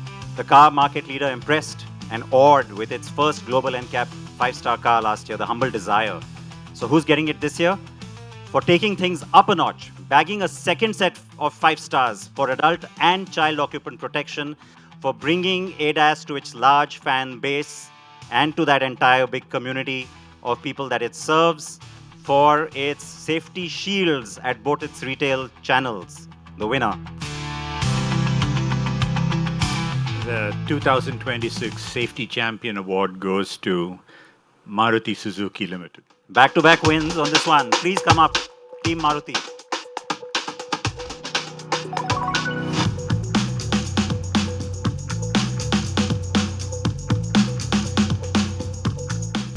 All right, first award of the night, Maruti Suzuki, many congrats. Thank you so much, Dr. Sumantran.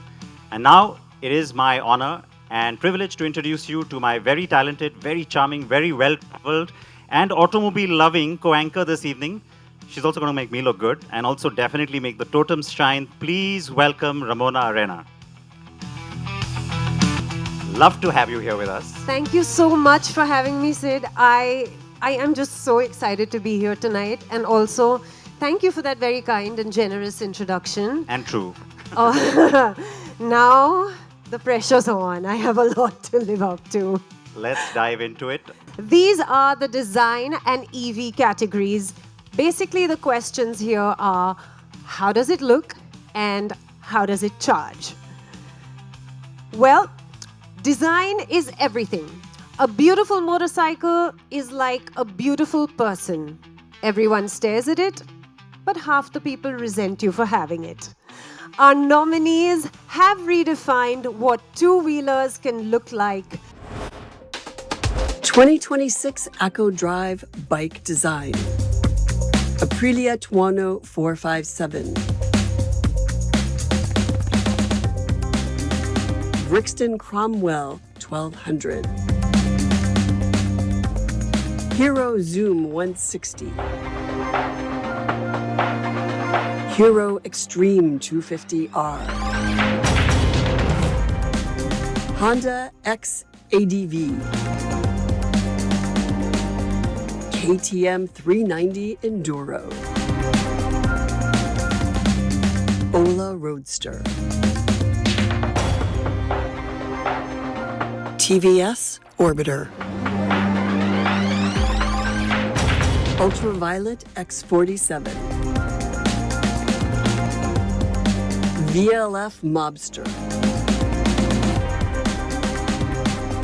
Yamaha XSR 155. The Totem Awards for 2026 bike design goes to Hero Zoom 160.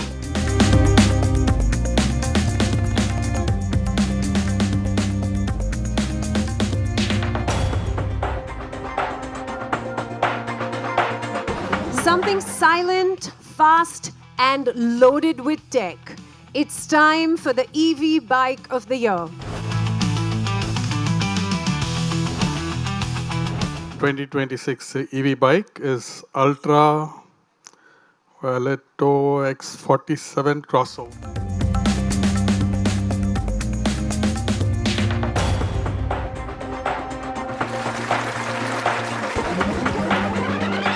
EV scooters, the unsung heroes of urban commute. While everyone's obsessing over SUVs, scooters are quietly solving last-mile connectivity.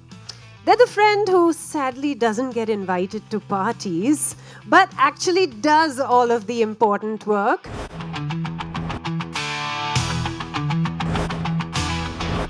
So the Totem 2026 EV scooter goes to Vida VX2.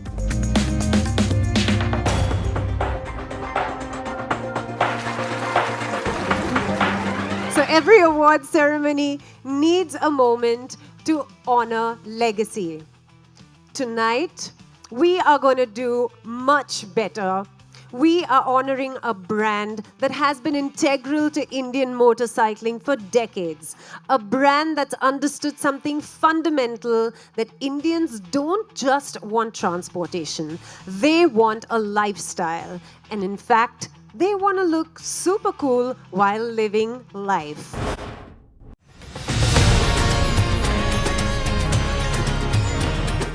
Born as a brand in 1901, Royal Enfield has grown to be amongst the world's most enduring motorcycle brands. From establishing operations in India in 1955 to producing the iconic Bullet for decades, to being a sick entity facing a potential shutdown, and then developing global product platforms like the Himalayan and the 650 Twins. It has been a remarkable ride for Royal Enfield. The mid-size motorcycle specialist has strengthened its capabilities through advanced technology centers in India and the UK, supported by modern, scalable manufacturing systems. And the result was the introduction of the 650 Twins, which was an instantaneous hit amongst enthusiasts. While the J platform set the tone for its ever-popular 350cc range, it was followed by the rev-happy 450cc liquid-cooled engine, again a new direction for the brand. The British origin brand, at the cusp of its 125th year, is now a flag bearer for India with its motorcycles cruising in more than 80 countries, reflecting a commitment to quality, reliability, and accessible motorcycling. AccoDrive honors this unmatched and enduring legacy of Royal Enfield, one of this year's inductees to the 2026 Hall of Fame as a manufacturing pioneer. Literally rewritten the rule book on how to be iconic.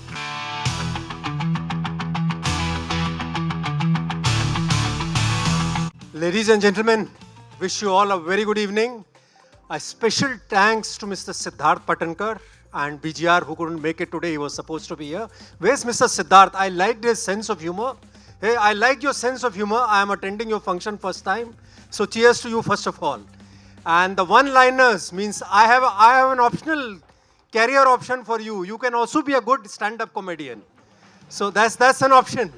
That's the backup plan.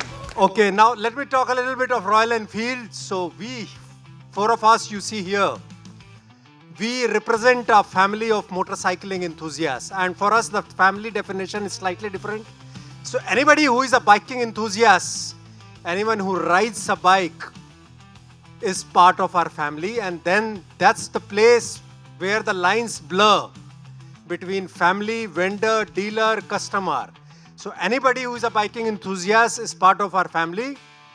And we put so much passion into producing, designing, sales, service, everything of the motorcycles that we command a mind-boggling 89% market share as far as the premium motorcycle segment is concerned. We sold more than 1 million motorcycles last year. Next up, we've got car design and electric vehicles. If motorcycles are leather jackets, I'm told, cars are tailored suits. They need to look absolutely impeccable. Have you noticed how cars these days are getting bolder? They've got sharper lines, more aggressive grills. It's like vehicles have kind of started going to the gym, working out, and I like it. 2026 AccoDrive car design. Hyundai Venue.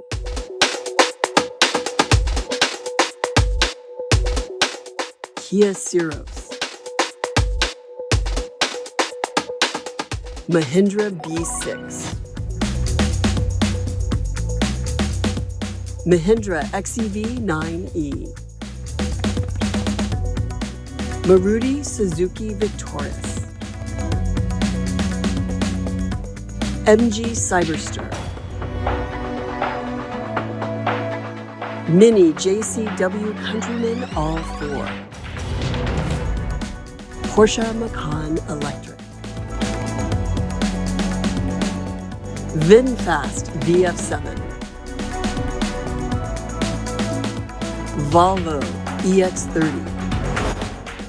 So the Totem 2026 Car Design Award goes to MG Cyberster.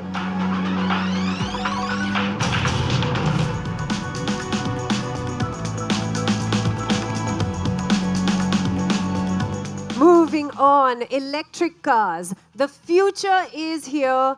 The future that we were promised has actually arrived on time. These aren't just cars, they're statements. They say, I care about the planet, and also, I can afford this technology.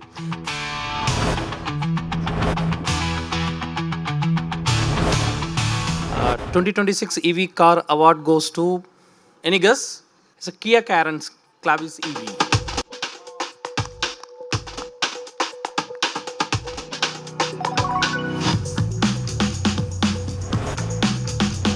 We have an interesting segment, the luxury EV car. This is where ambition meets responsibility, where your Instagram caption can read both climate conscious and main character energy.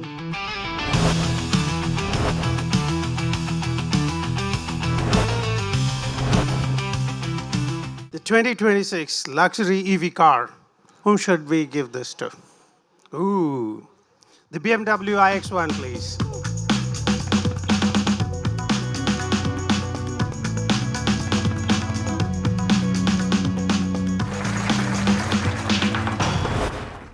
are back with another Hall of Fame.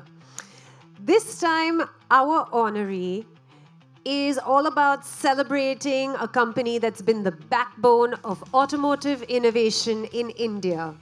The unsung hero behind the scenes, the company that supplies the parts that make the magic happen, Rane Group has been instrumental in India's automotive journey.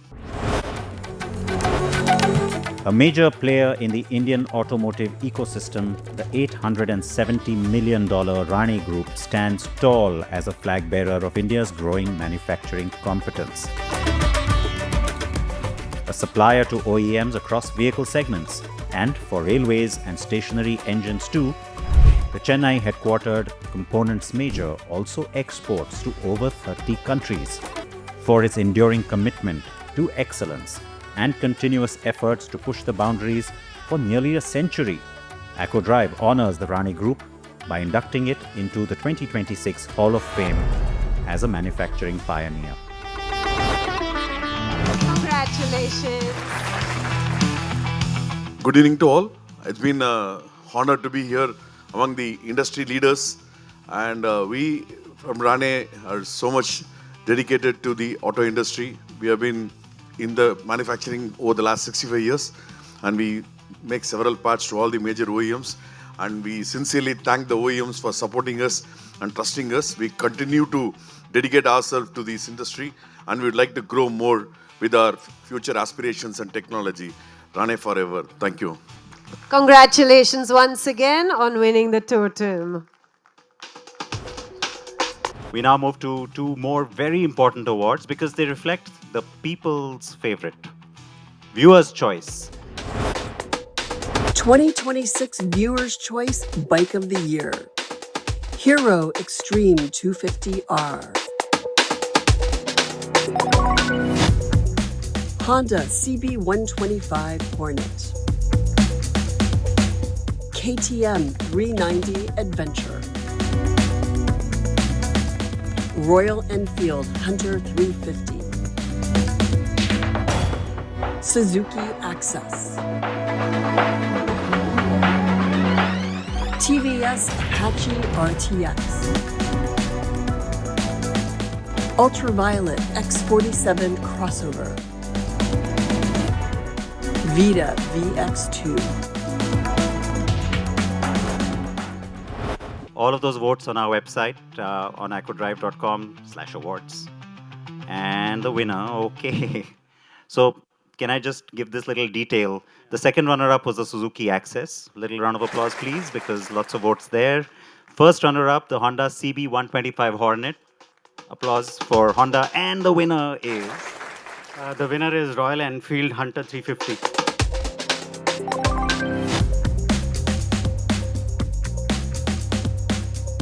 I would like to hear from you because Viewer's Choice is all about people power. They love your bike. They surely love our bike. And as we say, we have two types of customers. One is the customer or the traditional customer. And second is the fan club. And this award belongs to the fan club of Royal Enfield. Thank you so much once again. 2026 Viewers' Choice Car of the Year. Honda Amaze.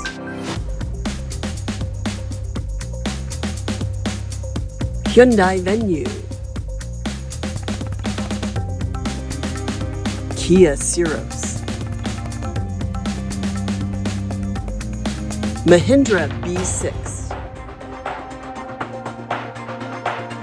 Maruti Suzuki Victoris. MG Cyberster. Škoda Kodiaq. Volkswagen Golf GTI.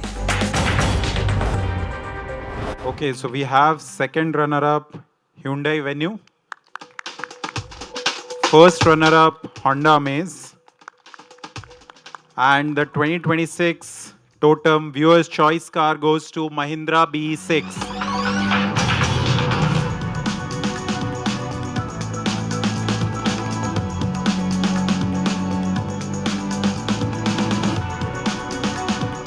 Yeah, when we designed the new electric series, it was all about customers, and it reflects who they are. It's not a body or a sheet metal. It is your emotions and feelings in the road. So that shows in the car, in the award. Thank you so much. Congratulations. That's a big one. Thank you, Animesh. And now we move on to our, well, you know what, actually there's a bit of a little surprise here now when it comes to our Hall of Fame inductees. So let me go ahead and first sort of invite the our group CEO and founder Varun Dua to please join me up on stage, because it's for one of us, it's one of our family, comes from the heart. We've talked about this whole Chennai theme. You've seen all these containers and, you know, the themes of the local culture. We've talked about all of this world-class manufacturing. We've honored those manufacturing pioneers. But there's one other product of Chennai that has been world-class. Led by example, has made India proud, has been a guiding light for many of us. So many of us from the industry, also those of us from our team. And it's not a brand, it's not a company, it's a special person, a pioneer, a trailblazer, and so worthy of being inducted into many halls of fame. We affectionately call him Dr. Sumantran. Please come up on stage.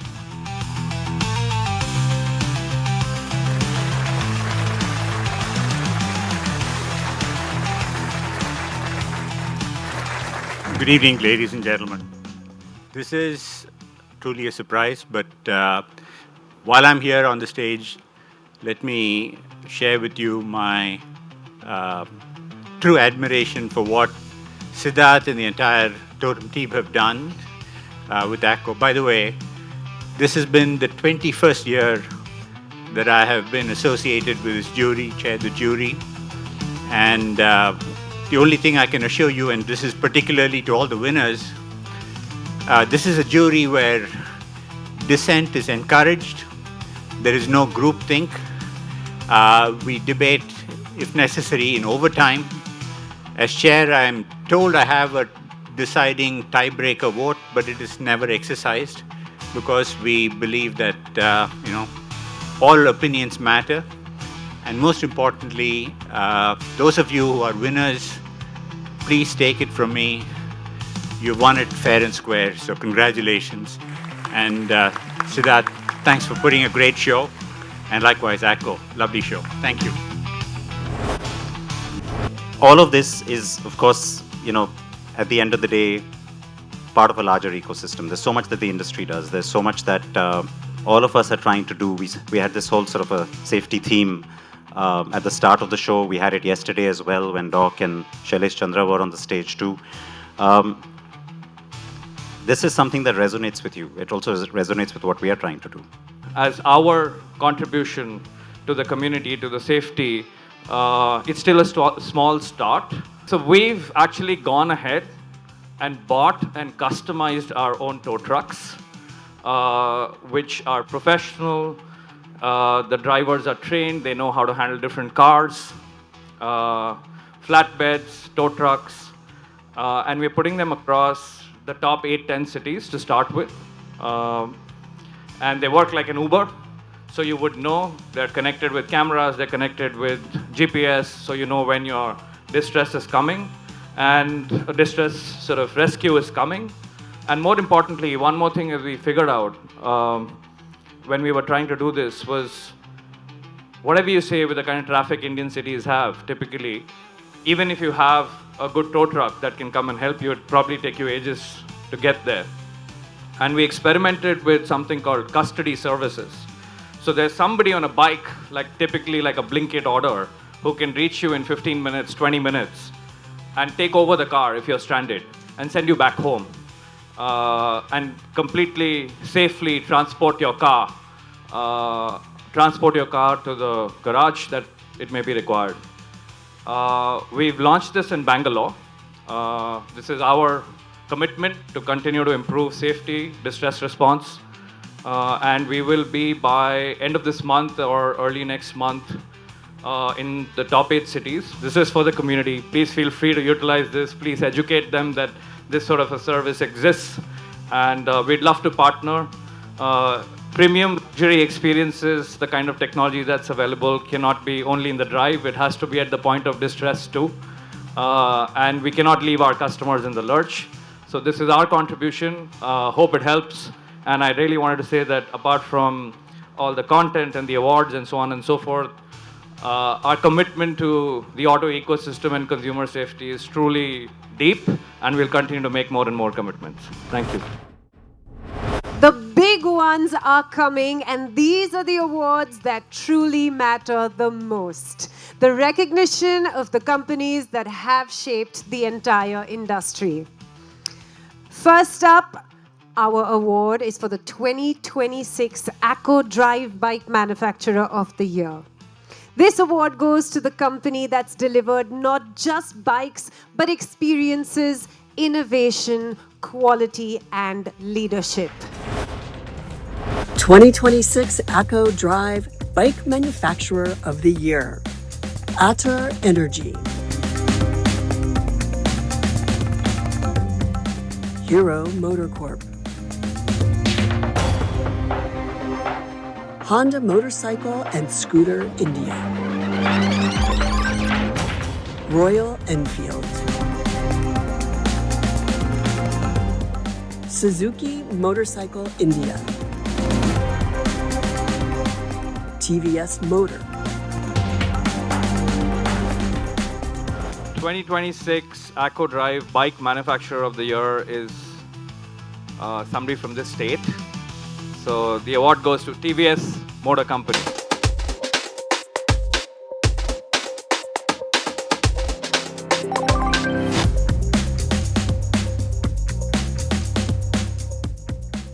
'26 Acco Drive Car Manufacturer of the Year. This is the company that's dominated, innovated, and stayed relevant in one of the world's fastest changing markets. 2026 Acco Drive Car Manufacturer of the Year, BMW India. Hyundai Motor India. Mahindra and Mahindra. Maruti Suzuki India. Mercedes-Benz India. Skoda Auto India. Tata Motors.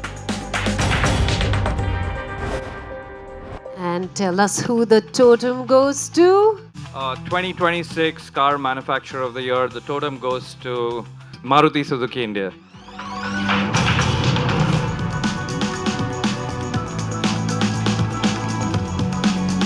That's a big one. The manufacturer of the year. You have to say something. Yeah, first of all, thank you very much for inviting us, and thanks for awarding us this very coveted award. And I think as for Maruti Suzuki, customers are key, and we are always there to understand their needs and have solutions and very good options for them. So that's how the journey is going to go. So before we show you the nominees for Bike of the Year, Car of the Year, the point I wanted to make, we also have the distinction of being the only awards program that also recognizes a premium Bike of the Year and a premium Car of the Year. So there's that coming. And then the second distinction is we also take great pride and value in declaring the first runner-up, because like I said, it's hard fought, it's not easy, and sometimes the points are so close. 2026 Acco Drive Bike of the Year, Hero Glamour X. Yamaha FZS FI Hybrid. Aprilia Tuono 457. KTM 390 Adventure X. Royal Enfield Hunter 350. TVS N-Torque 150. Vita VX2, Ultraviolet X47 crossover. Okay, this is the runner-up envelope that has come out, and we have the 2026 Acco Drive Bike of the Year, first runner-up, and the totem goes to KTM 390 Adventure X.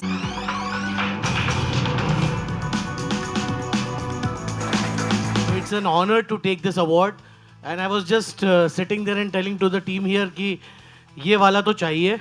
So thank you Echo, and thank you very much all of you for this recognition. 2026 Acco Drive Bike of the Year. The totem goes to TVS Ntorq 150.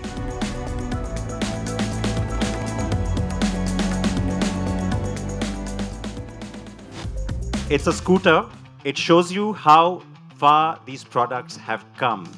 They stand toe to toe with the motorcycles, and this is the second time in our history that we've had a scooter get the top honors. Big round of applause to TVS, its engineering, and that very popular scooter. Now we take a look at the nominees for Premium Bike of the Year. 2026 Acco Drive Premium Bike of the Year. Ducati Panigale V4 V4S. Ducati Multistrada V2. Indian Scout Sport. It mentions this over here since there were only 3. Second runner-up was the Indian Scout Sport. Round of applause, please, for Indian. First runner-up, the Ducati Multistrada V2. And let me just go ahead and do this. I don't need the next envelope.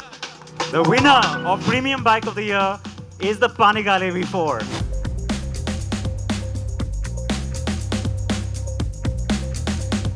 It is amazing. We are honored and humbled winning these 2 first runner-up and the winner award for the Premium Bike of the Year. Amazing for us. A huge motivation for we here in the Ducati India team, and obviously we send all this love back to the Italian team. So I'm sure they are gonna be amazed, very happy. So many thanks to Echo Awards for this huge award. Thank you. 2026 Acco Drive Car of the Year. Honda Amaze.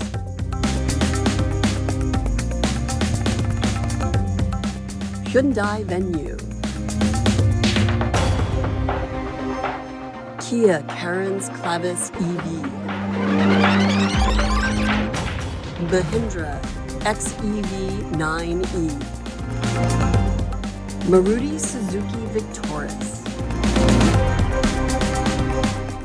VinFast VF7. Acco Drive Car of the Year first runner-up is the Maruti Suzuki Victoris.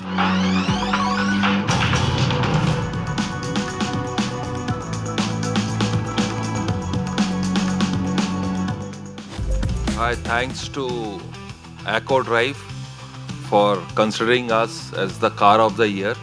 Nevertheless, runners-up, but we feel that it's already a winner in the segment. And thank you so much. Oh, okay then. 2026 Acco Drive Car of the Year. The totem goes to the Hyundai Venue.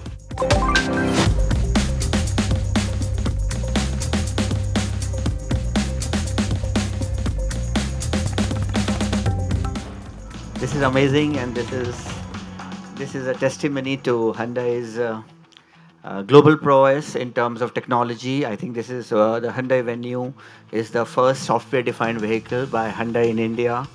Today we talked about safety, technology, ADAS. I think Hyundai's commitment to India about raising the benchmark. I think that is very important because all these years we have been always feeling that probably the gap between India and the developed markets. I think Indian auto market, Indian auto industry, all the OEMs are showing that we are not any behind, whether it's US or Europe. Our CAFE norms,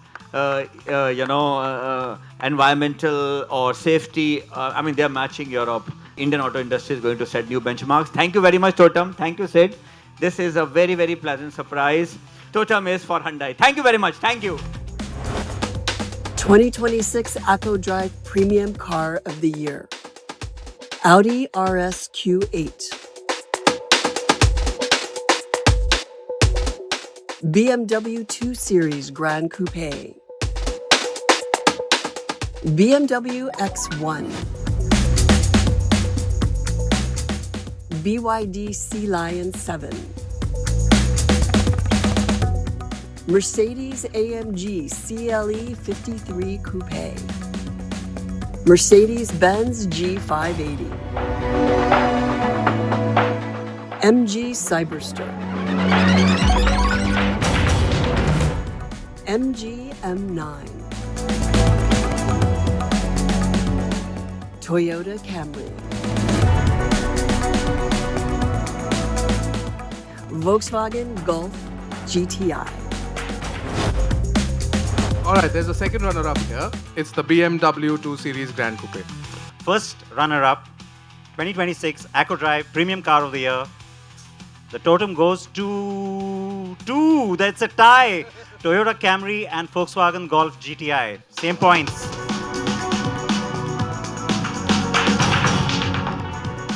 One, two, three. The BMW iX1.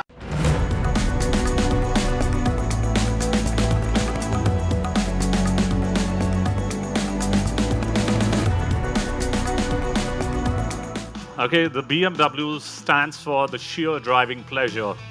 But in electric cars, this is the next level of sheer driving pleasure. So very happy to receive this award.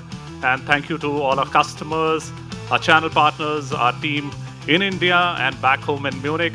And Thomas is right here. He is the plant MD who produces such wonderful cars, flawless quality. And thank you, Echo, for this lovely recognition. Thanks a ton. A lot of hard work from the entire team here. You have no idea what goes behind this. I drive a lot of people crazy as well. So please give it up for the entire team behind these 2 days of crazy amount of effort. And also a big thank you to all our partners without whom this would not be possible. To our community, Acco Drive, that supports us as well, just like all of you here in the industry do. And everyone, I can't tell you how hard this man has worked. So can we please give a big, big round of applause? Shall I call you the roaster? The spicy roaster? Siddharth? I'll take that. Thank you so much. Thank you for being here, Ramona. It's been a pleasure. We have a tradition here. All of you know it. Bring those trophies. Come on up. We're doing that photo.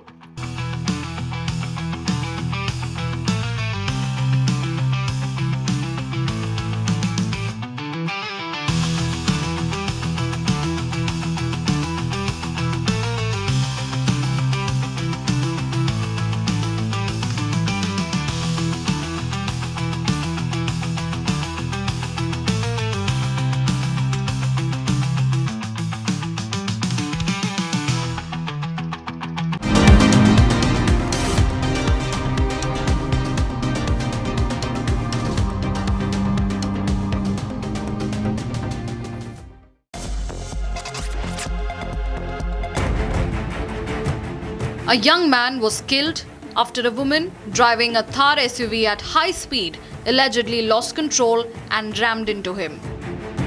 The accident occurred late last night on Sun Pharma Road along the stretch connecting Akshar Chowk in Vadodara. According to police, Abhishek Moore was on his way when the Thar SUV coming from the opposite direction allegedly lost control and hit him with tremendous force. The impact proved fatal and Abhishek died on the spot. The local residents rushed to the scene soon after the crash. Based on a complaint filed by the victim's father, police arrested 19-year-old Rishika Sadnani, who was driving the Thar. As per the police, she was reportedly returning from a wedding along with 2 other girls. Meanwhile, the DCP Manjita confirmed that an investigation is underway to determine whether the vehicle was over speeding. Rishika Sadnani करके जो lady थी वो ये गाड़ी चला रही थी और ये अपनी दोस्त को शादी के बाद घर छोड़ने जा रही थी, उस दौरान ये घटना हुई है। क्या कर रही है ये ऋषिका अभी कॉलेज के फर्स्ट ईयर में पढ़ाई कर रही है। चश्मदीद का ये कहना है कि गाड़ी ओवर स्पीड में थी, बहुत स्पीड में चला रहे हैं। अभी हम पुलिस की तहकीकात में हम जितने भी सीसीटीवी कैमरास हैं और इस गाड़ी की स्पीड की एक टेक्निकल सर्वे होता है, मोटर व्हीकल एक्सपर्ट्स होते हैं, उनको बुला के हम जो गाड़ी की स्पीड कितनी हो सकती है, कितनी स्पीड में कितनी टक्कर लग सकती है, वो सारा एक पुलिस इन्वेस्टिगेशन होता है, वो पुलिस इन्वेस्टिगेशन कर रही है। और रात को ऐसे कोई नशीले पदार्थों का लेडी ने सेवन किया हुआ है तो उसके भी उनका शारीरिक परीक्षण पर किया जा रहा है। On the other hand, a medical examination has also been conducted to check if the driver was intoxicated.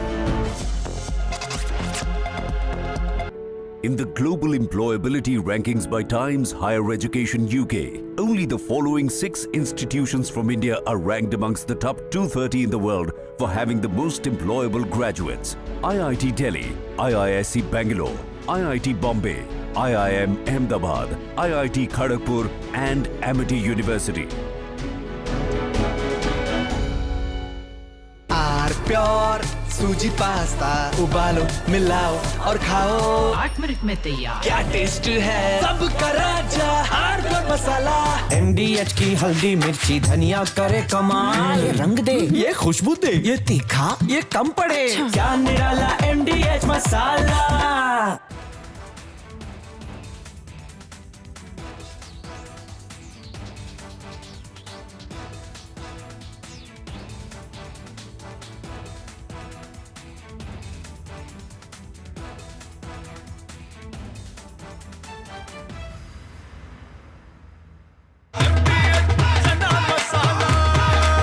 अब छोलिया हो या लोबिया, सफेद चने या काले चने, सब कुछ मजेदार बने। I am absolutely fed up, like you are, I'm sure, with the U-turns of the BCCI and the ICC and cricket politics. And I feel bad, like every citizen of India does, that these people, because they want to make some money over cricket, are ready to compromise the nation. Terrible. Pakistan has taken another magnificent U-turn in its decision to not play, not play, not play, keep changing its mind, ladies and gentlemen. First they say they stand with Bangladesh, then they said we stand with them so much then we don't participate in the World Cup. Then they put Shehbaz Sharif in front and he said we've taken a clear decision not to play cricket with India because we are backing Bangladesh. Listen to what Shehbaz Sharif said. T20 world cup जो है उस हवाले से हमने बड़ा वाज़ेह stand लिया है कि हम हिंदुस्तान के ख़िलाफ़ जो मैच है वो हम नहीं खेलेंगे क्योंकि पाकिस्तान ने कहा कि ये खेल का मैदान है, ये सियासत नहीं है। खेल के मैदान में सियासत बिल्कुल नहीं होनी चाहिए। हमने एक बड़ा सोच समझ के हमने स्टैंड लिया है और इस हवाले से हमें बांग्लादेश के साथ पूरी तरह खड़े होना चाहिए। That's what he said 8 days back. Now he's changed his line 8 days later. Now he's saying that the government of Pakistan is now directing the Pakistan national team to play, to take the field on February 15th for the scheduled fixture against India in the T20 World Cup. Now viewers, my point is, let the Pakistanis do what the hell they want to do, who cares? But what is the BCCI doing? What is the ICC doing? What is Rajiv Shukla doing? What is this paid executive Sanjog Gupta doing? Why are we allowing Pakistan to do the U-turn? We should have never given them a long rope. We should have caught them and said, no, you said you're not playing, now you don't play. We should have embarrassed them. We should have made life hell for them. We should have reined in the Pakistanis. But no, you see in our country, some people are so desperate, like Rajiv Shukla, so desperate.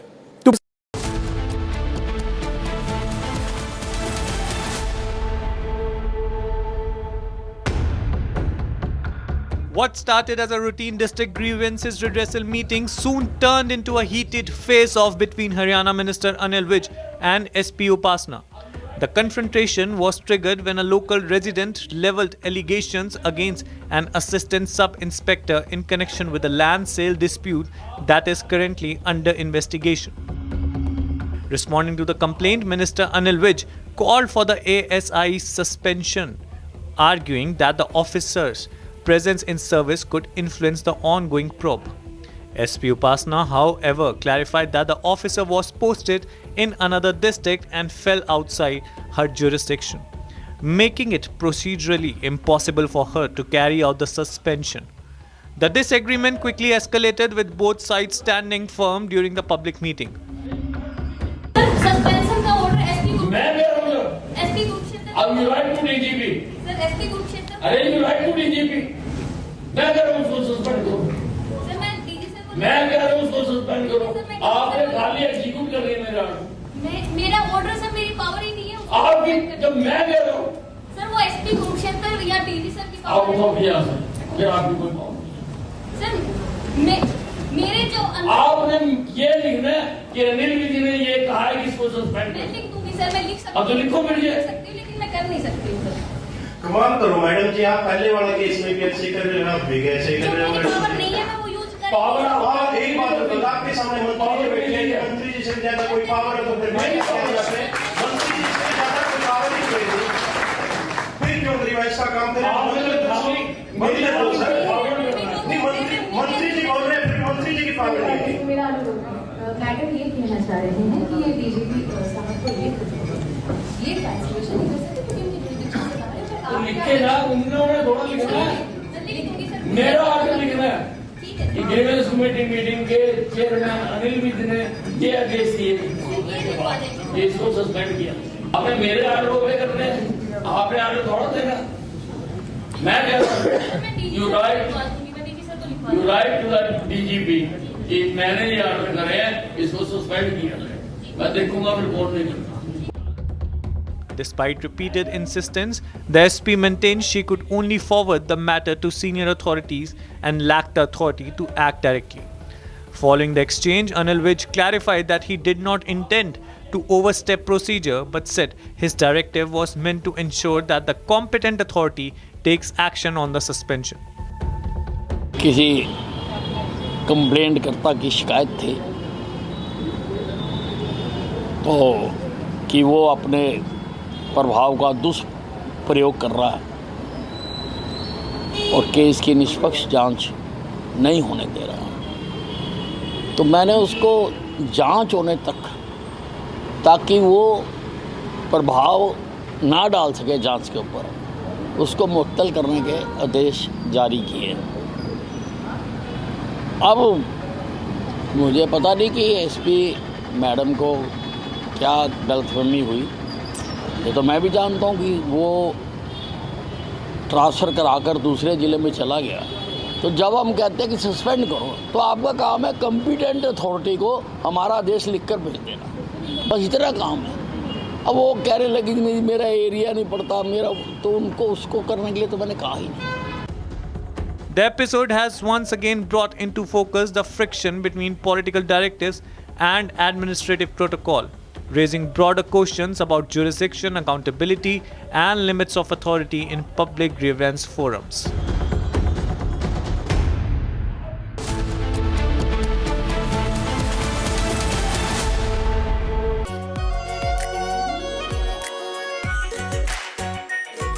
Pure Shahi Paneer Masala. Delicious, healthy, every day. केसरिया से मन जोगी हुआ रे, दिल झूमे देखो मतवारा हुआ रे. केसरिया से मन जोगी हुआ. हर पल मनाओ केसरी त्योहार. विमल, बोलो जुबान केसरी. ये है सीक्रेट रेसिपी MDH का जीरा सिप जल जीरा मसाला.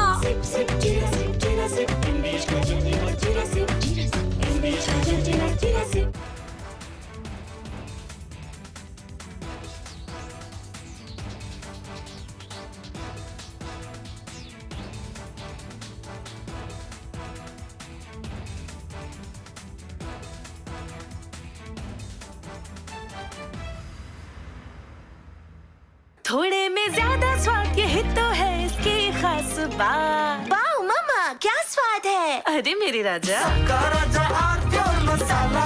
Himanta Biswa Sarma, good evening. Good evening. And everyone across the country has watched your press conference yesterday. Yes. Now, you see, now that you've done the press conference, you've made some very, very damning allegations against Gaurav Gogoi. Yes. Are you doing it? First question, let's have it out of the way. Are you doing this because you're facing a huge test in your political career with the Assam elections coming up? and he's the person Rahul Gandhi is putting up against you. Arnab, you know Assam. Even I produce a picture of Asim Munir and Gaurav Gogoi. Congress is not going to lose a single vote because whomever the vote, the section of people who vote for Gaurav Gogoi or Rahul Gandhi in Assam, in any case they will vote only Congress. From that press conference, neither I will gain one vote, neither I will lose one vote. But you have said some amazing things. Yes. You said that you think that Gaurav Gogoi visited Pakistan on an invitation from the ISI. You have said he has gone there for specific training, and some specific training was given to him in Pakistan. Arnab, these are national security allegations, yes, sir. Yes. Arnab, today Gaurav Gogoi did a press conference. I do not know whether you know it or no, do not know it. He has amplified my allegation. My allegation was that he got a visa for Lahore. Then next day when he arrived Lahore, Ministry of Interior Pakistan issued a letter that he can come to Karachi and Islamabad, but there was no visa for Rawalpindi.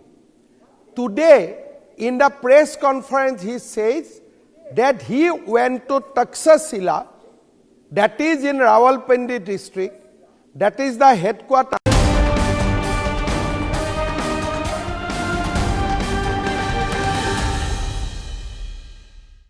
Mr. Hardeep Singh Puri, thank you very much for joining me today. We're in the middle of a very, very hot parliament session. We're in the middle of a very volatile parliament session. A lot is being said, a lot is being exchanged, a lot of accusations are being made, privilege motions are being moved up, and you're right there in the middle of the action. You're not a traditional politician. You're a technocrat, bureaucrat. After 9 years of being a minister, you still don't want to allow me to be called a politician. I don't know what qualifies. Oh, well, yeah, I spent 39 years in the civil service, 4 years with an international think tank, and now here. So, but yeah, I'm enjoying this kind of. Sense that politicians are believed to have thick skin.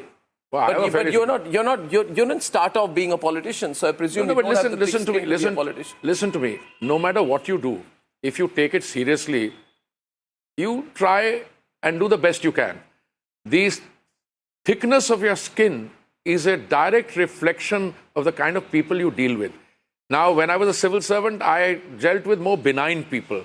But, you know, as a politician, I have to deal with the honorable leader of the opposition, and dealing with him and the likes of him, you end up developing a thick skin. In what way? In what ways? Because, you know, my view, Arnab, is that politics, the essence of politics is freedom of speech. The essence of freedom of speech is discourse. And the essence, core of that is participation. Therefore, if you have an issue, you raise it in Parliament, stand there, let somebody else respond to it. But, you know, earlier I used to describe his brand of politics as shoot and scoot. Now it is spit and fly. Now, if he wants to raise an issue, he is never there. I mean, when he's not traveling abroad and even Parliament is in session, sometimes he's traveling abroad when Parliament is in session. Today, the issue is different. If he thinks someone, a foreign government, has a chokehold on us because XYZ, he has to explain it. Now, going and doing a jiu-jitsu grip posture, so-and-so happened, mixing up apples and oranges, etc. I can tell you as a former trade negotiator, you know, I was a trade negotiator in the year of the Lord, 1981. If you talk about trade deals, this is one of the best phases in India's history. We've got 9 deals, one after the other. 27 members of the EU. We've got a trade deal with the United States. And he says India is sold out. Sold out. And sold out why? Farmers not protected, data not protected, this not happened, that not. Arey bhai, explain to karo. Padh to lo kya likha hai? Arnab, this is a framework agreement on an interim agreement. There is still stuff to be negotiated. And he's linking it to something in some file somewhere, something in some file somewhere. Somebody has a friend of yours has a case somewhere. Arey bhai, the Prime Minister's mind is not wired to take pressure. I worked with the Prime Minister 9 years. I've been a member of his team, but I've had the privilege of knowing him earlier. And if there is any point of time, post-May 2014, our economy has gone from fragile 10th position to 4th position, going up. And it's shooting up. And he decides to echo somebody's view, it's a dead economy. He says, I decides to say, this is not right. Farmers are against it. Arey bhai, if you are serious about your profession, read what is there. My colleagues who are responsible for trade negotiations said, farmers' interests fully reflected. See what's in the joint statement. Somebody else puts out some sheet and then retracts it today.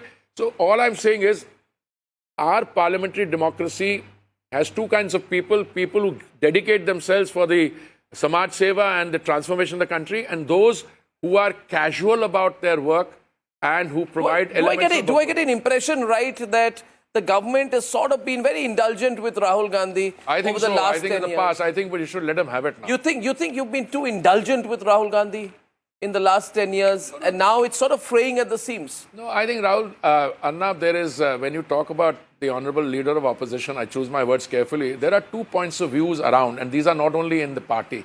One is that it's good to have a leader of opposition like him. Why? Because A, he provides entertainment value, is not able to pursue any issue seriously. He raises an issue and then he goes completely in another direction. So it's one issue today, and then he'll raise it for about 6-8 hours, then they will go off the tangent and raise another issue.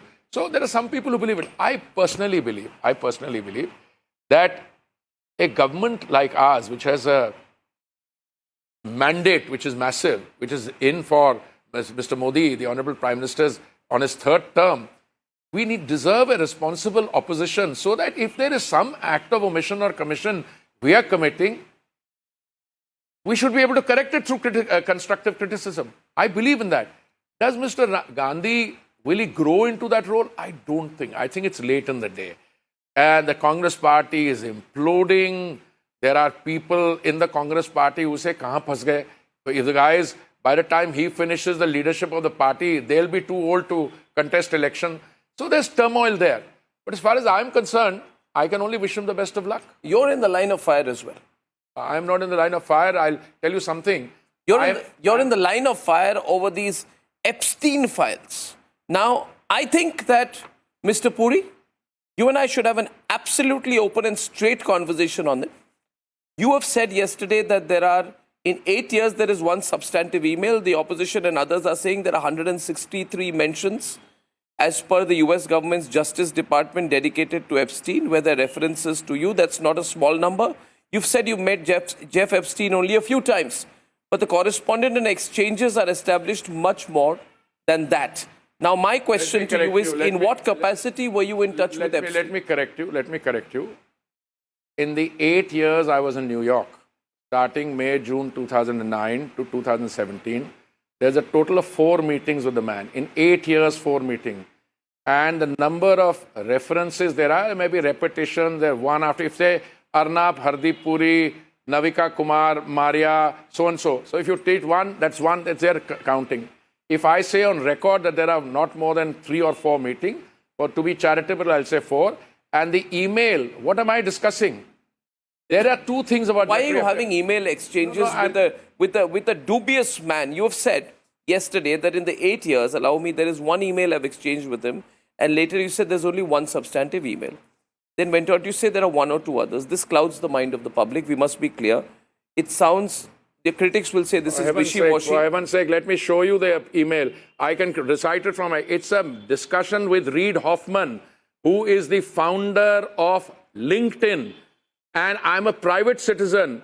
When I'm put in touch with him and I meet him in Los Angeles, I'm saying that India presents a great opportunity for digital innovation, for internet penetration, for Make in India, Digital India. Epstein is about wrongdoing. There are things in the Epstein files which are about criminal wrongdoing, which the FBI is chasing to bring justice to the victims of those things. This has got nothing to do with that. This is about somebody who's a private citizen saying India under Modi presents great opportunities. So please, somebody of your standing, Arnab, read the email. I remember it offhand. I can even tell you, Read the email in its entirety. There's nothing about. How do you assume I have not read it? Then I'm surprised you asking the question. No, but may I ask you a follow-up? Yeah, please. If it is Reid Hoffman, you are Hardeep Puri, you are India's ambassador to the UN. No, I'm not. I'm a private citizen at that point of time. You're a private. I ceased being India's ambassador in March 2013. This is an exchange of October 2014. 1 year and 6 months later. You are saying you're pushing Digital India. Yeah. How did Epstein know that the Reid Hoffman meeting was scheduled? I told you. What was his role in it? No, I explained that. And let me explain it to you because you have hopefully more following. But I thought others have become very clear on it. I go there as part of a delegation of the Independent Commission on Multilateralism. I'm the Secretary General. A former Prime Minister of Australia is the chair of that. In that meeting, this is so-and-so, this is so-and-so, this is so-and-so. He sends an email to POTUS, this is legal counsel.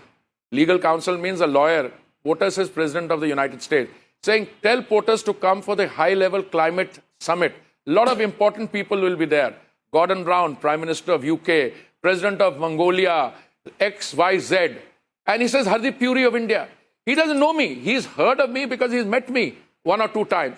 And he suggests that Reid Hoffman meet me. So he sets up a meeting through somebody, I don't know who it is. I meet Reid Hoffman and I copy him. And what am I telling Reid Hoffman? He's asking me, did you persuade Reid to go to India? No, he says, and you've been very uncharitable, you just said I have not read the emails. No, I'm glad you're reading it. Then let's read the thing. Why did you say that I have not read the email? Because anyone who's read it would know that I'm pushing Digital India, I'm pushing Make in India, and before it is I know that, but you know I never do interviews without going through this stuff. No, I know that. That's why I know you, because you and I went to the same college. You're known for due diligence. That's why you have such a standing. We were part of the same debating society as well. But my question is, he writes to you on 4th October 2014.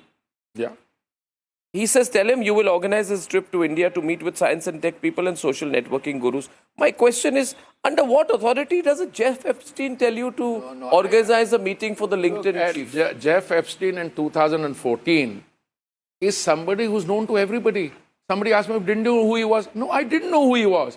In 2008, he had some problem in Florida and he served house arrest. But in 2014, that's my question. In 2008, can I complete this? 2014, when I meet him, he's meeting the whole world. He's meeting heads of state, heads of government. He's meeting prime ministers and president. At that stage, when we found out that there is something wrong with the guy who's more controversial, my first meeting, I had a sense of unease. What sense of unease? I'll tell you, when my boss then, Terry Rod Larson, turned around and said, I want to take you and the chairman of the thing and the members of the board. Members of the board, highly respectable people, to a evening event somewhere. I said, where? You know, he jokingly said, I won't tell you because you'll Google the place and you might not come. So I said, and how will I reach a place if you don't tell me where it is? So he said, Anna, the driver will bring you there. Then I asked Anna, what is the address you're taking out? I don't think she also knows. I Googled the address and I told my other colleagues, should we go? They said, well, you're going as part of a group. And he refers to that. There are a lot of people in that evening. I don't know if it's the same event, but my first meeting was, there is Woody Allen there is a prime minister of some ex-prime minister there are, Kevin Rudd, his name is mentioned, Prime Minister of Australia, I'm there. After a little while, you sit there, have that, and you come away. Now, in 8 years, you've met this guy 4 times. Yes, he says, meet somebody called Reid Hoffman. Reid Hoffman is a very respectable man. He is the founder of LinkedIn. Yes. And I send him a detailed mail saying, please go and invest in or look at India. What are the arguments I use? No, I know the arguments you are using. Then I know the arguments you are using. Mr. Puri, this constant assumption by you that I have come to meet you without reading the emails is absolutely wrong. Because I've seen the arguments, but I still have a follow-up question. Am I allowed to ask the follow-up You're allowed to ask any question. Yes. If after reading the email, you still come back to who Epstein was, I know who Epstein was. I discovered lately and I walked away from that. I'm not questioning your intent, because in that 13th November 2014 email you're writing to Jeff Epstein, CC Reid Hoffman, and you're saying, I briefed you on the discussion with Reid in Silicon Valley, SoftBank investing 10 billion in the Indian e-commerce space, Prime Minister Modi's focus to revive the Indian economy, Make in India, India's 200 million internet users, digital infrastructure rollout plans. So you're not pushing any personal agenda. You're pushing I have no personal agenda. You're pitching Make in India. Now my question to you is only this, and this question you must answer, that why Jeff Epstein? Because it's a very simple thing. Because you are saying that everybody in New York knew him. He was a very prominent member in of 2014, they didn't have the kind of doubts. But as the time goes on, a lot of us left the place. No, but in 2008, he had pleaded guilty to state charges of solicitation of prostitution and solicitation of prostitution with a minor under the age of 18 and was sentenced to 18 months in minimum security facility. So he was drenched in house arrest. He was in house arrest. He was drenched in muck. By the way, yeah, by the way, in 2008, what happened in Florida, if it had been known in New York in 2008 or 9, some of the guys wouldn't have been talking to him. This is my view. Some of the guys?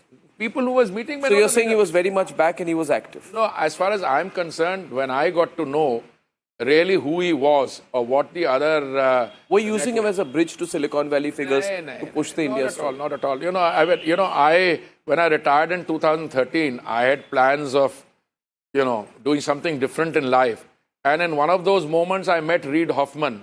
But by the way, I was also looking at the solar system, etc. But that's not part of this. It just so happened that this guy was part of the introduction. So that's why I'm sending a message to Reid Hoffman to him. But once we found out who he was, we switched off. When did you know that? Well, immediately thereafter. I mean, when, details, there's a rumor mill also which goes around. Is it the same guy? You check up who he is. As I said, first meeting also, one was ambushed. I checked up. Later on, by the way, the person who introduced me, Terrier Rod Larson, was sacked by the IPI. And, by the way, there was an exchange between Epstein and Terrier Rod Larson. Epstein refers to me in 2015 and he says two-faced. Arnab, this is important. Two-faced, ? And Terrier Rod Larson, who was finally sacked from the IPI, says, if you meet an Indian and a snake, kill the Indian first. And therefore, my standing with both these guys, and that's why, if I were a beneficiary of that, I was not getting anything out of it. I was part of the independent commission, which was a project of the IPI to see if the UN was... So Terrier Lord Larson, what was he fuming about India on December 25th, 2015, within an email thread involving Jeff Epstein, with whom you had scheduled meetings and coffee conversation? Terrier Lord Larson says, have you heard the saying, when you meet an Indian and a snake, kill the Indian first? Yeah. This remark appears in an email chain that includes correspondence about you earlier in 2015 regarding meeting and coffee conversation. What was the immediate context of the remark? What discussion, disagreement or subject involving India as an Indian individual? I'll tell you something. The fact that I was referred to as two-faced by a man like Epstein, which clearly I found out later when these emails came, it was a great sense of reassurance to me. Why? Because I had a dislike for the guy. I had a dislike? Absolutely. Absolutely. He's a international figure. First time I met him, we went part of a delegation. Second time, whatever it is, he is boasting that he knows me. But after a while, when you find out that the guy was involved in something in the past, it's very difficult to ask, 2008 this happened. Yeah, I went in 2009. I had nothing to do in 2008 there. In 2009, I had no clue to who Epstein was till 2013. But look, I don't need to defend myself on this. Because even the strongest allegation is not saying that this is part of some sex or other operation. Why were you in touch with him? Yeah, Arnab, I'm 73 years old. I have been in touch with terrorists. I have been in touch with all kinds of people. That's all professional, this thing. As a young first secretary, I was sent to Jaffna. Which terrorist? Which terrorist? Velupale Prabhakaran. I was the one sent to bring him to India. Does that make me a terrorist? I was the one who went and had secret contacts with Prabhakaran and Jaffna. Look, this is part of one's professional thing. You have interviewed a lot of interesting people in the world. Nobody, I think, dares ask you the question, why did you interview that guy? He has a shady reputation. My God, the more the shadier the reputation, the more fun an interview can be. But today, my context here is not what that guy is associated with me. My context is I'm pushing the India story, for heaven's sake. And I'm smelling of roses on that. Are you feeling vulnerable? Not at all. I'm enjoying myself. You see, the opposition is going to go after you. I get a feeling from the kind of messages exchanges. They're having a good time. They're going to take every email of yours, put tweets out on it. How are you going to fight this? Because can I ask you very frankly? Yesterday, Rahul Gandhi said there is this businessman Anil Ambani. Why is he not in jail? I would like to ask Hardeep Puri. Ask Hardeep Puri, but Hardeep Puri, not about Anil Ambani. I know who introduced him, and Hardeep Puri knows who introduced him. Who introduced him? Jerry Rod Larson, who was the president of the IPI. I was in a project of the IPI. So what is? No, let me tell. Are you in the line? I mean, do you see the opposition would want a scalp? Oh, come on. I am smelling of roses and the opposition knows it. How are you going to fight this, Hardeep Puri? There is nothing to fight here. If I am saying I am peddling India, I wear that as a badge of honor. And by the way, the question, Rahul Gandhi said, who introduced him?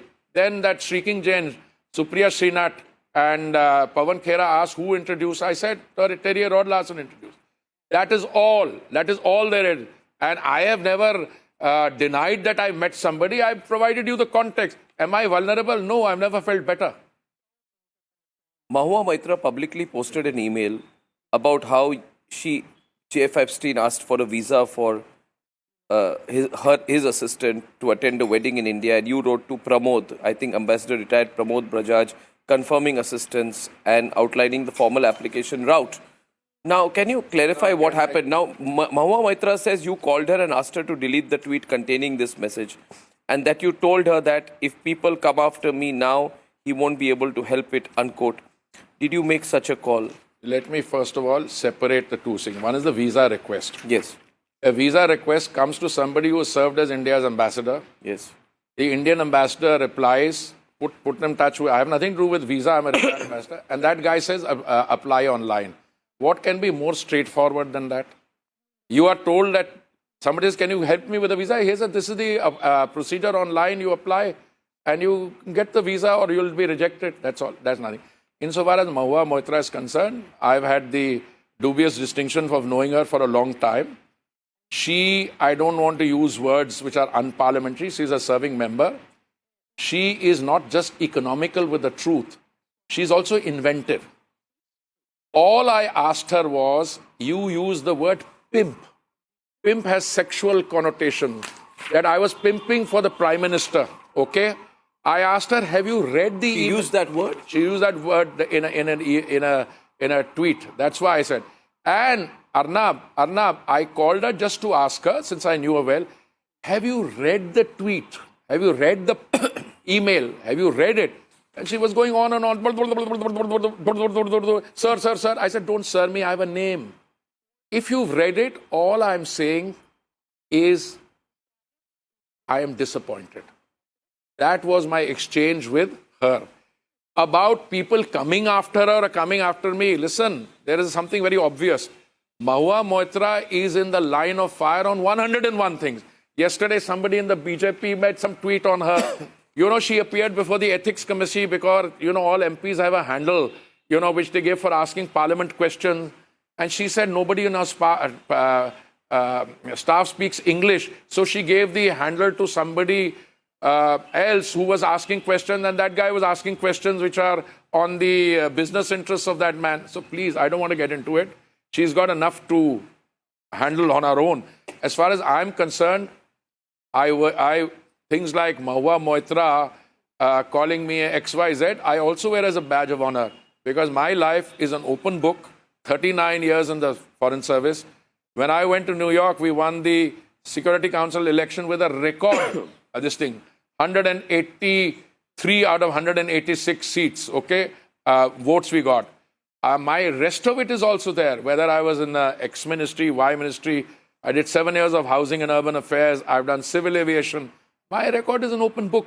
And as far as Mahua Moitra is concerned, he will be dealt with by the party. She has abusive 6 tweets every day. You are clearly now, whether it is because of your ability, your position, or your importance in the Modi government, you are in the middle of what you call innuendo politics or smear campaign, and whatever I see, targeting is happening. why don't you take some legal action? You see, I am curious about this. Why don't you take some legal action against your political opponents in what they are saying? Isn't it advisable for you to do that? First question. Second, simply, does the government, does the Prime Minister have your back? You have the full support of the Prime Minister and the government in this, because you're being targeted, Mr. Puri, and you're not a private citizen anymore. You are a very important union. What am I targeted for? For advocating India's cause? Whatever you're being targeted for. No. Let's be very clear. I'm not a private citizen. I don't do anything on my own. No, you're not. No, I'm not. So if I do something, I do it with full responsibility. Secondly, what about legal this thing? You know, when I was in the service, I was known as the most litigious so-and-so. I won't use that word because it was a polite term. You know, I won a defamation case against somebody in the UK. That person also ended up putting to, he's misogynist, he doesn't like women. So somebody reminded her, you ended up issuing an apology. You ended up posting the apology. You ended up paying £20,000 in cost to his lawyers. Immediately. Where is the litigious Hardeep Puri now? Why is he taking it on the chin? You see what Why is he not fighting back legally? Hold on. You saw what happened to Mr. Saket Gokhale? 50 lakhs in damages he has to pay, unconditional apology. Although it's against my wife, but it was aimed at me. He told everybody... Why don't you go litigious against Rahul Gandhi and Mahua Maitra? What about Rahul Gandhi? What did he say in Parliament? All he said was, who introduced Hardeep Puri? Listen to me. But if they cross the line beyond... No, I'm waiting. There's an expression in the English language I use somewhere. Come into my palace, said the... What does tell me?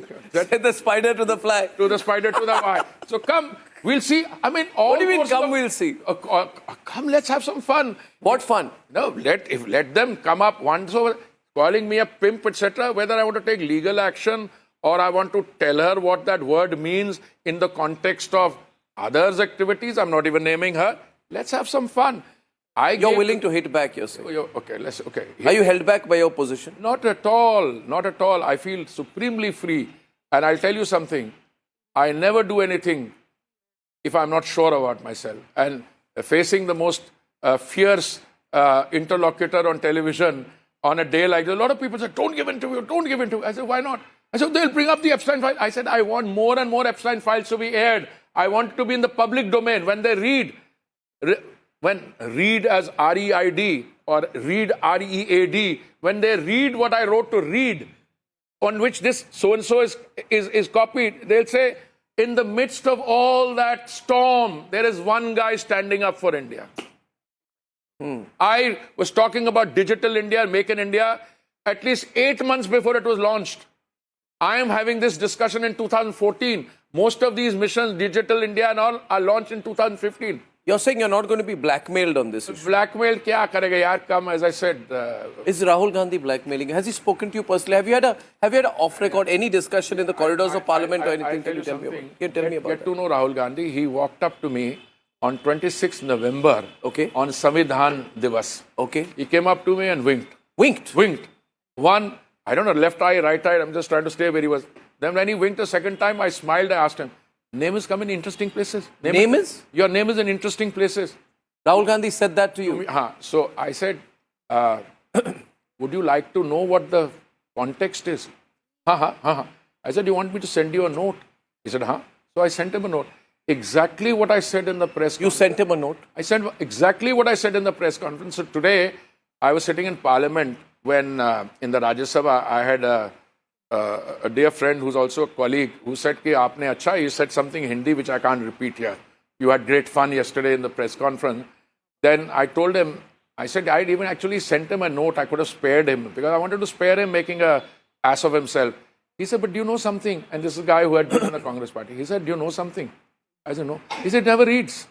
So what happens is, if he's going into something, somebody tells him, you remember, did you see that interview on why a motorcycle weighs 150 kilograms and why a... Speech, unfortunately. It was a speech, unfortunately. Well, it's not a statement. About a motorcycle. A motorcycle and car weight.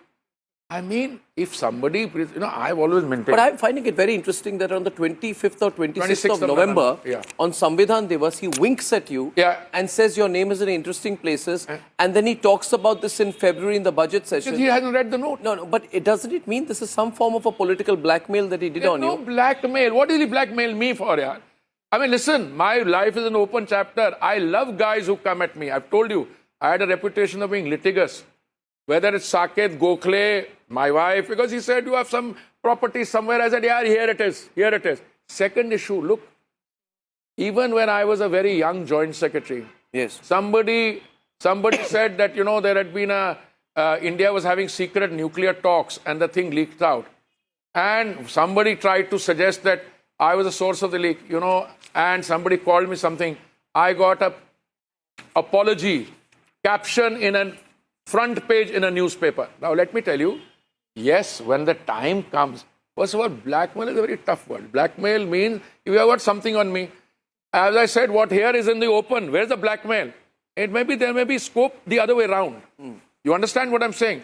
In political life, you put politics of innuendo